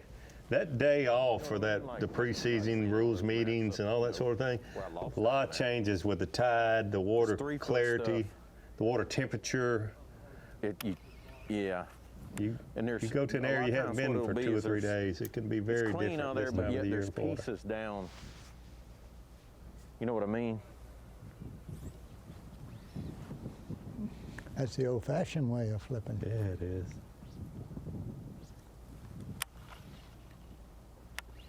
He does both, and he does them both well. So he changed the other way then.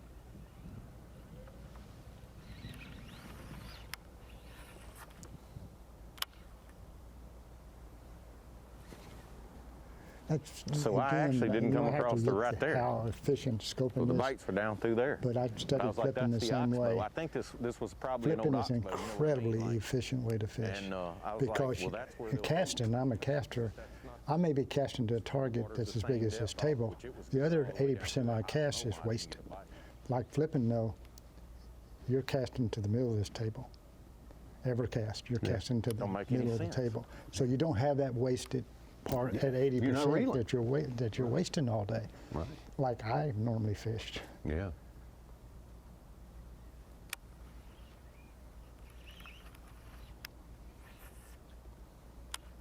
I guess it fished too easy because this fish is easy.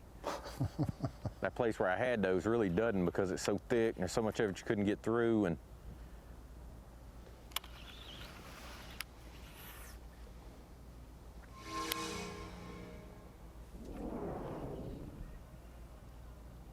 I've seen some little old bait and stuff in there already. That's what I've been most impressed with today. And I haven't seen the leaders do what they're doing, but him swimming that worm. Mm-hmm. Making the adjustment after, you know, his first plan not working out.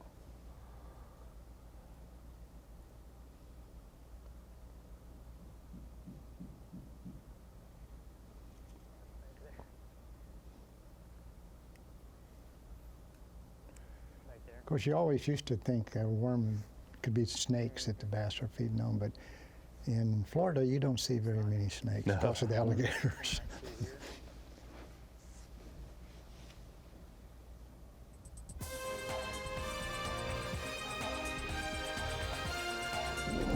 He's married that canal since he left Salt Springs. Yes, he has. That's been his big move of the day. Improved his position once he did that. Jay Shakurat, though, the man who has done the best work so far today, still on top with 22 pounds. We're getting into near the last couple of hours of fishing time here on the St. Johns River. Bo Browning, Evan Kung. No new names have come up recently here, but a pretty strong field in the top 10 as we look at it. St. Johns River. It is mighty, it is big, it is a slow-moving river, drops all of 30 feet and 300 miles. That's what we're here for, the FXR Bassmaster Elite, Palatka, Florida. First stop of the year for the Bassmaster Elite Series, and couldn't be happier to be anywhere. This is a great time to be in Florida, although it's a little bit cooler than normal here. It's abnormally cool, but our live coverage sponsored by Humminbird. We got more of it on the way. A couple more hours of it as we get you closer and closer to weigh-in time, which is coming up at 3 p.m. this afternoon right here on Bassmaster.com. Never give up. Mike Akinelli, 6-pounder. He's up to 9th place. Okay, all right. Now, Brad Wadley, didn't he start in Dunn's Creek? He was in there earlier. Yeah, but now he's down in the lower part of. Yeah, where he. Oh, maybe. I think he is. Now he's in his comfort zone, I'd like to call it, where he's had the most success on the St. Johns.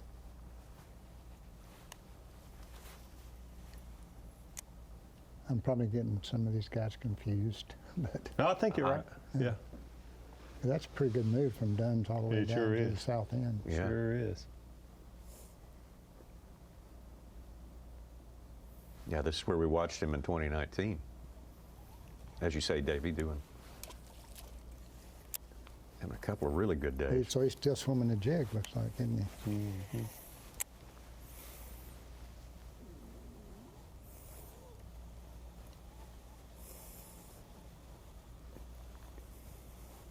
Well, if swimming the jig is working, Mr. Kennedy ought to be doing good.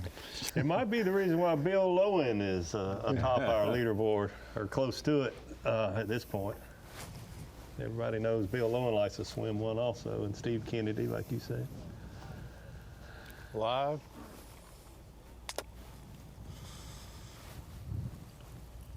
Well, we just lost a big one. But I just got here, so it's a good sign. Got a bite right off the bat.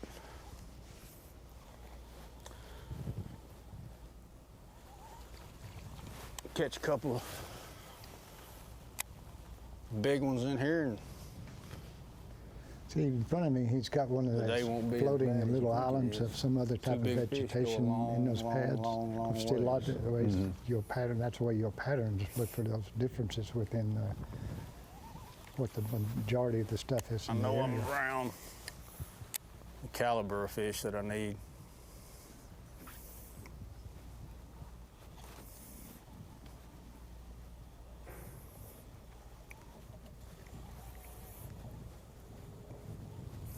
We got plenty of time. What's crazy, people, some people might not know this, finished second last year, but I only had 2 fish first day. It's tough. Just couldn't get them the first day, and then caught them the second and third day. And but we're not gonna do that today, hopefully.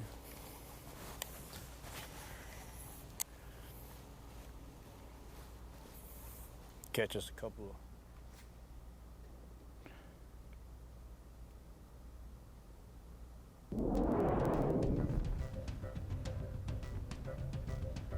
You're making a big move from way down south to way up north from takeoff. Greg Hackney. Yeah. That's Rick, I looked up Steve Kennedy's bass track. He's 78th with 2 fish for less than 2 pounds. Do you believe him? No. No, I mean, I'll be honest, in defense of the anglers, I'm not a fan of letting you know what I got. Because I'm not just letting you know, I'm letting the world know. And like that, I never can say his name correctly, Jay Shapiro. Yeah, when he reported his fish, he was not anywhere near where he caught them. Probably not. No, so, and you just don't, I mean, because, and we don't know the mechanics of the electronics nowadays and who gets what, and but you're always kind of scared. You know, I didn't trust Zona forever. When he come up to ask me, you how do I now? did that, a little bit, because I wouldn't tell him no. Because I mean, and this is just human nature. I mean, just and I think they were doing it the right way. But I know who he was good friends with, and he was one of my biggest competitors that he was good friends with. He won't be there. So, I just have days like that. I never had any proof I can't that ever explain it, went but that way, but I was just scared of I was it. sitting up there thinking, I was like, just keep fishing. Today is no different from any other day. I've heard that too, but I've never seen any evidence to indicate that that's true. It's minor, and we're over paranoid about it. So that's a Strike King tungsten weight. See the paint's come off of it? And the only reason I'm throwing it, they bit it so good in practice with no paint on it, I was like, we ain't changing anything.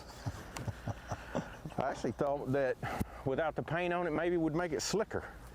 Might go through that stuff better, I don't know. Getting desperate now here with things to work. Definitely glad to have that bite. I need a couple more.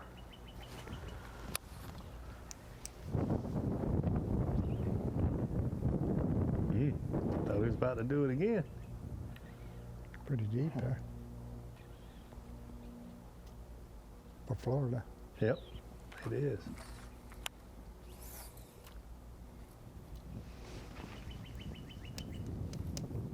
He's got his son, though, that ought to help.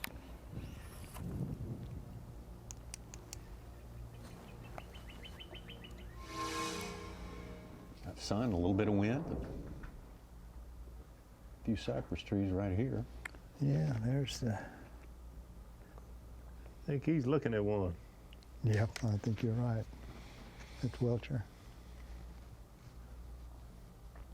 You know, it's been kind of a little bit slow, and some of the ways I thought I was going to be able to catch some more fish kind of pulled back out on the edges of pads and stuff, but it seems like all the bites I'm getting are still really relating to the spawning fish, you know, and now I just looked and I found a couple more that are on bed that we're not here in practice. So looks like they still might be trying to spawn even though it's cold. I don't know what they're going to do tomorrow, but as of right now, it's everything I've caught has been spawn related, which I didn't really anticipate.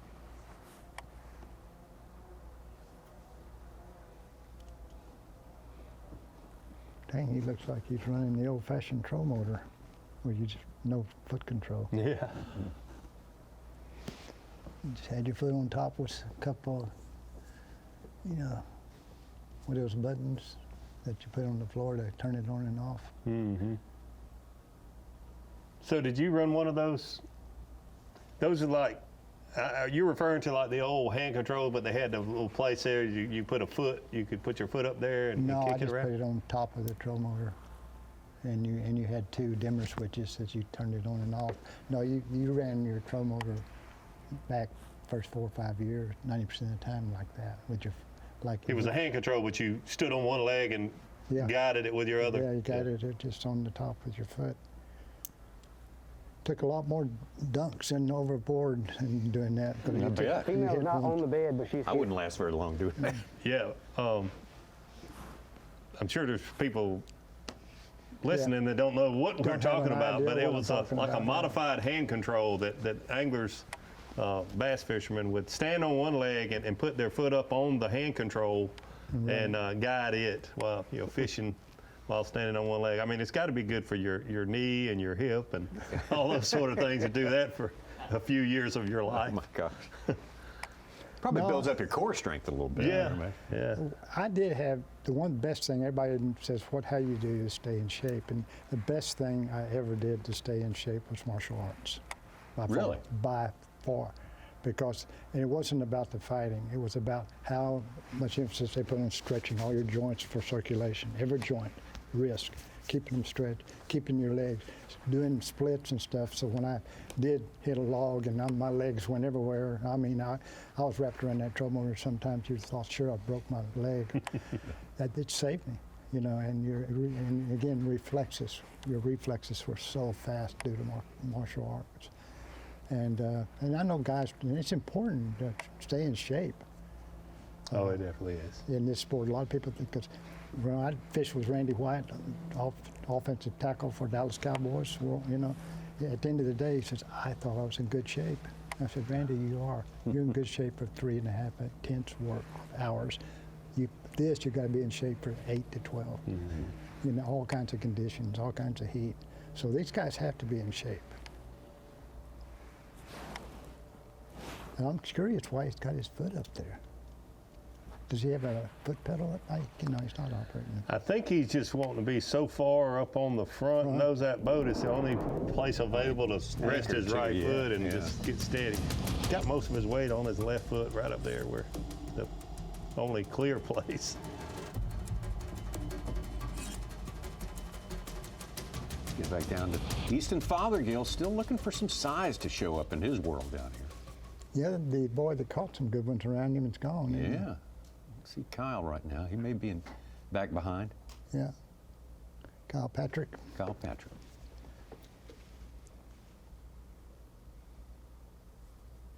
More wind there than we saw earlier today.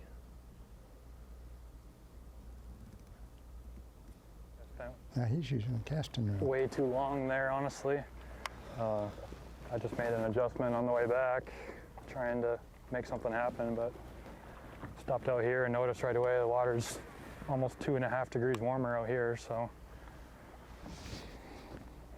I guess, I think I stayed there too long, but I still got time to make an adjustment and make something happen here. So I guess that's what I'm trying to do right now. Got about 35 minutes or so left of fishing. So I'm just gonna beep up my way back. I'm fishing just some sparse pads right now, and then I'm gonna stop on a couple shell beds on the way back and hopefully put a last minute bag together here in crunch time. So I definitely think I messed up staying in that one area a little bit too long. Thought about that this morning. I commend him for, not being afraid to make that run. Yeah. You hear him say, I guess Eastern time is about 10 after 1. He doesn't have but 30 more minutes to fish. Yeah. He's in flight 2. He's got to check in at 3:30. You remember, though, you used to have that kind of courage when you were younger. You know, I've always said when you're young, and these young guys, he just caught one there. They have a poorly developed sense of fear. Yeah. You know, so. And you start to lose that a little bit the older. I think courage and ignorance is often confused. When I was young, it was more often ignorance. And I mean, I say that in a joking way, but I also mean it a little bit. Also, you know, we just didn't know to be scared, or didn't have enough knowledge to not do things that aren't wise. You hadn't heard the discretion is the better part of valor phrase at that point. Right. He caught that bedding fish he was on. Yeah. Yeah, he did. Yeah.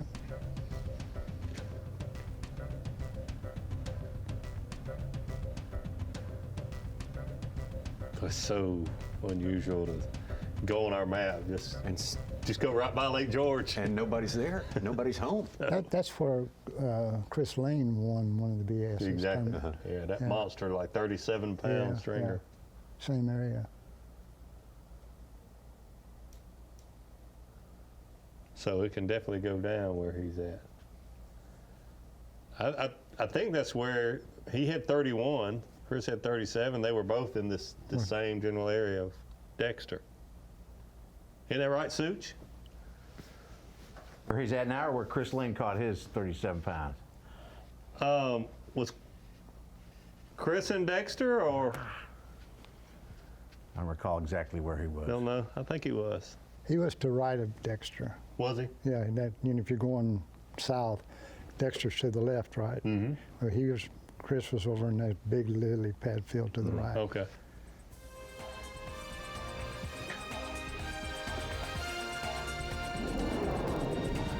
Anglers fish on, they move on in some cases, trying to find one spot where they can load up a little poundage before they have to show up in Palatka. City docks there for the weigh-in, which is coming up at 3 p.m. Eastern time right here on Bassmaster.com. Jay Shakurit, the man still on top. Bill Lowen. It will be interesting to see what he's been doing all day. I get the feeling we'll be with him tomorrow. Maybe ditto for Bo Browning as well. Evan Kung, Brian New. Shane LaHue has moved up onto the leaderboard as well. So we got some changes as we get further on. Welcome into the Dakota Lithium Screen of Knowledge. I got something for you guys. We're going to take a deep dive today on the St. Johns River and every day of this event. A little bit different circumstances here. One big deal that factors at the St. Johns River in the month of February is weather. Whether it's cold fronts coming through, wind, speed, and direction, they all factor, especially if it backs up the tide and the little bit of movement we have in the tide swing doesn't end up coming to fruition. So I wanted to bring it into the Deep Dive app, show you the St. Johns River. One big deal that we talked about, wind at the St. Johns River.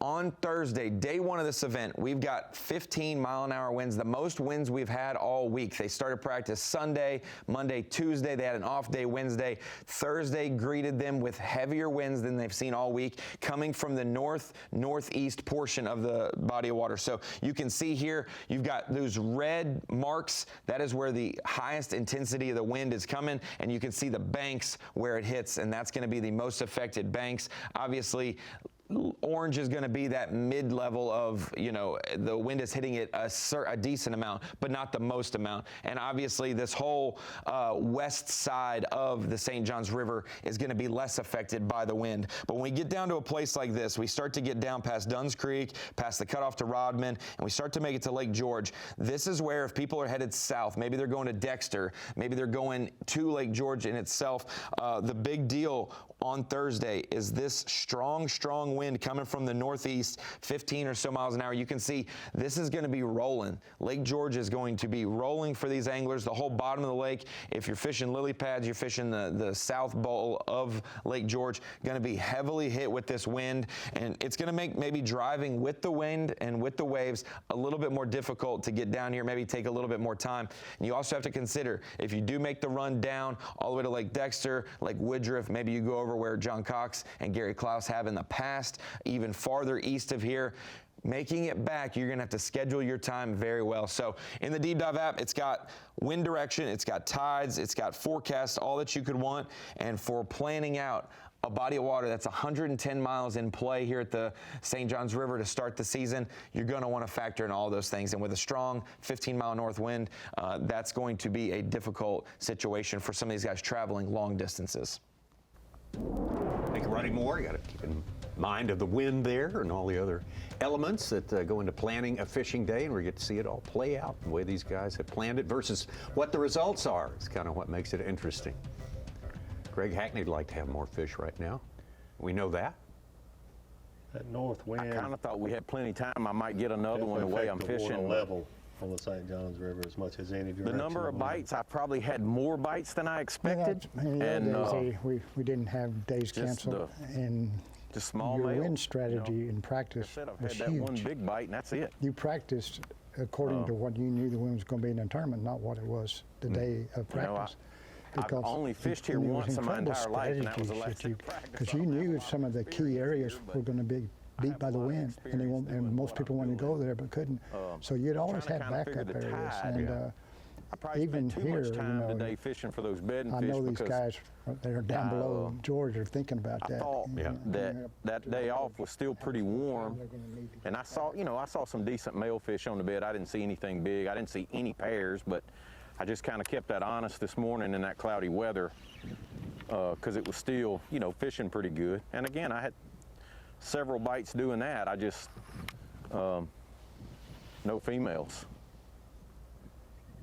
So here in a minute, we're going to have to roll. It's going to be kind of rough, too, let me tell you, on the way back, which I knew that, but yeah, he knew it. I felt better about this area I caught about the same fish everywhere I went and practiced, but I just felt like with the weather changing, there was enough when I got up here and saw this heavy cover. I was like, it'll give me something to fish in, once, like the night when we have that 30-degree night.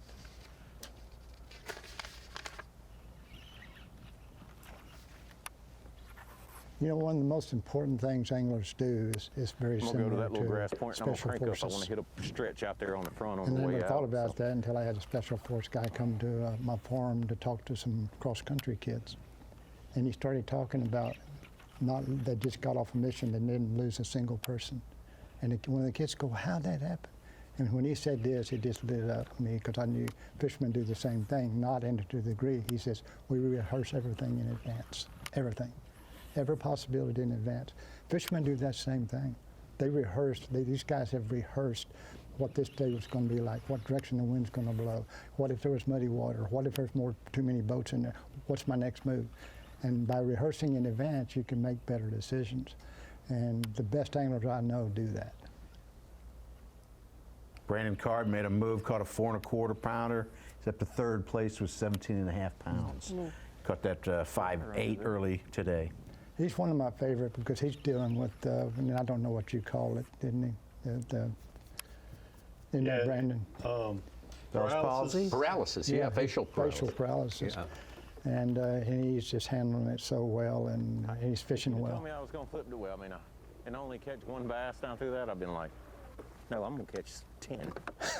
Because I also took for granted that they were all the way down that stretch because I cut from this other side and went over there. And as soon as I got over there, I started getting bit. So I was like, that oxbow part of it up there where that channel swing I thought would be the best. And we didn't get a bite.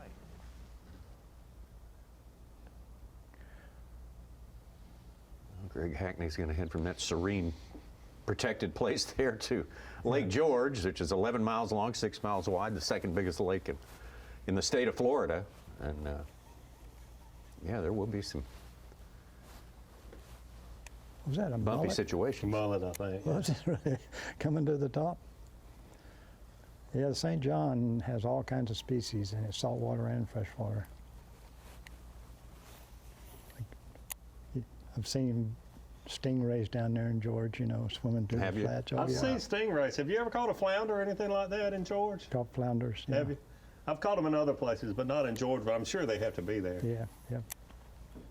Yeah, they've said there at the Palatka Bridge they've caught big sharks. Mm.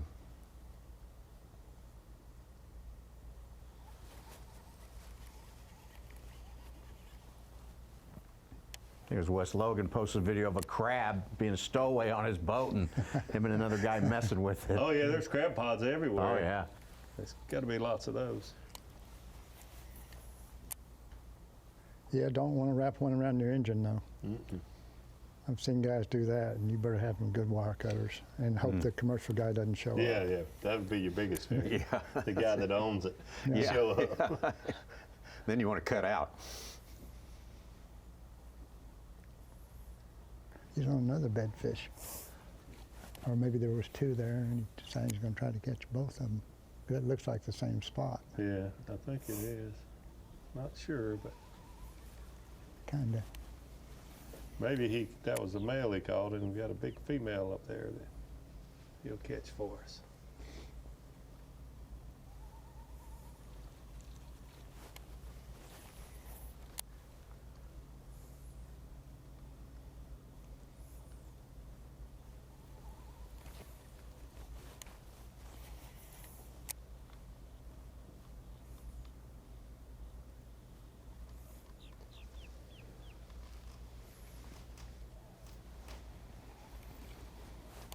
So we're looking at the top 10 unofficially Bass Track.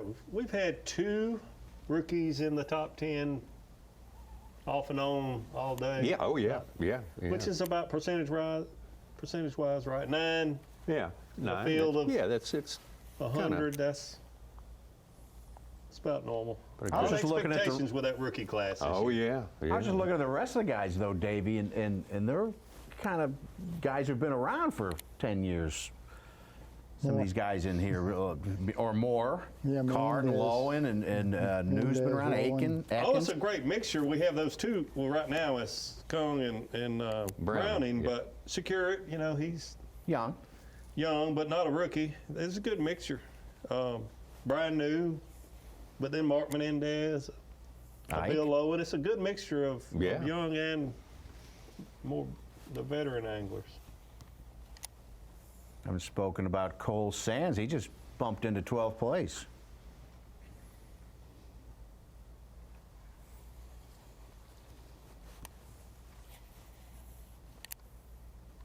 All right, right now, top 10 is 15. Going down to 50th, it's 8.5. Wow.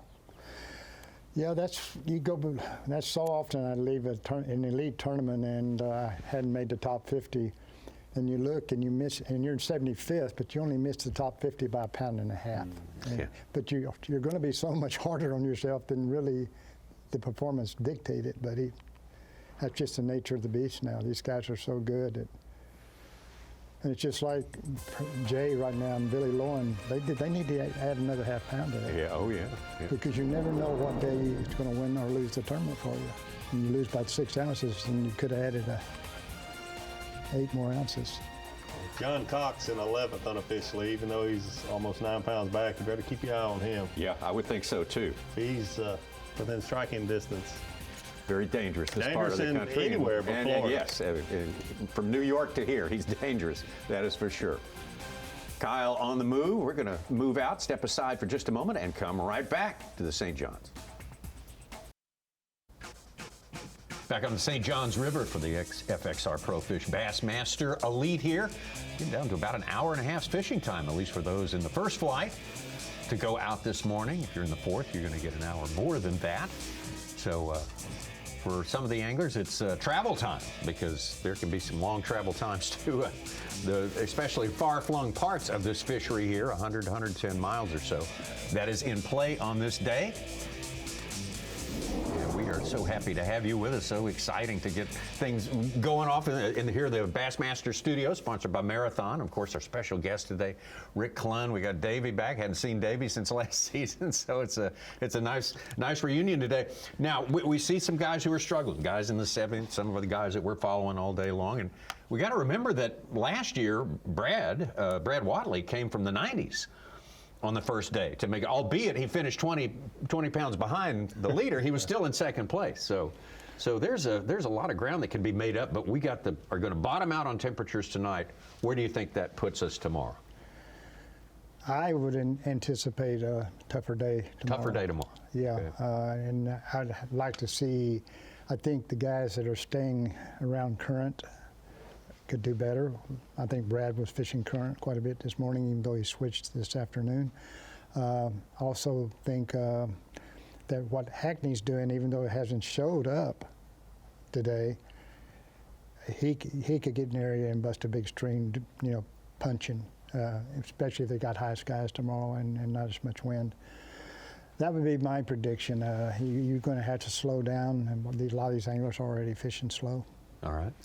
Yeah, so I think coming into this event, we expected for the weights to be less than what they normally are, but I think we all have learned to appreciate tournaments like this. We've been to the St. Johns River and seen the 100-pound stringers caught, the 90-pound stringers caught, but I've learned to appreciate a tournament like this and see the anglers that can really just solve the puzzle, so to speak. Right. Settle down in one area, fish slowly, and it's not going to take as much weight to win, but it's going to win. First prize is $100 grand. The points are the same, and I'm not so sure this champion would not be more deserving than some of those that we've seen a lot heavier weights. You know, I think they're all equal.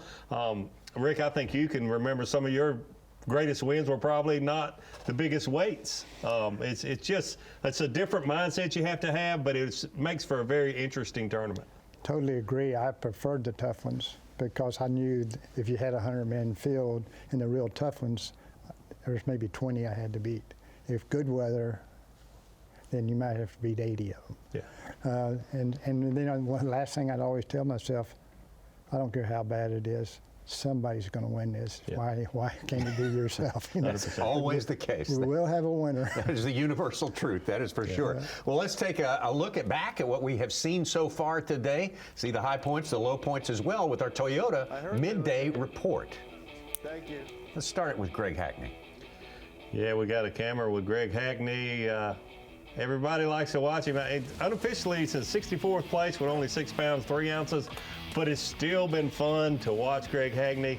Every flip you're thinking, we're going to see one of those 6 or 7 pounders from Greg Hackney. Still got a little fishing time left, but it's a joy to watch him, and absolutely do not count him out. He is, we're just winding down, like you mentioned earlier, the end of the first quarter. We've got 3 more quarters to play. Yeah. This is going to be a shootout, and someone, in my opinion, will have a big day. Maybe not a 31 pounds like Brad Watley had, but a big, dominant day where they make a big move on the field. It could be Greg Hackney. Yeah, it could very well be. He certainly got the discipline to do what it takes to not get a little spun out and start running around and doing all the things that seem to sink plans during the course of a tournament. He's got the experience, he's been there, and he's got the sound approach that has been proven to work below these many years. And I agree with Rick. Tomorrow sets up more like a day for Greg Hackney doing what he's doing to separate himself from a lot of the other anglers catching a heavier weight. Chris Johnston, frankly, was my pick to win this tournament.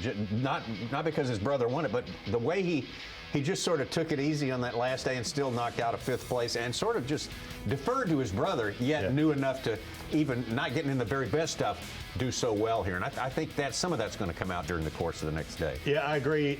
And a lot of that is, you don't see the Johnston brothers defer to one another. They share information, but they're able to find different areas, like the best 2 areas on a body of water. Right. But every now and then, I think we saw it a little bit at the end of the year when Chris had Angler of the Year, on the line, that we saw that at the very first event of the year with Chris deferring to Corey because he had a chance to win his first elite tournament. But you're right, he almost kind of pulled it back in, I wouldn't say neutral, but maybe second gear. Yeah. And still had a great day. Just kind of fishing the second-rate stuff. Yeah, that's true. That's a big deal. I enjoy watching the Johnstons, and it's funny. And here's Kyle Welcher. Kyle Welcher really hasn't cracked the code yet today, I don't think.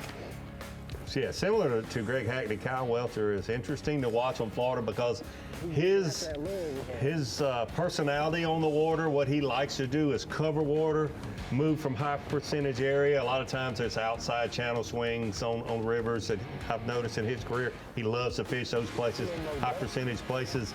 And that's not what we see a lot of typical anglers, good Florida anglers do. So it's good to have a camera with him. This morning, he, like several other anglers, started out where he had marked some bedding fish, and it just seemed like he caught some males this afternoon. This is the last fish we saw him catch. It was a small male on the bed, but it seems like those bigger fish, we haven't heard the anglers talking about seeing them. Maybe they just have moved off and haven't moved back up there.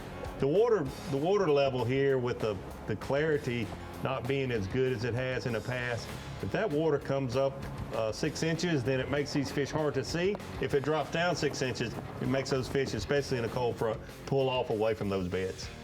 John Cruz, who's won here before, he's actually among the guys we are covering. He is the highest ranking at this point right now in 17th place. So John is kind of setting himself up to be in good position to start day 2, which may be tougher, but you know, the task at hand is making it into the top 50 at the end of tomorrow. I mean, you think things are going to maybe start to improve a little bit third day and especially on the fourth. Yeah, unofficially today, John Cruz with 13 pounds, 2 ounces. But if you think about his start, he started in Salt Springs area, had a lot of high expectations, and left there with one very small little keeper. For him to not spin out, he went to some canals, started fishing, swimming a worm. You see people do a lot in Florida, not so much in the canals. But you know, John Cruz will probably not be leading today, maybe not even in the top 10, but as an angler, I think he'll feel like I had a good day. Yeah. I made a bad move early. My first plan didn't work out, but then I recovered. 13 pounds, unofficially 17th place, is a good place for him to be in after a very slow start.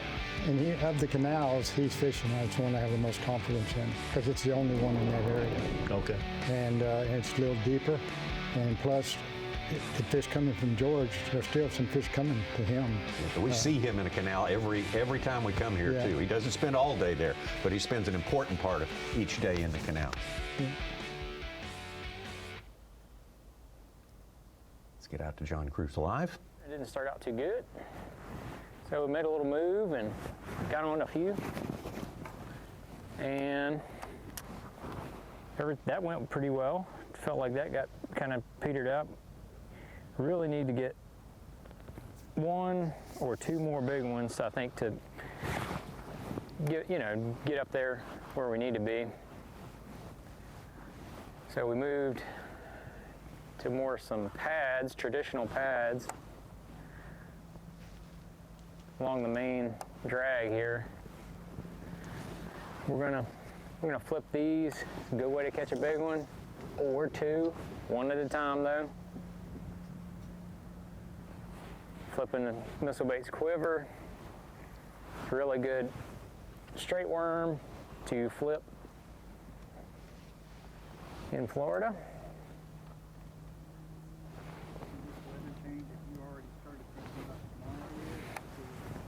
Oh, 100% on today. I'll worry about tomorrow after the second I start checking in.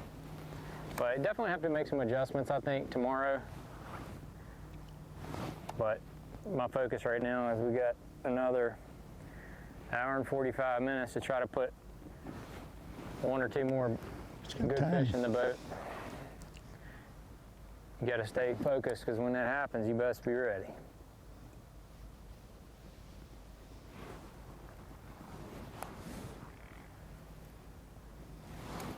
You know, the bait that I'm surprised I have not seen anybody throwing, especially John, since he used it to win in 22, is a bladed jig.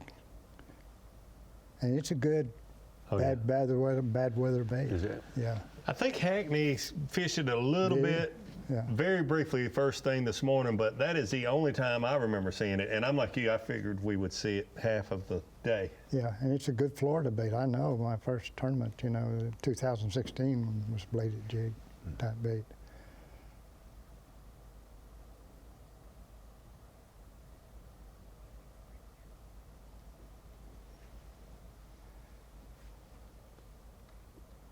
Drew Benton up to 12th place, 14.5 pounds. Got a 5 and then a 3-pounder last 20 minutes. A lot of experience here for Drew Benton. Absolutely. He's done well here through the years, and a lot of people picking him to win. I mean, you look at some of the fantasy figures here. Drew Benton, a big favorite among the fantasy crowd here. But Jay Shakuri is the man on top of the leaderboard with Bill Lowen close behind. Brandon Card, he's a little ways back along with Bo Browning. Evan Kung. Those three virtual tie right there. Evan Kung, Brian New, Justin Atkins, Shane LeHue, and the rest making up our top 10. Be back in a moment. Oh. There we go. The FXR Pro Fish Bassmaster Elite at the St. Johns River keeps rolling down the tracks in day number 1 here.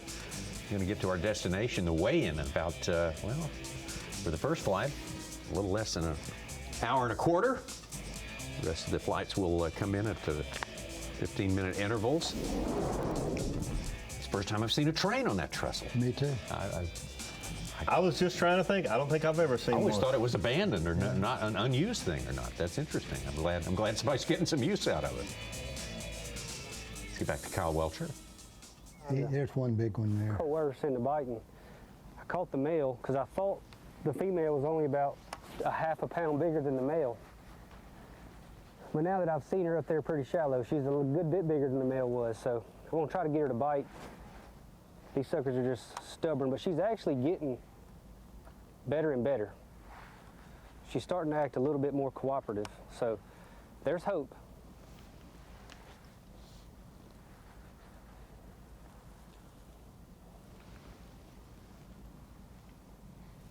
Couple of nice fish being caught. Scott Canterbury up to 12th place, 14 3/4. Will Davis 3-pounder, he's up to 15th. Yeah, there's a lot of names we're going to see, or a few names we're going to see that we haven't seen all day, I'm sure. Mm-hmm. The stars just kind of have to align. She need to be sitting in the right spot when I pitch. Yeah, we got 20, 30 anglers that we don't have a report from, so a lot of surprises yet to come.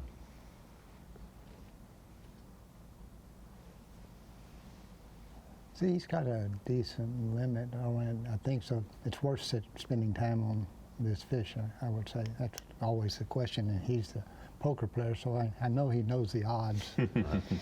How much time versus my chances, you know. He's probably giving himself about a 25% chance to catch it.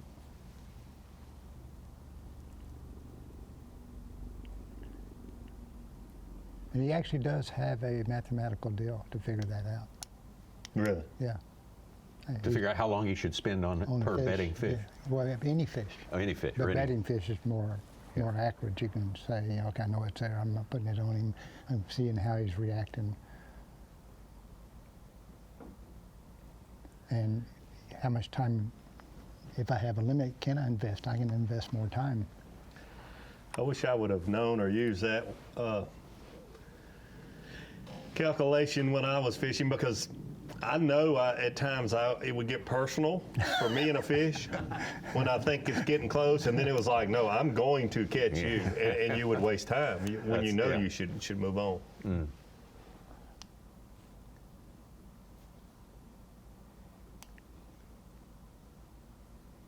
I don't know why it would get personal. I don't think it was ever personal for the fish. No, the fish could. They get personal between him and the bait. Yeah, yeah. Good point. Yeah. It almost has to, probably, to be successful, to catch a bedding fish. It has to be personal between the fish and the bait. Stay there. Will you stay there? Just stay there. I enjoyed it. I wasn't very good at it, but it was fun to sit there. I didn't do it much in tournaments, and I actually drew some of the very best bed guys, and I love to go with them. You know, Shaw Grigsby, I drew him a couple of times, and just freaking amazing.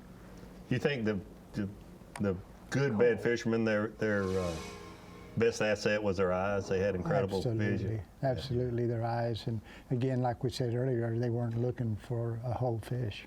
They're looking for a little fin. Movement. Movement, or just something they would key on that, hey, there's a fish there. And I mean, Shaw, one time he had, Seminole, he had 75 different spots of bedfish like they're doing. And he even told me, he said, I got an appointment at 7:30 with the 8.5 pounder. He's got one. Chris, ooh. Boy, that's one he was looking for too.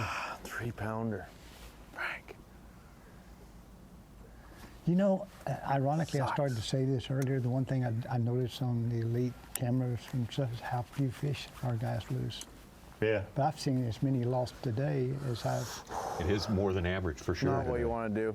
And bedfish are notorious for that a little bit. But now he may catch that fish for the maybe not today. You don't have time, but before the tournament's over.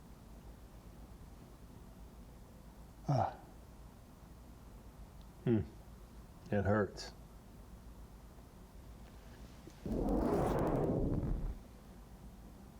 Is he going to go back anyway? Yeah, it works. Could be the same one already back up there, or maybe that was the male and fishing for the female, or vice versa. Yeah. But, you know, Shaw, he'd have an appointment with all these big ones. 7 o'clock at that one, 8 o'clock for that 7, 30 minutes later for that 5. Because he allotted certain amount of time at each one, or he felt like there was some reason to be there? Well, he would also had what's the right term? He'd actually trained them to hit without catching them. And if he had a certain one, he would use certain bait and he'd get him hit and just pull it out of his mouth, no hook, pull it out. And so when he'd go back to that fish in the tournament, he'd use the same bait. And he said, it was just like first cast, they still recognized it. Now that was when there wasn't a lot of bed fishermen. Right. Okay, so nowadays a lot of those fish he caught are being caught during the week by local people. And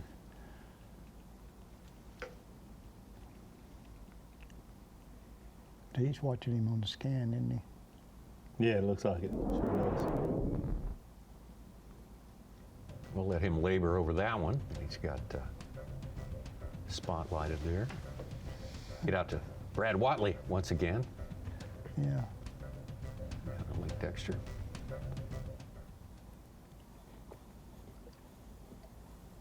See, there's when that other type of vegetation mixed in. That can often be the key. I don't know what that kind is. Is that dollar pads? It looks like dollar pad, yeah, there we go. Pennywort, okay. Oh my goodness. Oh, hold up. What is wrong with this reel? Oh boy, it's going to get interesting. The reel's not working. Oh man. Wow, who needs a reel? Yeah. Absolutely. That wasn't real.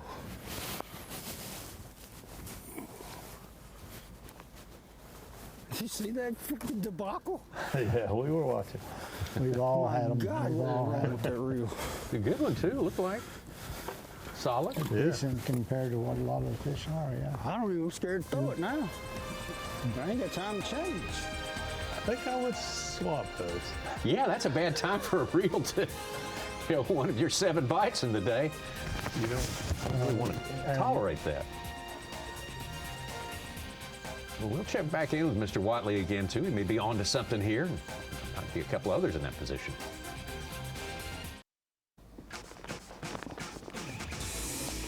Getting through it this first day. First day for 104 anglers who have cast their fortunes with the Bassmaster Elite Series 2025.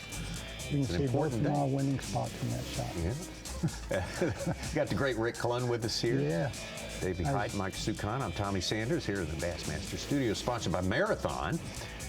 We have been watching a little bit more fish catch in the last quarter hour than what we've seen for the previous hour here. Things seem to turn on all at once. And we were talking about that theory earlier today. When we get a couple of catches, expect a few more because it's, I don't know, they're all on the same grapevine somehow, I think. Like Kyle Welcher was saying earlier, the stars are aligning. He was hoping the stars will align for him and that one bigger bedding fish there. Steve Kennedy found one. He's got a 5-pounder he just pulled in.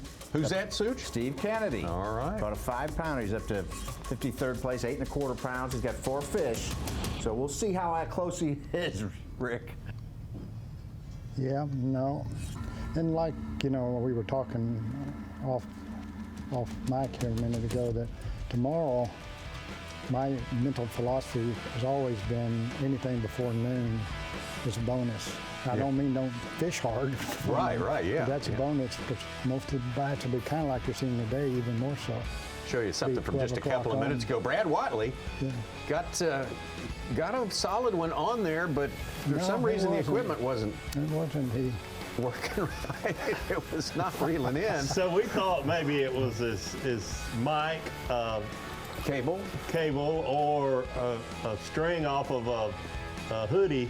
But it looks like maybe it just was his reel having a few issues. Yeah, I couldn't see the string in between. So he was having multiple physical malfunctions there. So. Yeah, I think. Hey, he put it in the boat. Hey, that's he put what it in counts. the boat. Look at 3-pounder. It's not how, it's how many. Yeah, he overcame several obstacles there. Yeah, so that's right. Good for him. I don't know how many were self-inflicted, but Right. you know, doesn't matter. That's what matters right there. Right. Black blue swim jig. Denny Brier special. Yes, sir. Black and blue.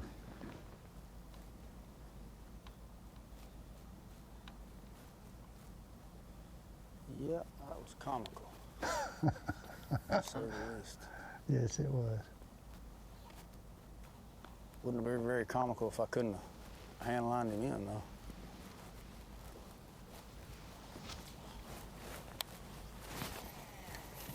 Like, everybody's had a reel come off the rod in the middle of a fight. Like, that happened. And they wind up hand-lining them in, but I ain't ever had that happen. Oh, the reel came off the rod. Yeah, I appreciate it. I didn't see that. I think he was saying everybody's had that happen, but then he said something about, but I've never had that happen. Oh, so I we see. He still was, don't know Well, you exactly ain't bad what. luck. You got in the boat. That's true. That's true.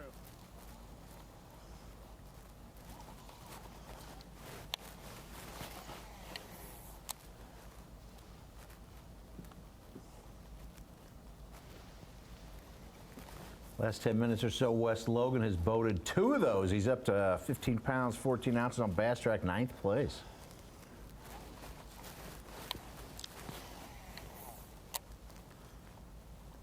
Jake Whitaker with a 4.7 up to 12th place. He's over 15 pounds on the day. You know, Jake's probably working those canals over. That's the only place we ever see him down here.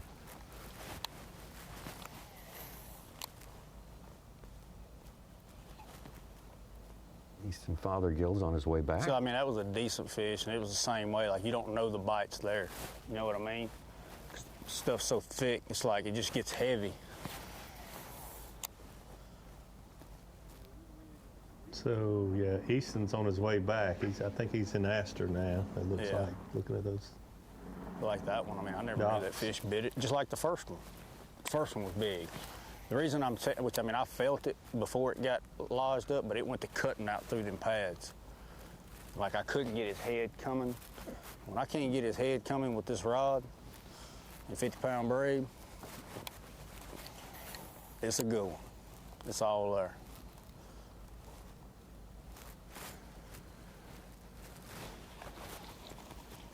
And I couldn't.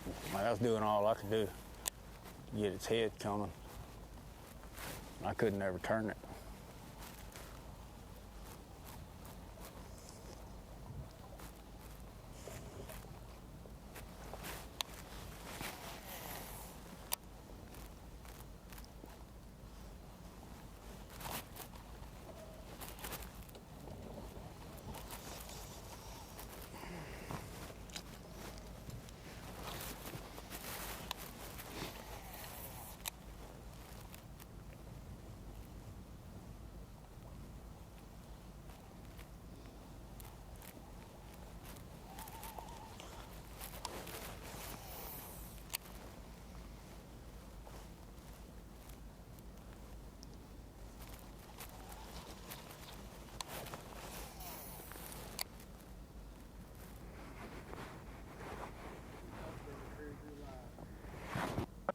We come up here just to, and we have not had a bite yet. It's not a deal where you catch a bunch, but when you do get bit, you can catch a big one. Now, that might mean we catch a 2-pounder or a 12-incher, but you can also catch a 9-pounder.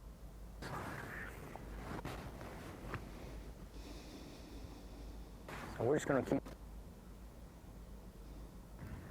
see what we can get to bite.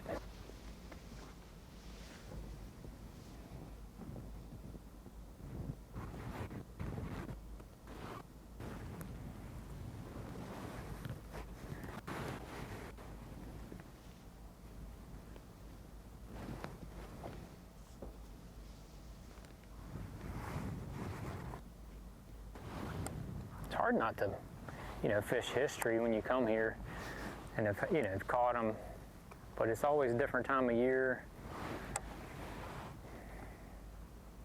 Picturing a little different phase, different tide, all that kind of stuff. So it's hard to, stay on top of them.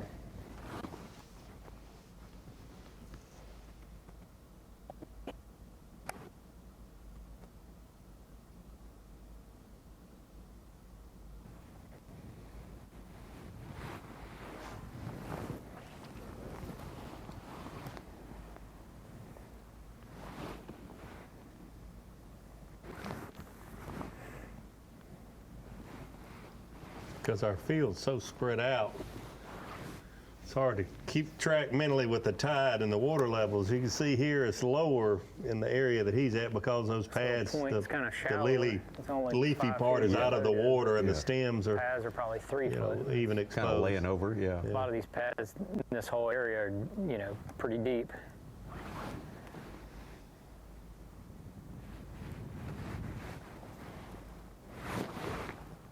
"30 miles south of Palatka versus 30 miles north of Palatka, you have a big tide difference there. A time difference, sure.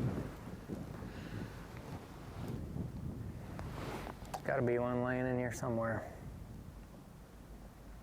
I always preferred fishing the pads. If you weren't just fishing them all day, to fish them on the lower tide so the fish were more likely out on that outer edge, narrow down that area that you try to fish. Yeah, because if you got 5 fish in that little stretch of pads you're looking at, what's your odds of putting it in front of one of them? So you better hope there's 100 in that little area. That's where the flippers really changed the game, is they always fished areas where if there's fish here, I can get my bait to them. They did not like to flip things like that. But we do nowadays, and we do catch them, so.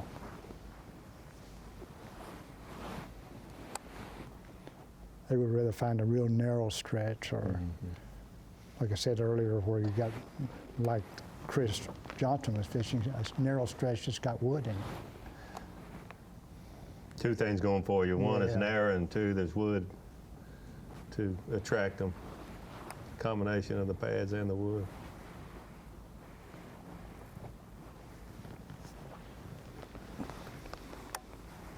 Come on, John, make me a liar.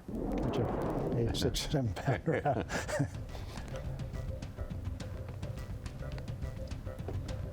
Well, when last we left Kyle Welcher, he was set up on a fish that he... Looks like he still is. Yeah, he was kind of determined to... Same spot, yeah. Oh, no, we moved on. We have Out on since the main moved on. river. Yeah.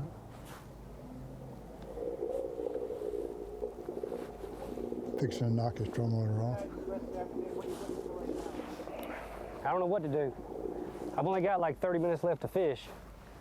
So I don't know what I'm gonna do.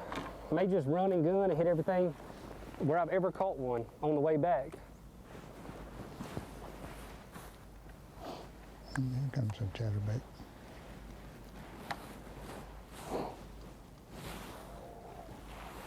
No, that's what he was. That white bait was what he was pitching on the bedfish. Yeah, I'm not sure. Yeah, that looks. I think that's a bait he was pitching on that bedfish. Yeah, that's why he knows where another one's supposed to be.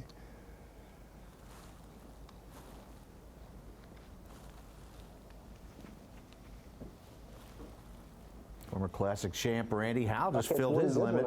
Good. He's up to 31st. Welcome back. Got 11 and change.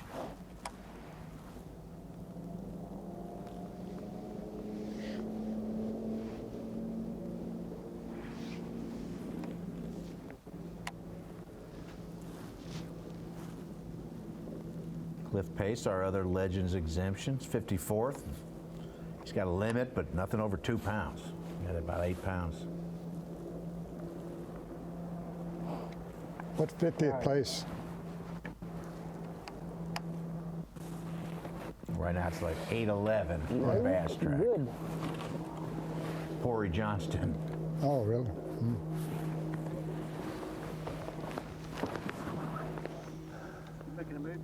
Yeah.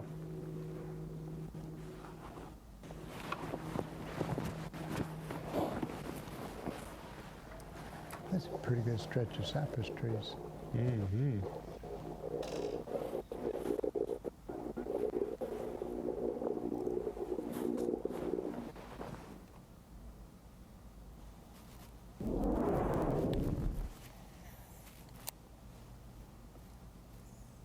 He must be last flight.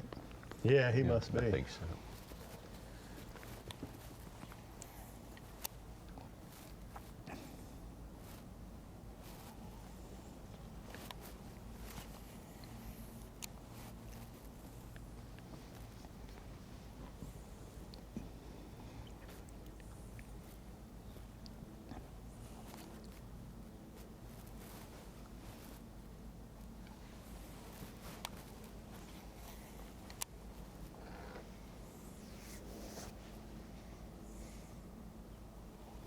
Yeah, I recognize where he's at. He's a long way from Palatka.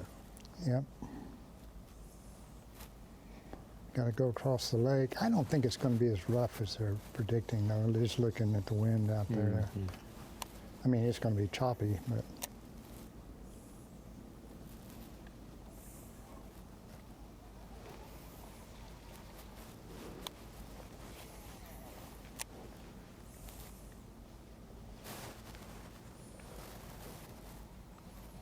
He's flight 3, so he's got till 4 p.m. Eastern to check in.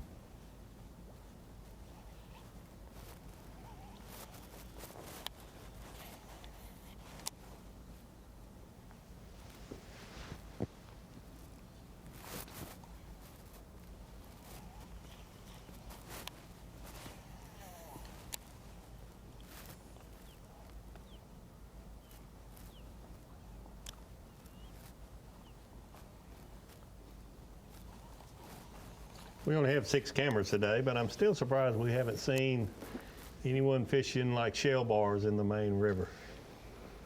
We've seen some main river flipping, but offshore bar, shell bar kind of, I'm surprised we haven't seen some of that. I think you really have to have an intimate knowledge of those shell bars, because just what I've talked to Cliff Prince over the years, you know, who lives there, it's such a timing game on those shell bars because of the current. They're so controlled by the current. And I think most of the shell bars are out there where you got some current to keep them clean. When Peter T. used to fish, you know, he was from Jacksonville, he'd say the same thing. The shell bars are just all timing. You may have about a typical tide fishing. You may have about a 30-minute window. You better be there. And the rest of the time, you're just wasting your time. But I'm good at wasting my time. Oh, yeah. So, we all are if Yep. you're a fisherman.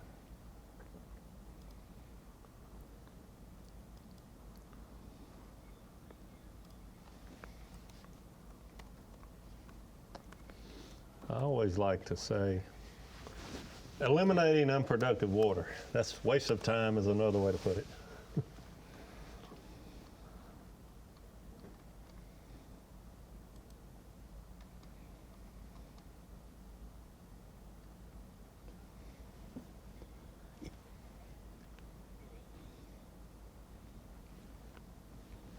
I want to remind you of something that kind of got started last year. It's a program called Bassmaster, new initiative of B.A.S.S. to kind of create some space, some opportunities for female anglers at all levels to learn more, just to maybe investigate whether they want to get into bass fishing. And if they are, we'll offer a lot of resources for them to learn everything there is to know about tackle, about boats, about fishing, finding fish, catching fish, and the fishing industry also, because a lot of women are interested in getting into that.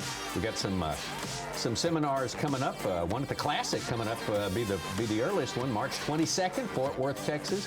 2025 Bass Pro Shops Bassmaster Classic Bassmaster seminars. Lots of speakers in there, lots of places to get connections established and get on the path to learning more about bass fishing. Bassmaster.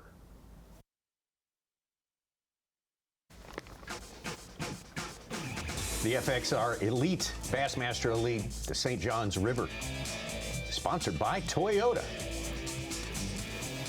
by Nitro Boats, by Dakota Lithium, and by Humminbird. We got some fishing time left in our broadcast here, our Bassmaster Live, first Bassmaster Live of the season. Well, actually, the first elite Bassmaster Live of the season. We got you live coverage of the final day of the first St. Croix Bassmaster Open of the year. From Georgia, and that was fun. That was a good one. Take a note of Wes Logan there. He just caught a 5.5 pounder, jumped up to 3rd place. He's knocking on 20 pounds. Wow. Alabama man making his stand here on day number 1, trying to, not a bad idea to put as much poundage in the boat as you can. We got a little cold night ahead of us here, so maybe hard to get things cranked up in the morning. Yeah, wasn't it Ronnie that in his fantasy picks picked 2 anglers because they were Coosa River? Yeah, I remember strong that. Yeah. arms, and didn't pick Wes Logan, but he picked some other guys because they were Coosa River. Scott. Yeah, and Matt Herring. And Matt Herring. Yeah. Anyway. Had the right river, the wrong guys. Yes. For now. For now.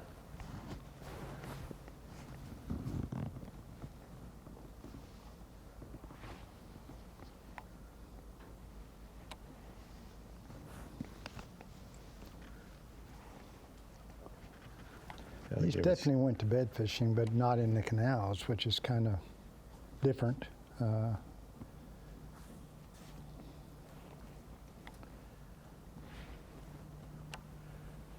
surprised to see Kyle bed fishing as much as he has today. I don't know him real well, I don't but either. I'm surprised.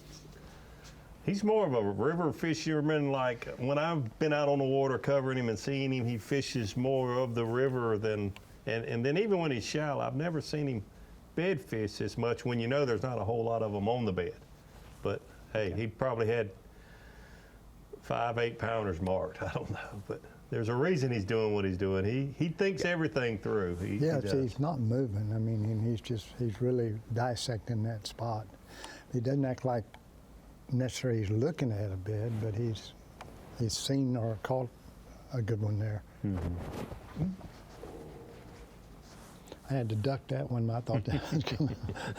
Thought it was in the back of the boat there. Better safe than sorry. Yeah. Even if you are in Little Rock. I've done it too.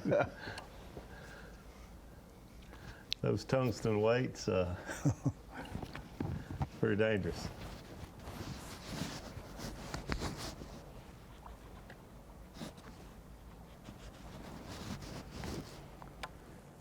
Yeah, there's been some some bad stories about that with people, you know. Oh yeah, I have too. Really bad. It's probably incredible we don't hear it more than we do, as many swing and misses as we have.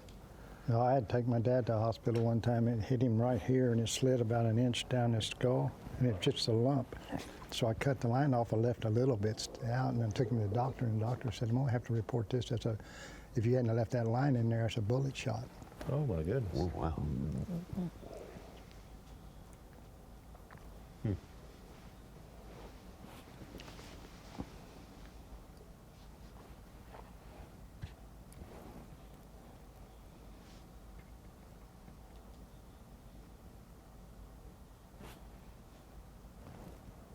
Boy, this very crucial last hour here. You can feel the thickness in the air with Kyle Welcher.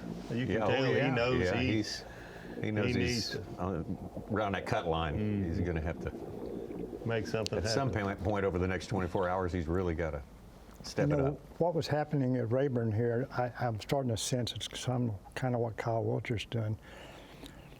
Even though most people are not observant enough to see he's probably following little shallow ditches going back into here. That, you know, Rayburn or a lot of those lakes down south in Texas, you follow those little drains as far back as you can into those creeks, because that's what the fish are following.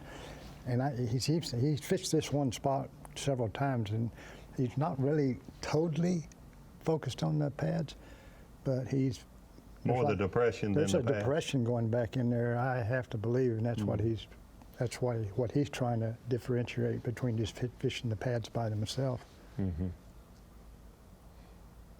We got time for Yamaha on the line right now, and we want to do it before things get closer and closer to the weigh-in. So for that, we're going to bring in our friend Kyle Jesse, our associate for many, many years. And Kyle, great to see you, and really enjoyed the halftime show today. You helped roll that out now, and you participated in many ways. One of them was to referee a casting contest between a couple of WWE guys. Did you sign up for that when they told you you were going to be part of the show?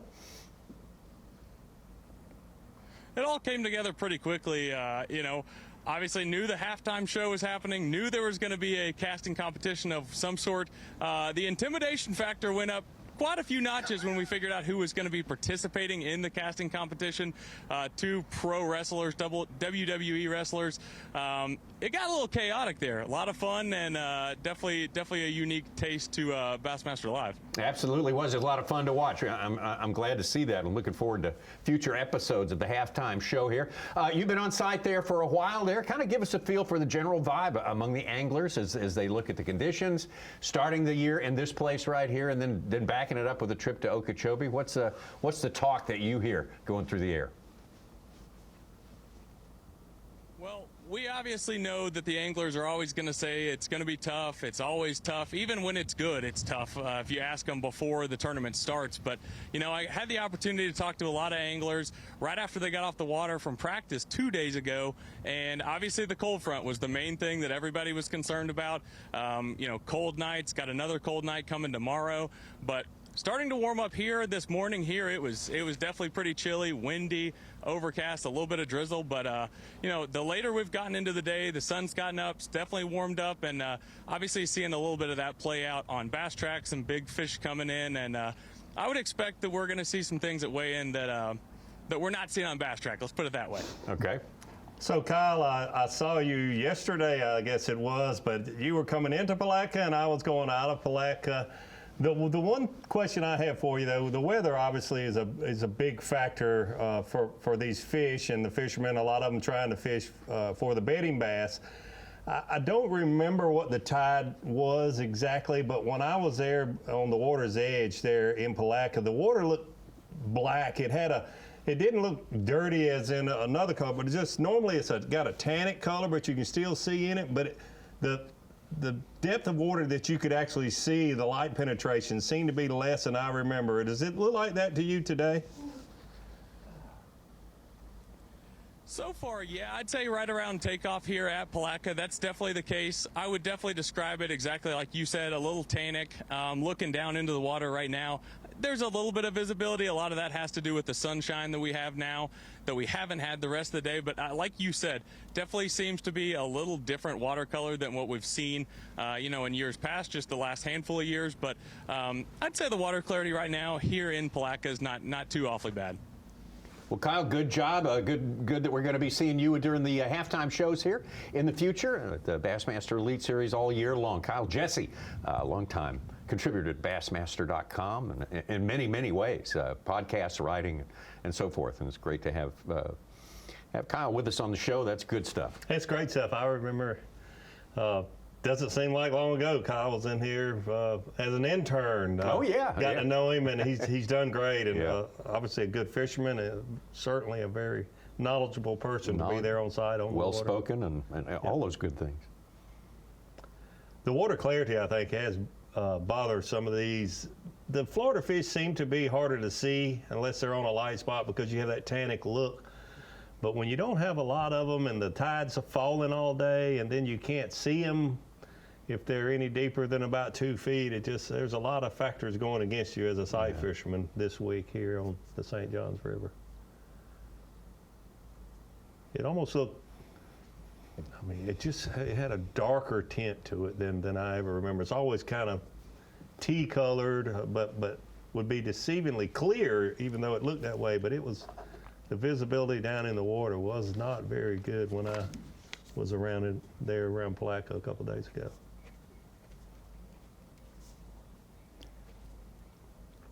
Have to get closer to the fish to be able to see them, and they're already spooky because of the weather conditions and the falling water.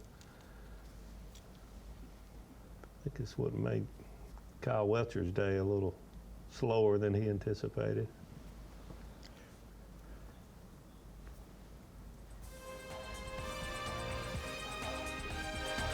Got another feature along with our halftime show this year on the Bassmaster Elite Series. It's called the Moultrie Mobile Behind the Tanks show, and that shows up on YouTube when the weigh-in gets started. Your chance to go backstage with the camera there, and as it gets the comments from all the anglers, what really went on in their minds during their day out there on the water. Should be very, very interesting as they start to unwind, sort of relieve the stress of the day. Maybe we can get some good information. Moultrie Behind the Tanks, check it out on YouTube starting at 3 p.m. Eastern Time. Got a bit more fishing to bring you here on this day one of the Bassmaster Elite Series, FXR Bassmaster Elite. Taking place right here on the St. Johns River here in Florida. Runs south to north, goes out to the ocean right to Mayport there in Jacksonville, Florida. Live coverage sponsored by Humminbird. We've seen some great pictures today. A lot of natural beauty in this part of old Florida is what how they promote this place, because it's wild. So much of it's kind of wild and uncommercialized. That makes it very beautiful. A lot of great wildlife. Lots of gators and birds today. We always like that. Jay Shakira likes what's happened out there today. 22 pounds even has got him atop the leaderboard. Bill Lowen coming up in second place. Wes Logan, Brandon Card. Wes Logan making the big move of the afternoon that we can see here. The Alabama angler having put a 5-pounder in the boat and jumped all the way up into third place. As our friend Rick Clunn pointed out, 5 pounds move you a lot of points, a lot of positions on a day like today. Oh, it's amazing what one big fish does for you. And in my career, I was really good at catching big fish. And Stay in the cup range. And some of these young anglers just naturally are. And of course, nowadays they also fish a lot of bigger baits than we used to fish. Oh. Yeah, and they're fishing, these swim baits and these glide baits and big worms and big top waters, and so. Caught some big ones through this stretch over the past 6 or 7 years I've been here. But it's hit or miss. Those standings didn't show Brandon Card's last 3-pounder. He's up to 19.5 pounds. Smallest fish is 3.2, and he just caught 2 of them in the last 15 minutes. Wow. Yeah, you see, you're hearing activity right now, but I'm not seeing any, obviously. So you're curious if it's just areas, or are they fishing a different style? My mind can't think of a lot of different styles that I haven't seen. Mm-hmm. The only thing that I can think of, like I mentioned, is fishing main river bars. Yeah. We haven't seen that today, but other than that, we've seen it. Did you ever fish the bars much? I did. I would go there sometimes, like in December and January before the events, and catch fish on the main river on the bars more. But covering, you mentioned Cliff Prince. One year when I was on the water there, not competing but covering the tournament, Cliff stayed out on the bars almost the whole tournament. And there was another boat or two. I talked to Cliff this past week a little bit about this, and it seemed like if a out-of-state tournament angler found and located a good bar there on the St. Johns that the fish were there, they would find that one and stay with it almost all day. So Cliff was like, so normally I could do these milk runs, but then there would be one guy that'd sit on a bar all day long. And there might be, he would know that window, 30 minutes or an hour where they were active, but that guy didn't necessarily know it, but he was just going to be there, through the time it happened. So, I know last year some of the anglers, that was a part of their plan, including the Brad Watley catching that one we saw on a lipless crankbait. 2 of them. Brian knew the year he won the first couple days of the tournament, he caught his fish out there. So.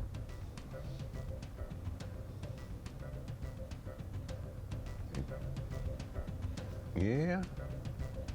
Our anglers making their way to where they must wind up before their flight is due, and that is Palatka, Florida. Easton Fothergill probably went the farthest among the group we were covering. Because he did say he was going to fish some bars on the way back. Easton did. Yeah, I didn't talk to him when I was down there earlier this week, but I did talk to 2 different anglers that said they were on some bars and some fish were actually coming up schooling around them. Some nice. Yeah, so I started in my area I thought I was going to go down at. Didn't go down, obviously.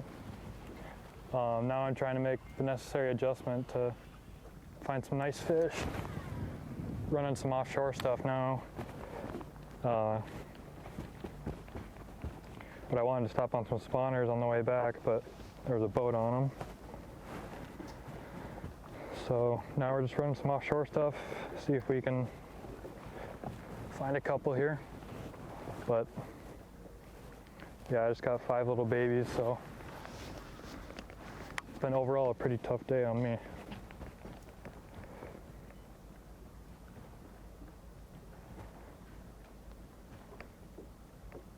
Easton from the state of Minnesota, where he won. It's the state where he won 2 of his opens last year. On Leech Lake, first time the Bassmasters had ever been to Leech Lake. Lucky for him, it was his home lake. So that's certainly a leg up. How many rods are on that deck? Oh man! I've never. I mean, you know, it's common nowadays to see that. Even, you know, Kevin got to where he had 4, 5, 6, 7 on each side. So, but that guy, I mean, Easton's got a few more than that. Looks like. You were speaking earlier about rehearsing for every scenario, everything that might happen. He's got enough rods on that deck for everything that could happen. Fair enough, yeah. Yeah, you have a full dress rehearsal, yeah. And that's the other thing. So he doesn't want to sit downtown and new bait, because when I do that, everything translates. Okay, to do this bait, how many casts am I losing? Well, he doesn't have to tie on the bait. He's already got it tied on. So yeah.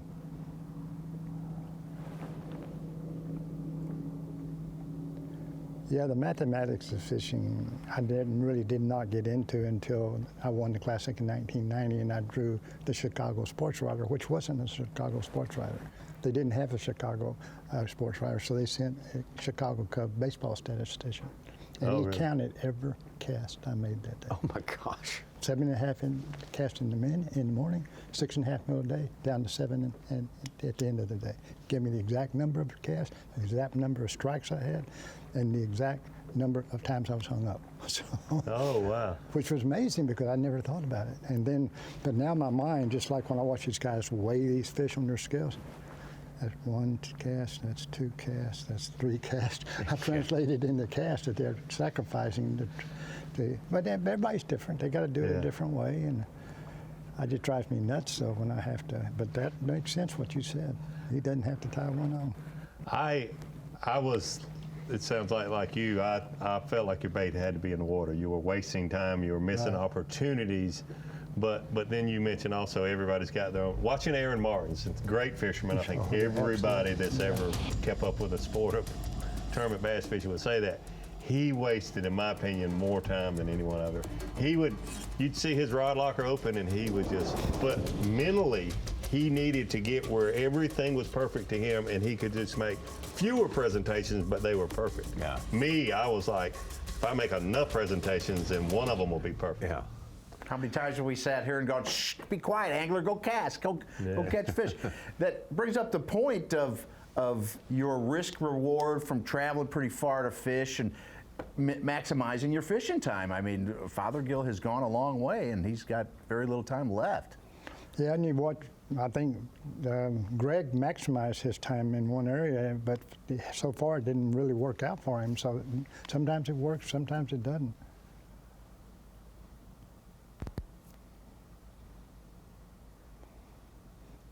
Once he got out of those canals today, Chris, he's pretty well stayed with that flipping stick and pitching pads. Do you notice he didn't bother to fish the wood? Yeah, I did. About the time you said that. Yeah. And that's, again, Just when we said Easton had everything he could possibly have tied on, he's tying on. He's got something new. What's one more? Yeah. That's right.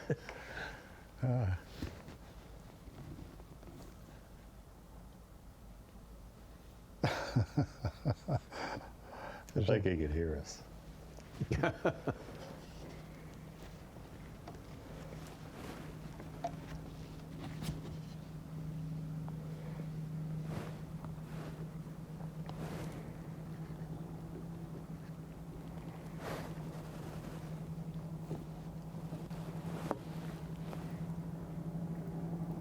In fact, you know, and again, it's just a difference in styles. 2016, 2020, I bet I never had more than 4 rods on the deck. Really? Yeah. That was always my way of knowing how tuned in I was. The more rods I had. Oh, yeah. And I totally agree. Yeah, but when I was really tuned in, there was no reason to have. And the 4 rods was probably 2 baits. You just had 2 of them tied on? Maybe, yeah. Yeah. I know I've been maybe not down to 4, but 6, and they'd only be, you know, 3 baits, but I'd have 2 of each. Yeah. You know, 1 and 1 for a backup. That's when you feel like you really think it's going to happen on this, or it's not going to happen.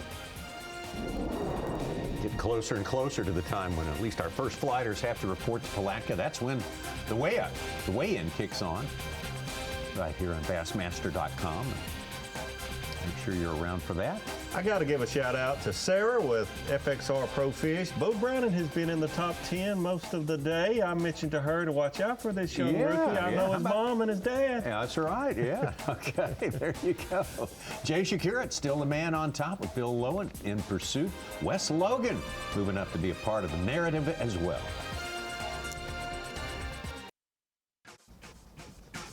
FXR Bassmaster Pro Fish Elite at St. John's River. A good time today getting the tournament, getting the band back together, getting the tournament going, getting the Elite Series back on track and going here for another year. Look forward to a great year. Jay Shakurat's making it a great year so far after just one day. He sits atop the leaderboard. There's Bill Lowen, Wes Logan, right behind Brandon Carr. Justin Atkins kind of quietly crept into the top 10 a couple of hours ago, and he's been steadily moving up there. He's one of those who has been fishing north and downstream from headquarters in Palatka. That's where the weigh-in's going to be coming from here in just a think few we ought to minutes. call Brad and tell him he needs to get in? I was thinking, boy. Well, he's an hour later than everyone else, Yeah, so yeah, he is. he's probably getting close to his time, his exit time, that's for sure. I want to go back down to Brad Watley. We saw him fight through some adversity earlier today, Davey. Oh, there's that music for the first time of 2025, Tommy Sanders. That's Brad right. Watley gets the honor, I guess the honor, because this is a little bit of a blooper. Brad Watley power pole replay of the day, swimming a black blue jig. Who needs a reel? Just grab the line, swing on in here. Power pole replay of the day, Brad Watley on a nice catch, doing it unconventionally. Power pole replay of the day. Now, Brad, we're supposed to be athletes.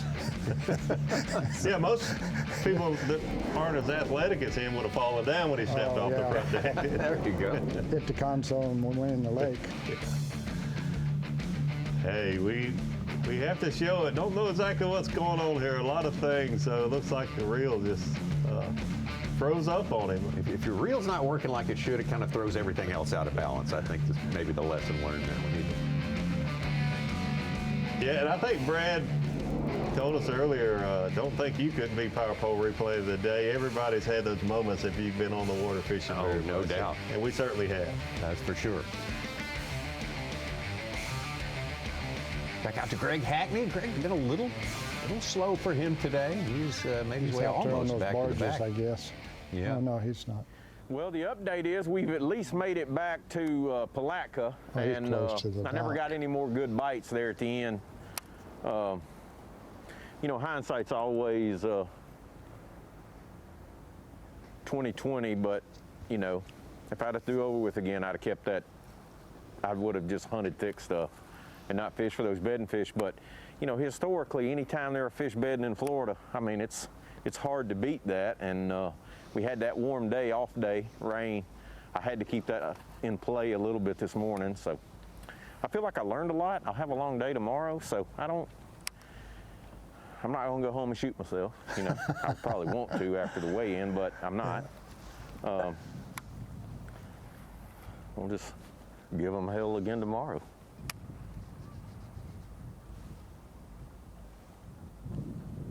Yeah, in 16 when I won, I caught my biggest fish the third day with the 31 pounds right there. No Really? kidding. Yeah. Oh my gosh. Yep. Were you fishing the barges out there or up around the docks? No, I was right on the bank, and back then they're not there. The last times I went, there's some reeds coming out to make a little tiny point, no bigger than this, and he was right on the edge of those dead reeds.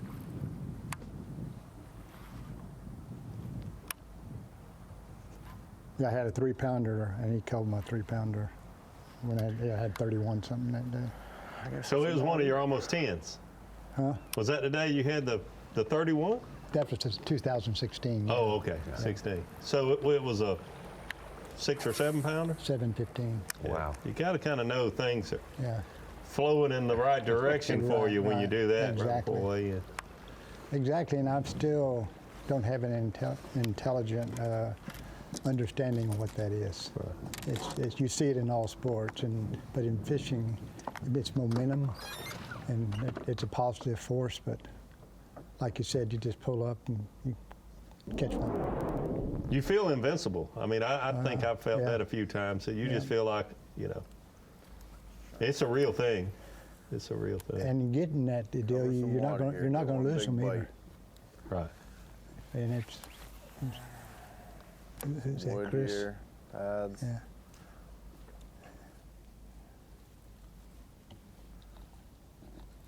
Really thought I would have got a crack at a big one by now. Probably had 2, lost 1 3 and probably one close to 3, but would have helped me a ton, but still haven't seen one of those giants.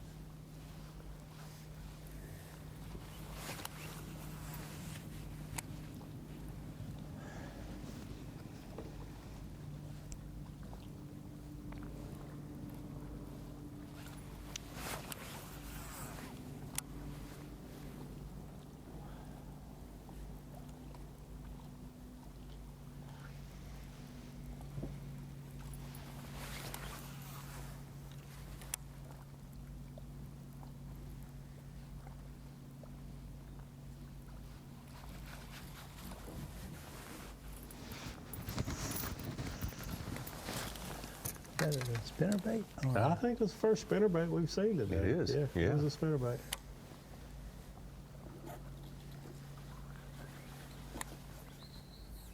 That bait is my favorite bait.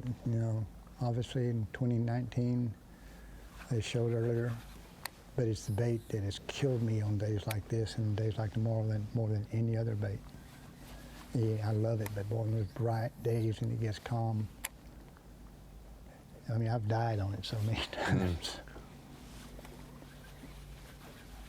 You always want to give it one more chance? Yeah, I'm learning, though, that really the bladed jig will catch them on days like that where the spinnerbait won't. Doesn't totally make a lot of sense to me. I agree. I've wondered if it's they can see the spinnerbait too well. Well overdue for a bite here. Or the vibration is that they're not in the right mood, but because they'll bite that bladed jig, I don't think it's a vibration. It seems that maybe it is. They can see the bait better than you really need them to. I don't know. Yeah, I've always kind of, like you said, none of us ever will know all the answers, but I've always thought it's the flash of the blades that kills you on days like this. Too much flash. Too much. Too much. Yeah. And with a bladed jig, you can go to dark blades. Well, we are going to flash to the weigh-in here momentarily. That's what's coming up next on Bassmaster.com. It's been great having you with us today as we got this year started. 104 anglers will be ready to go at it again. 8 o'clock Eastern Time tomorrow morning right here on Bassmaster.com. And on Roku, our streaming partner. Great to announce that partnership between the #1 streaming service in America and the #1 bass fishing organization in America. We'll have 6 cameras or 10 tomorrow? We'll have 6 cameras and then 10 on Saturday and 10 on Sunday. Top 6 tomorrow. Top 6, and from the look of it, it will be 6 different anglers. We'll be with the top 6 on the leaderboard when we start tomorrow. So we'll see some different parts of the lake. We're always looking for what else is going on that's different. Very much anticipating that. Large or small, we'll be excited tomorrow, that's for sure. Thank you for being with us today. The weigh-in starts at 3 p.m. Eastern Time right here on Bassmaster.com. We'll get that done and we'll get it started again, as I said, 8 o'clock tomorrow morning, 8 a.m. Eastern Time on Bassmaster.com and Roku. Thank Thanks for being with us as we kick it off for 2025, and we will do it again tomorrow morning.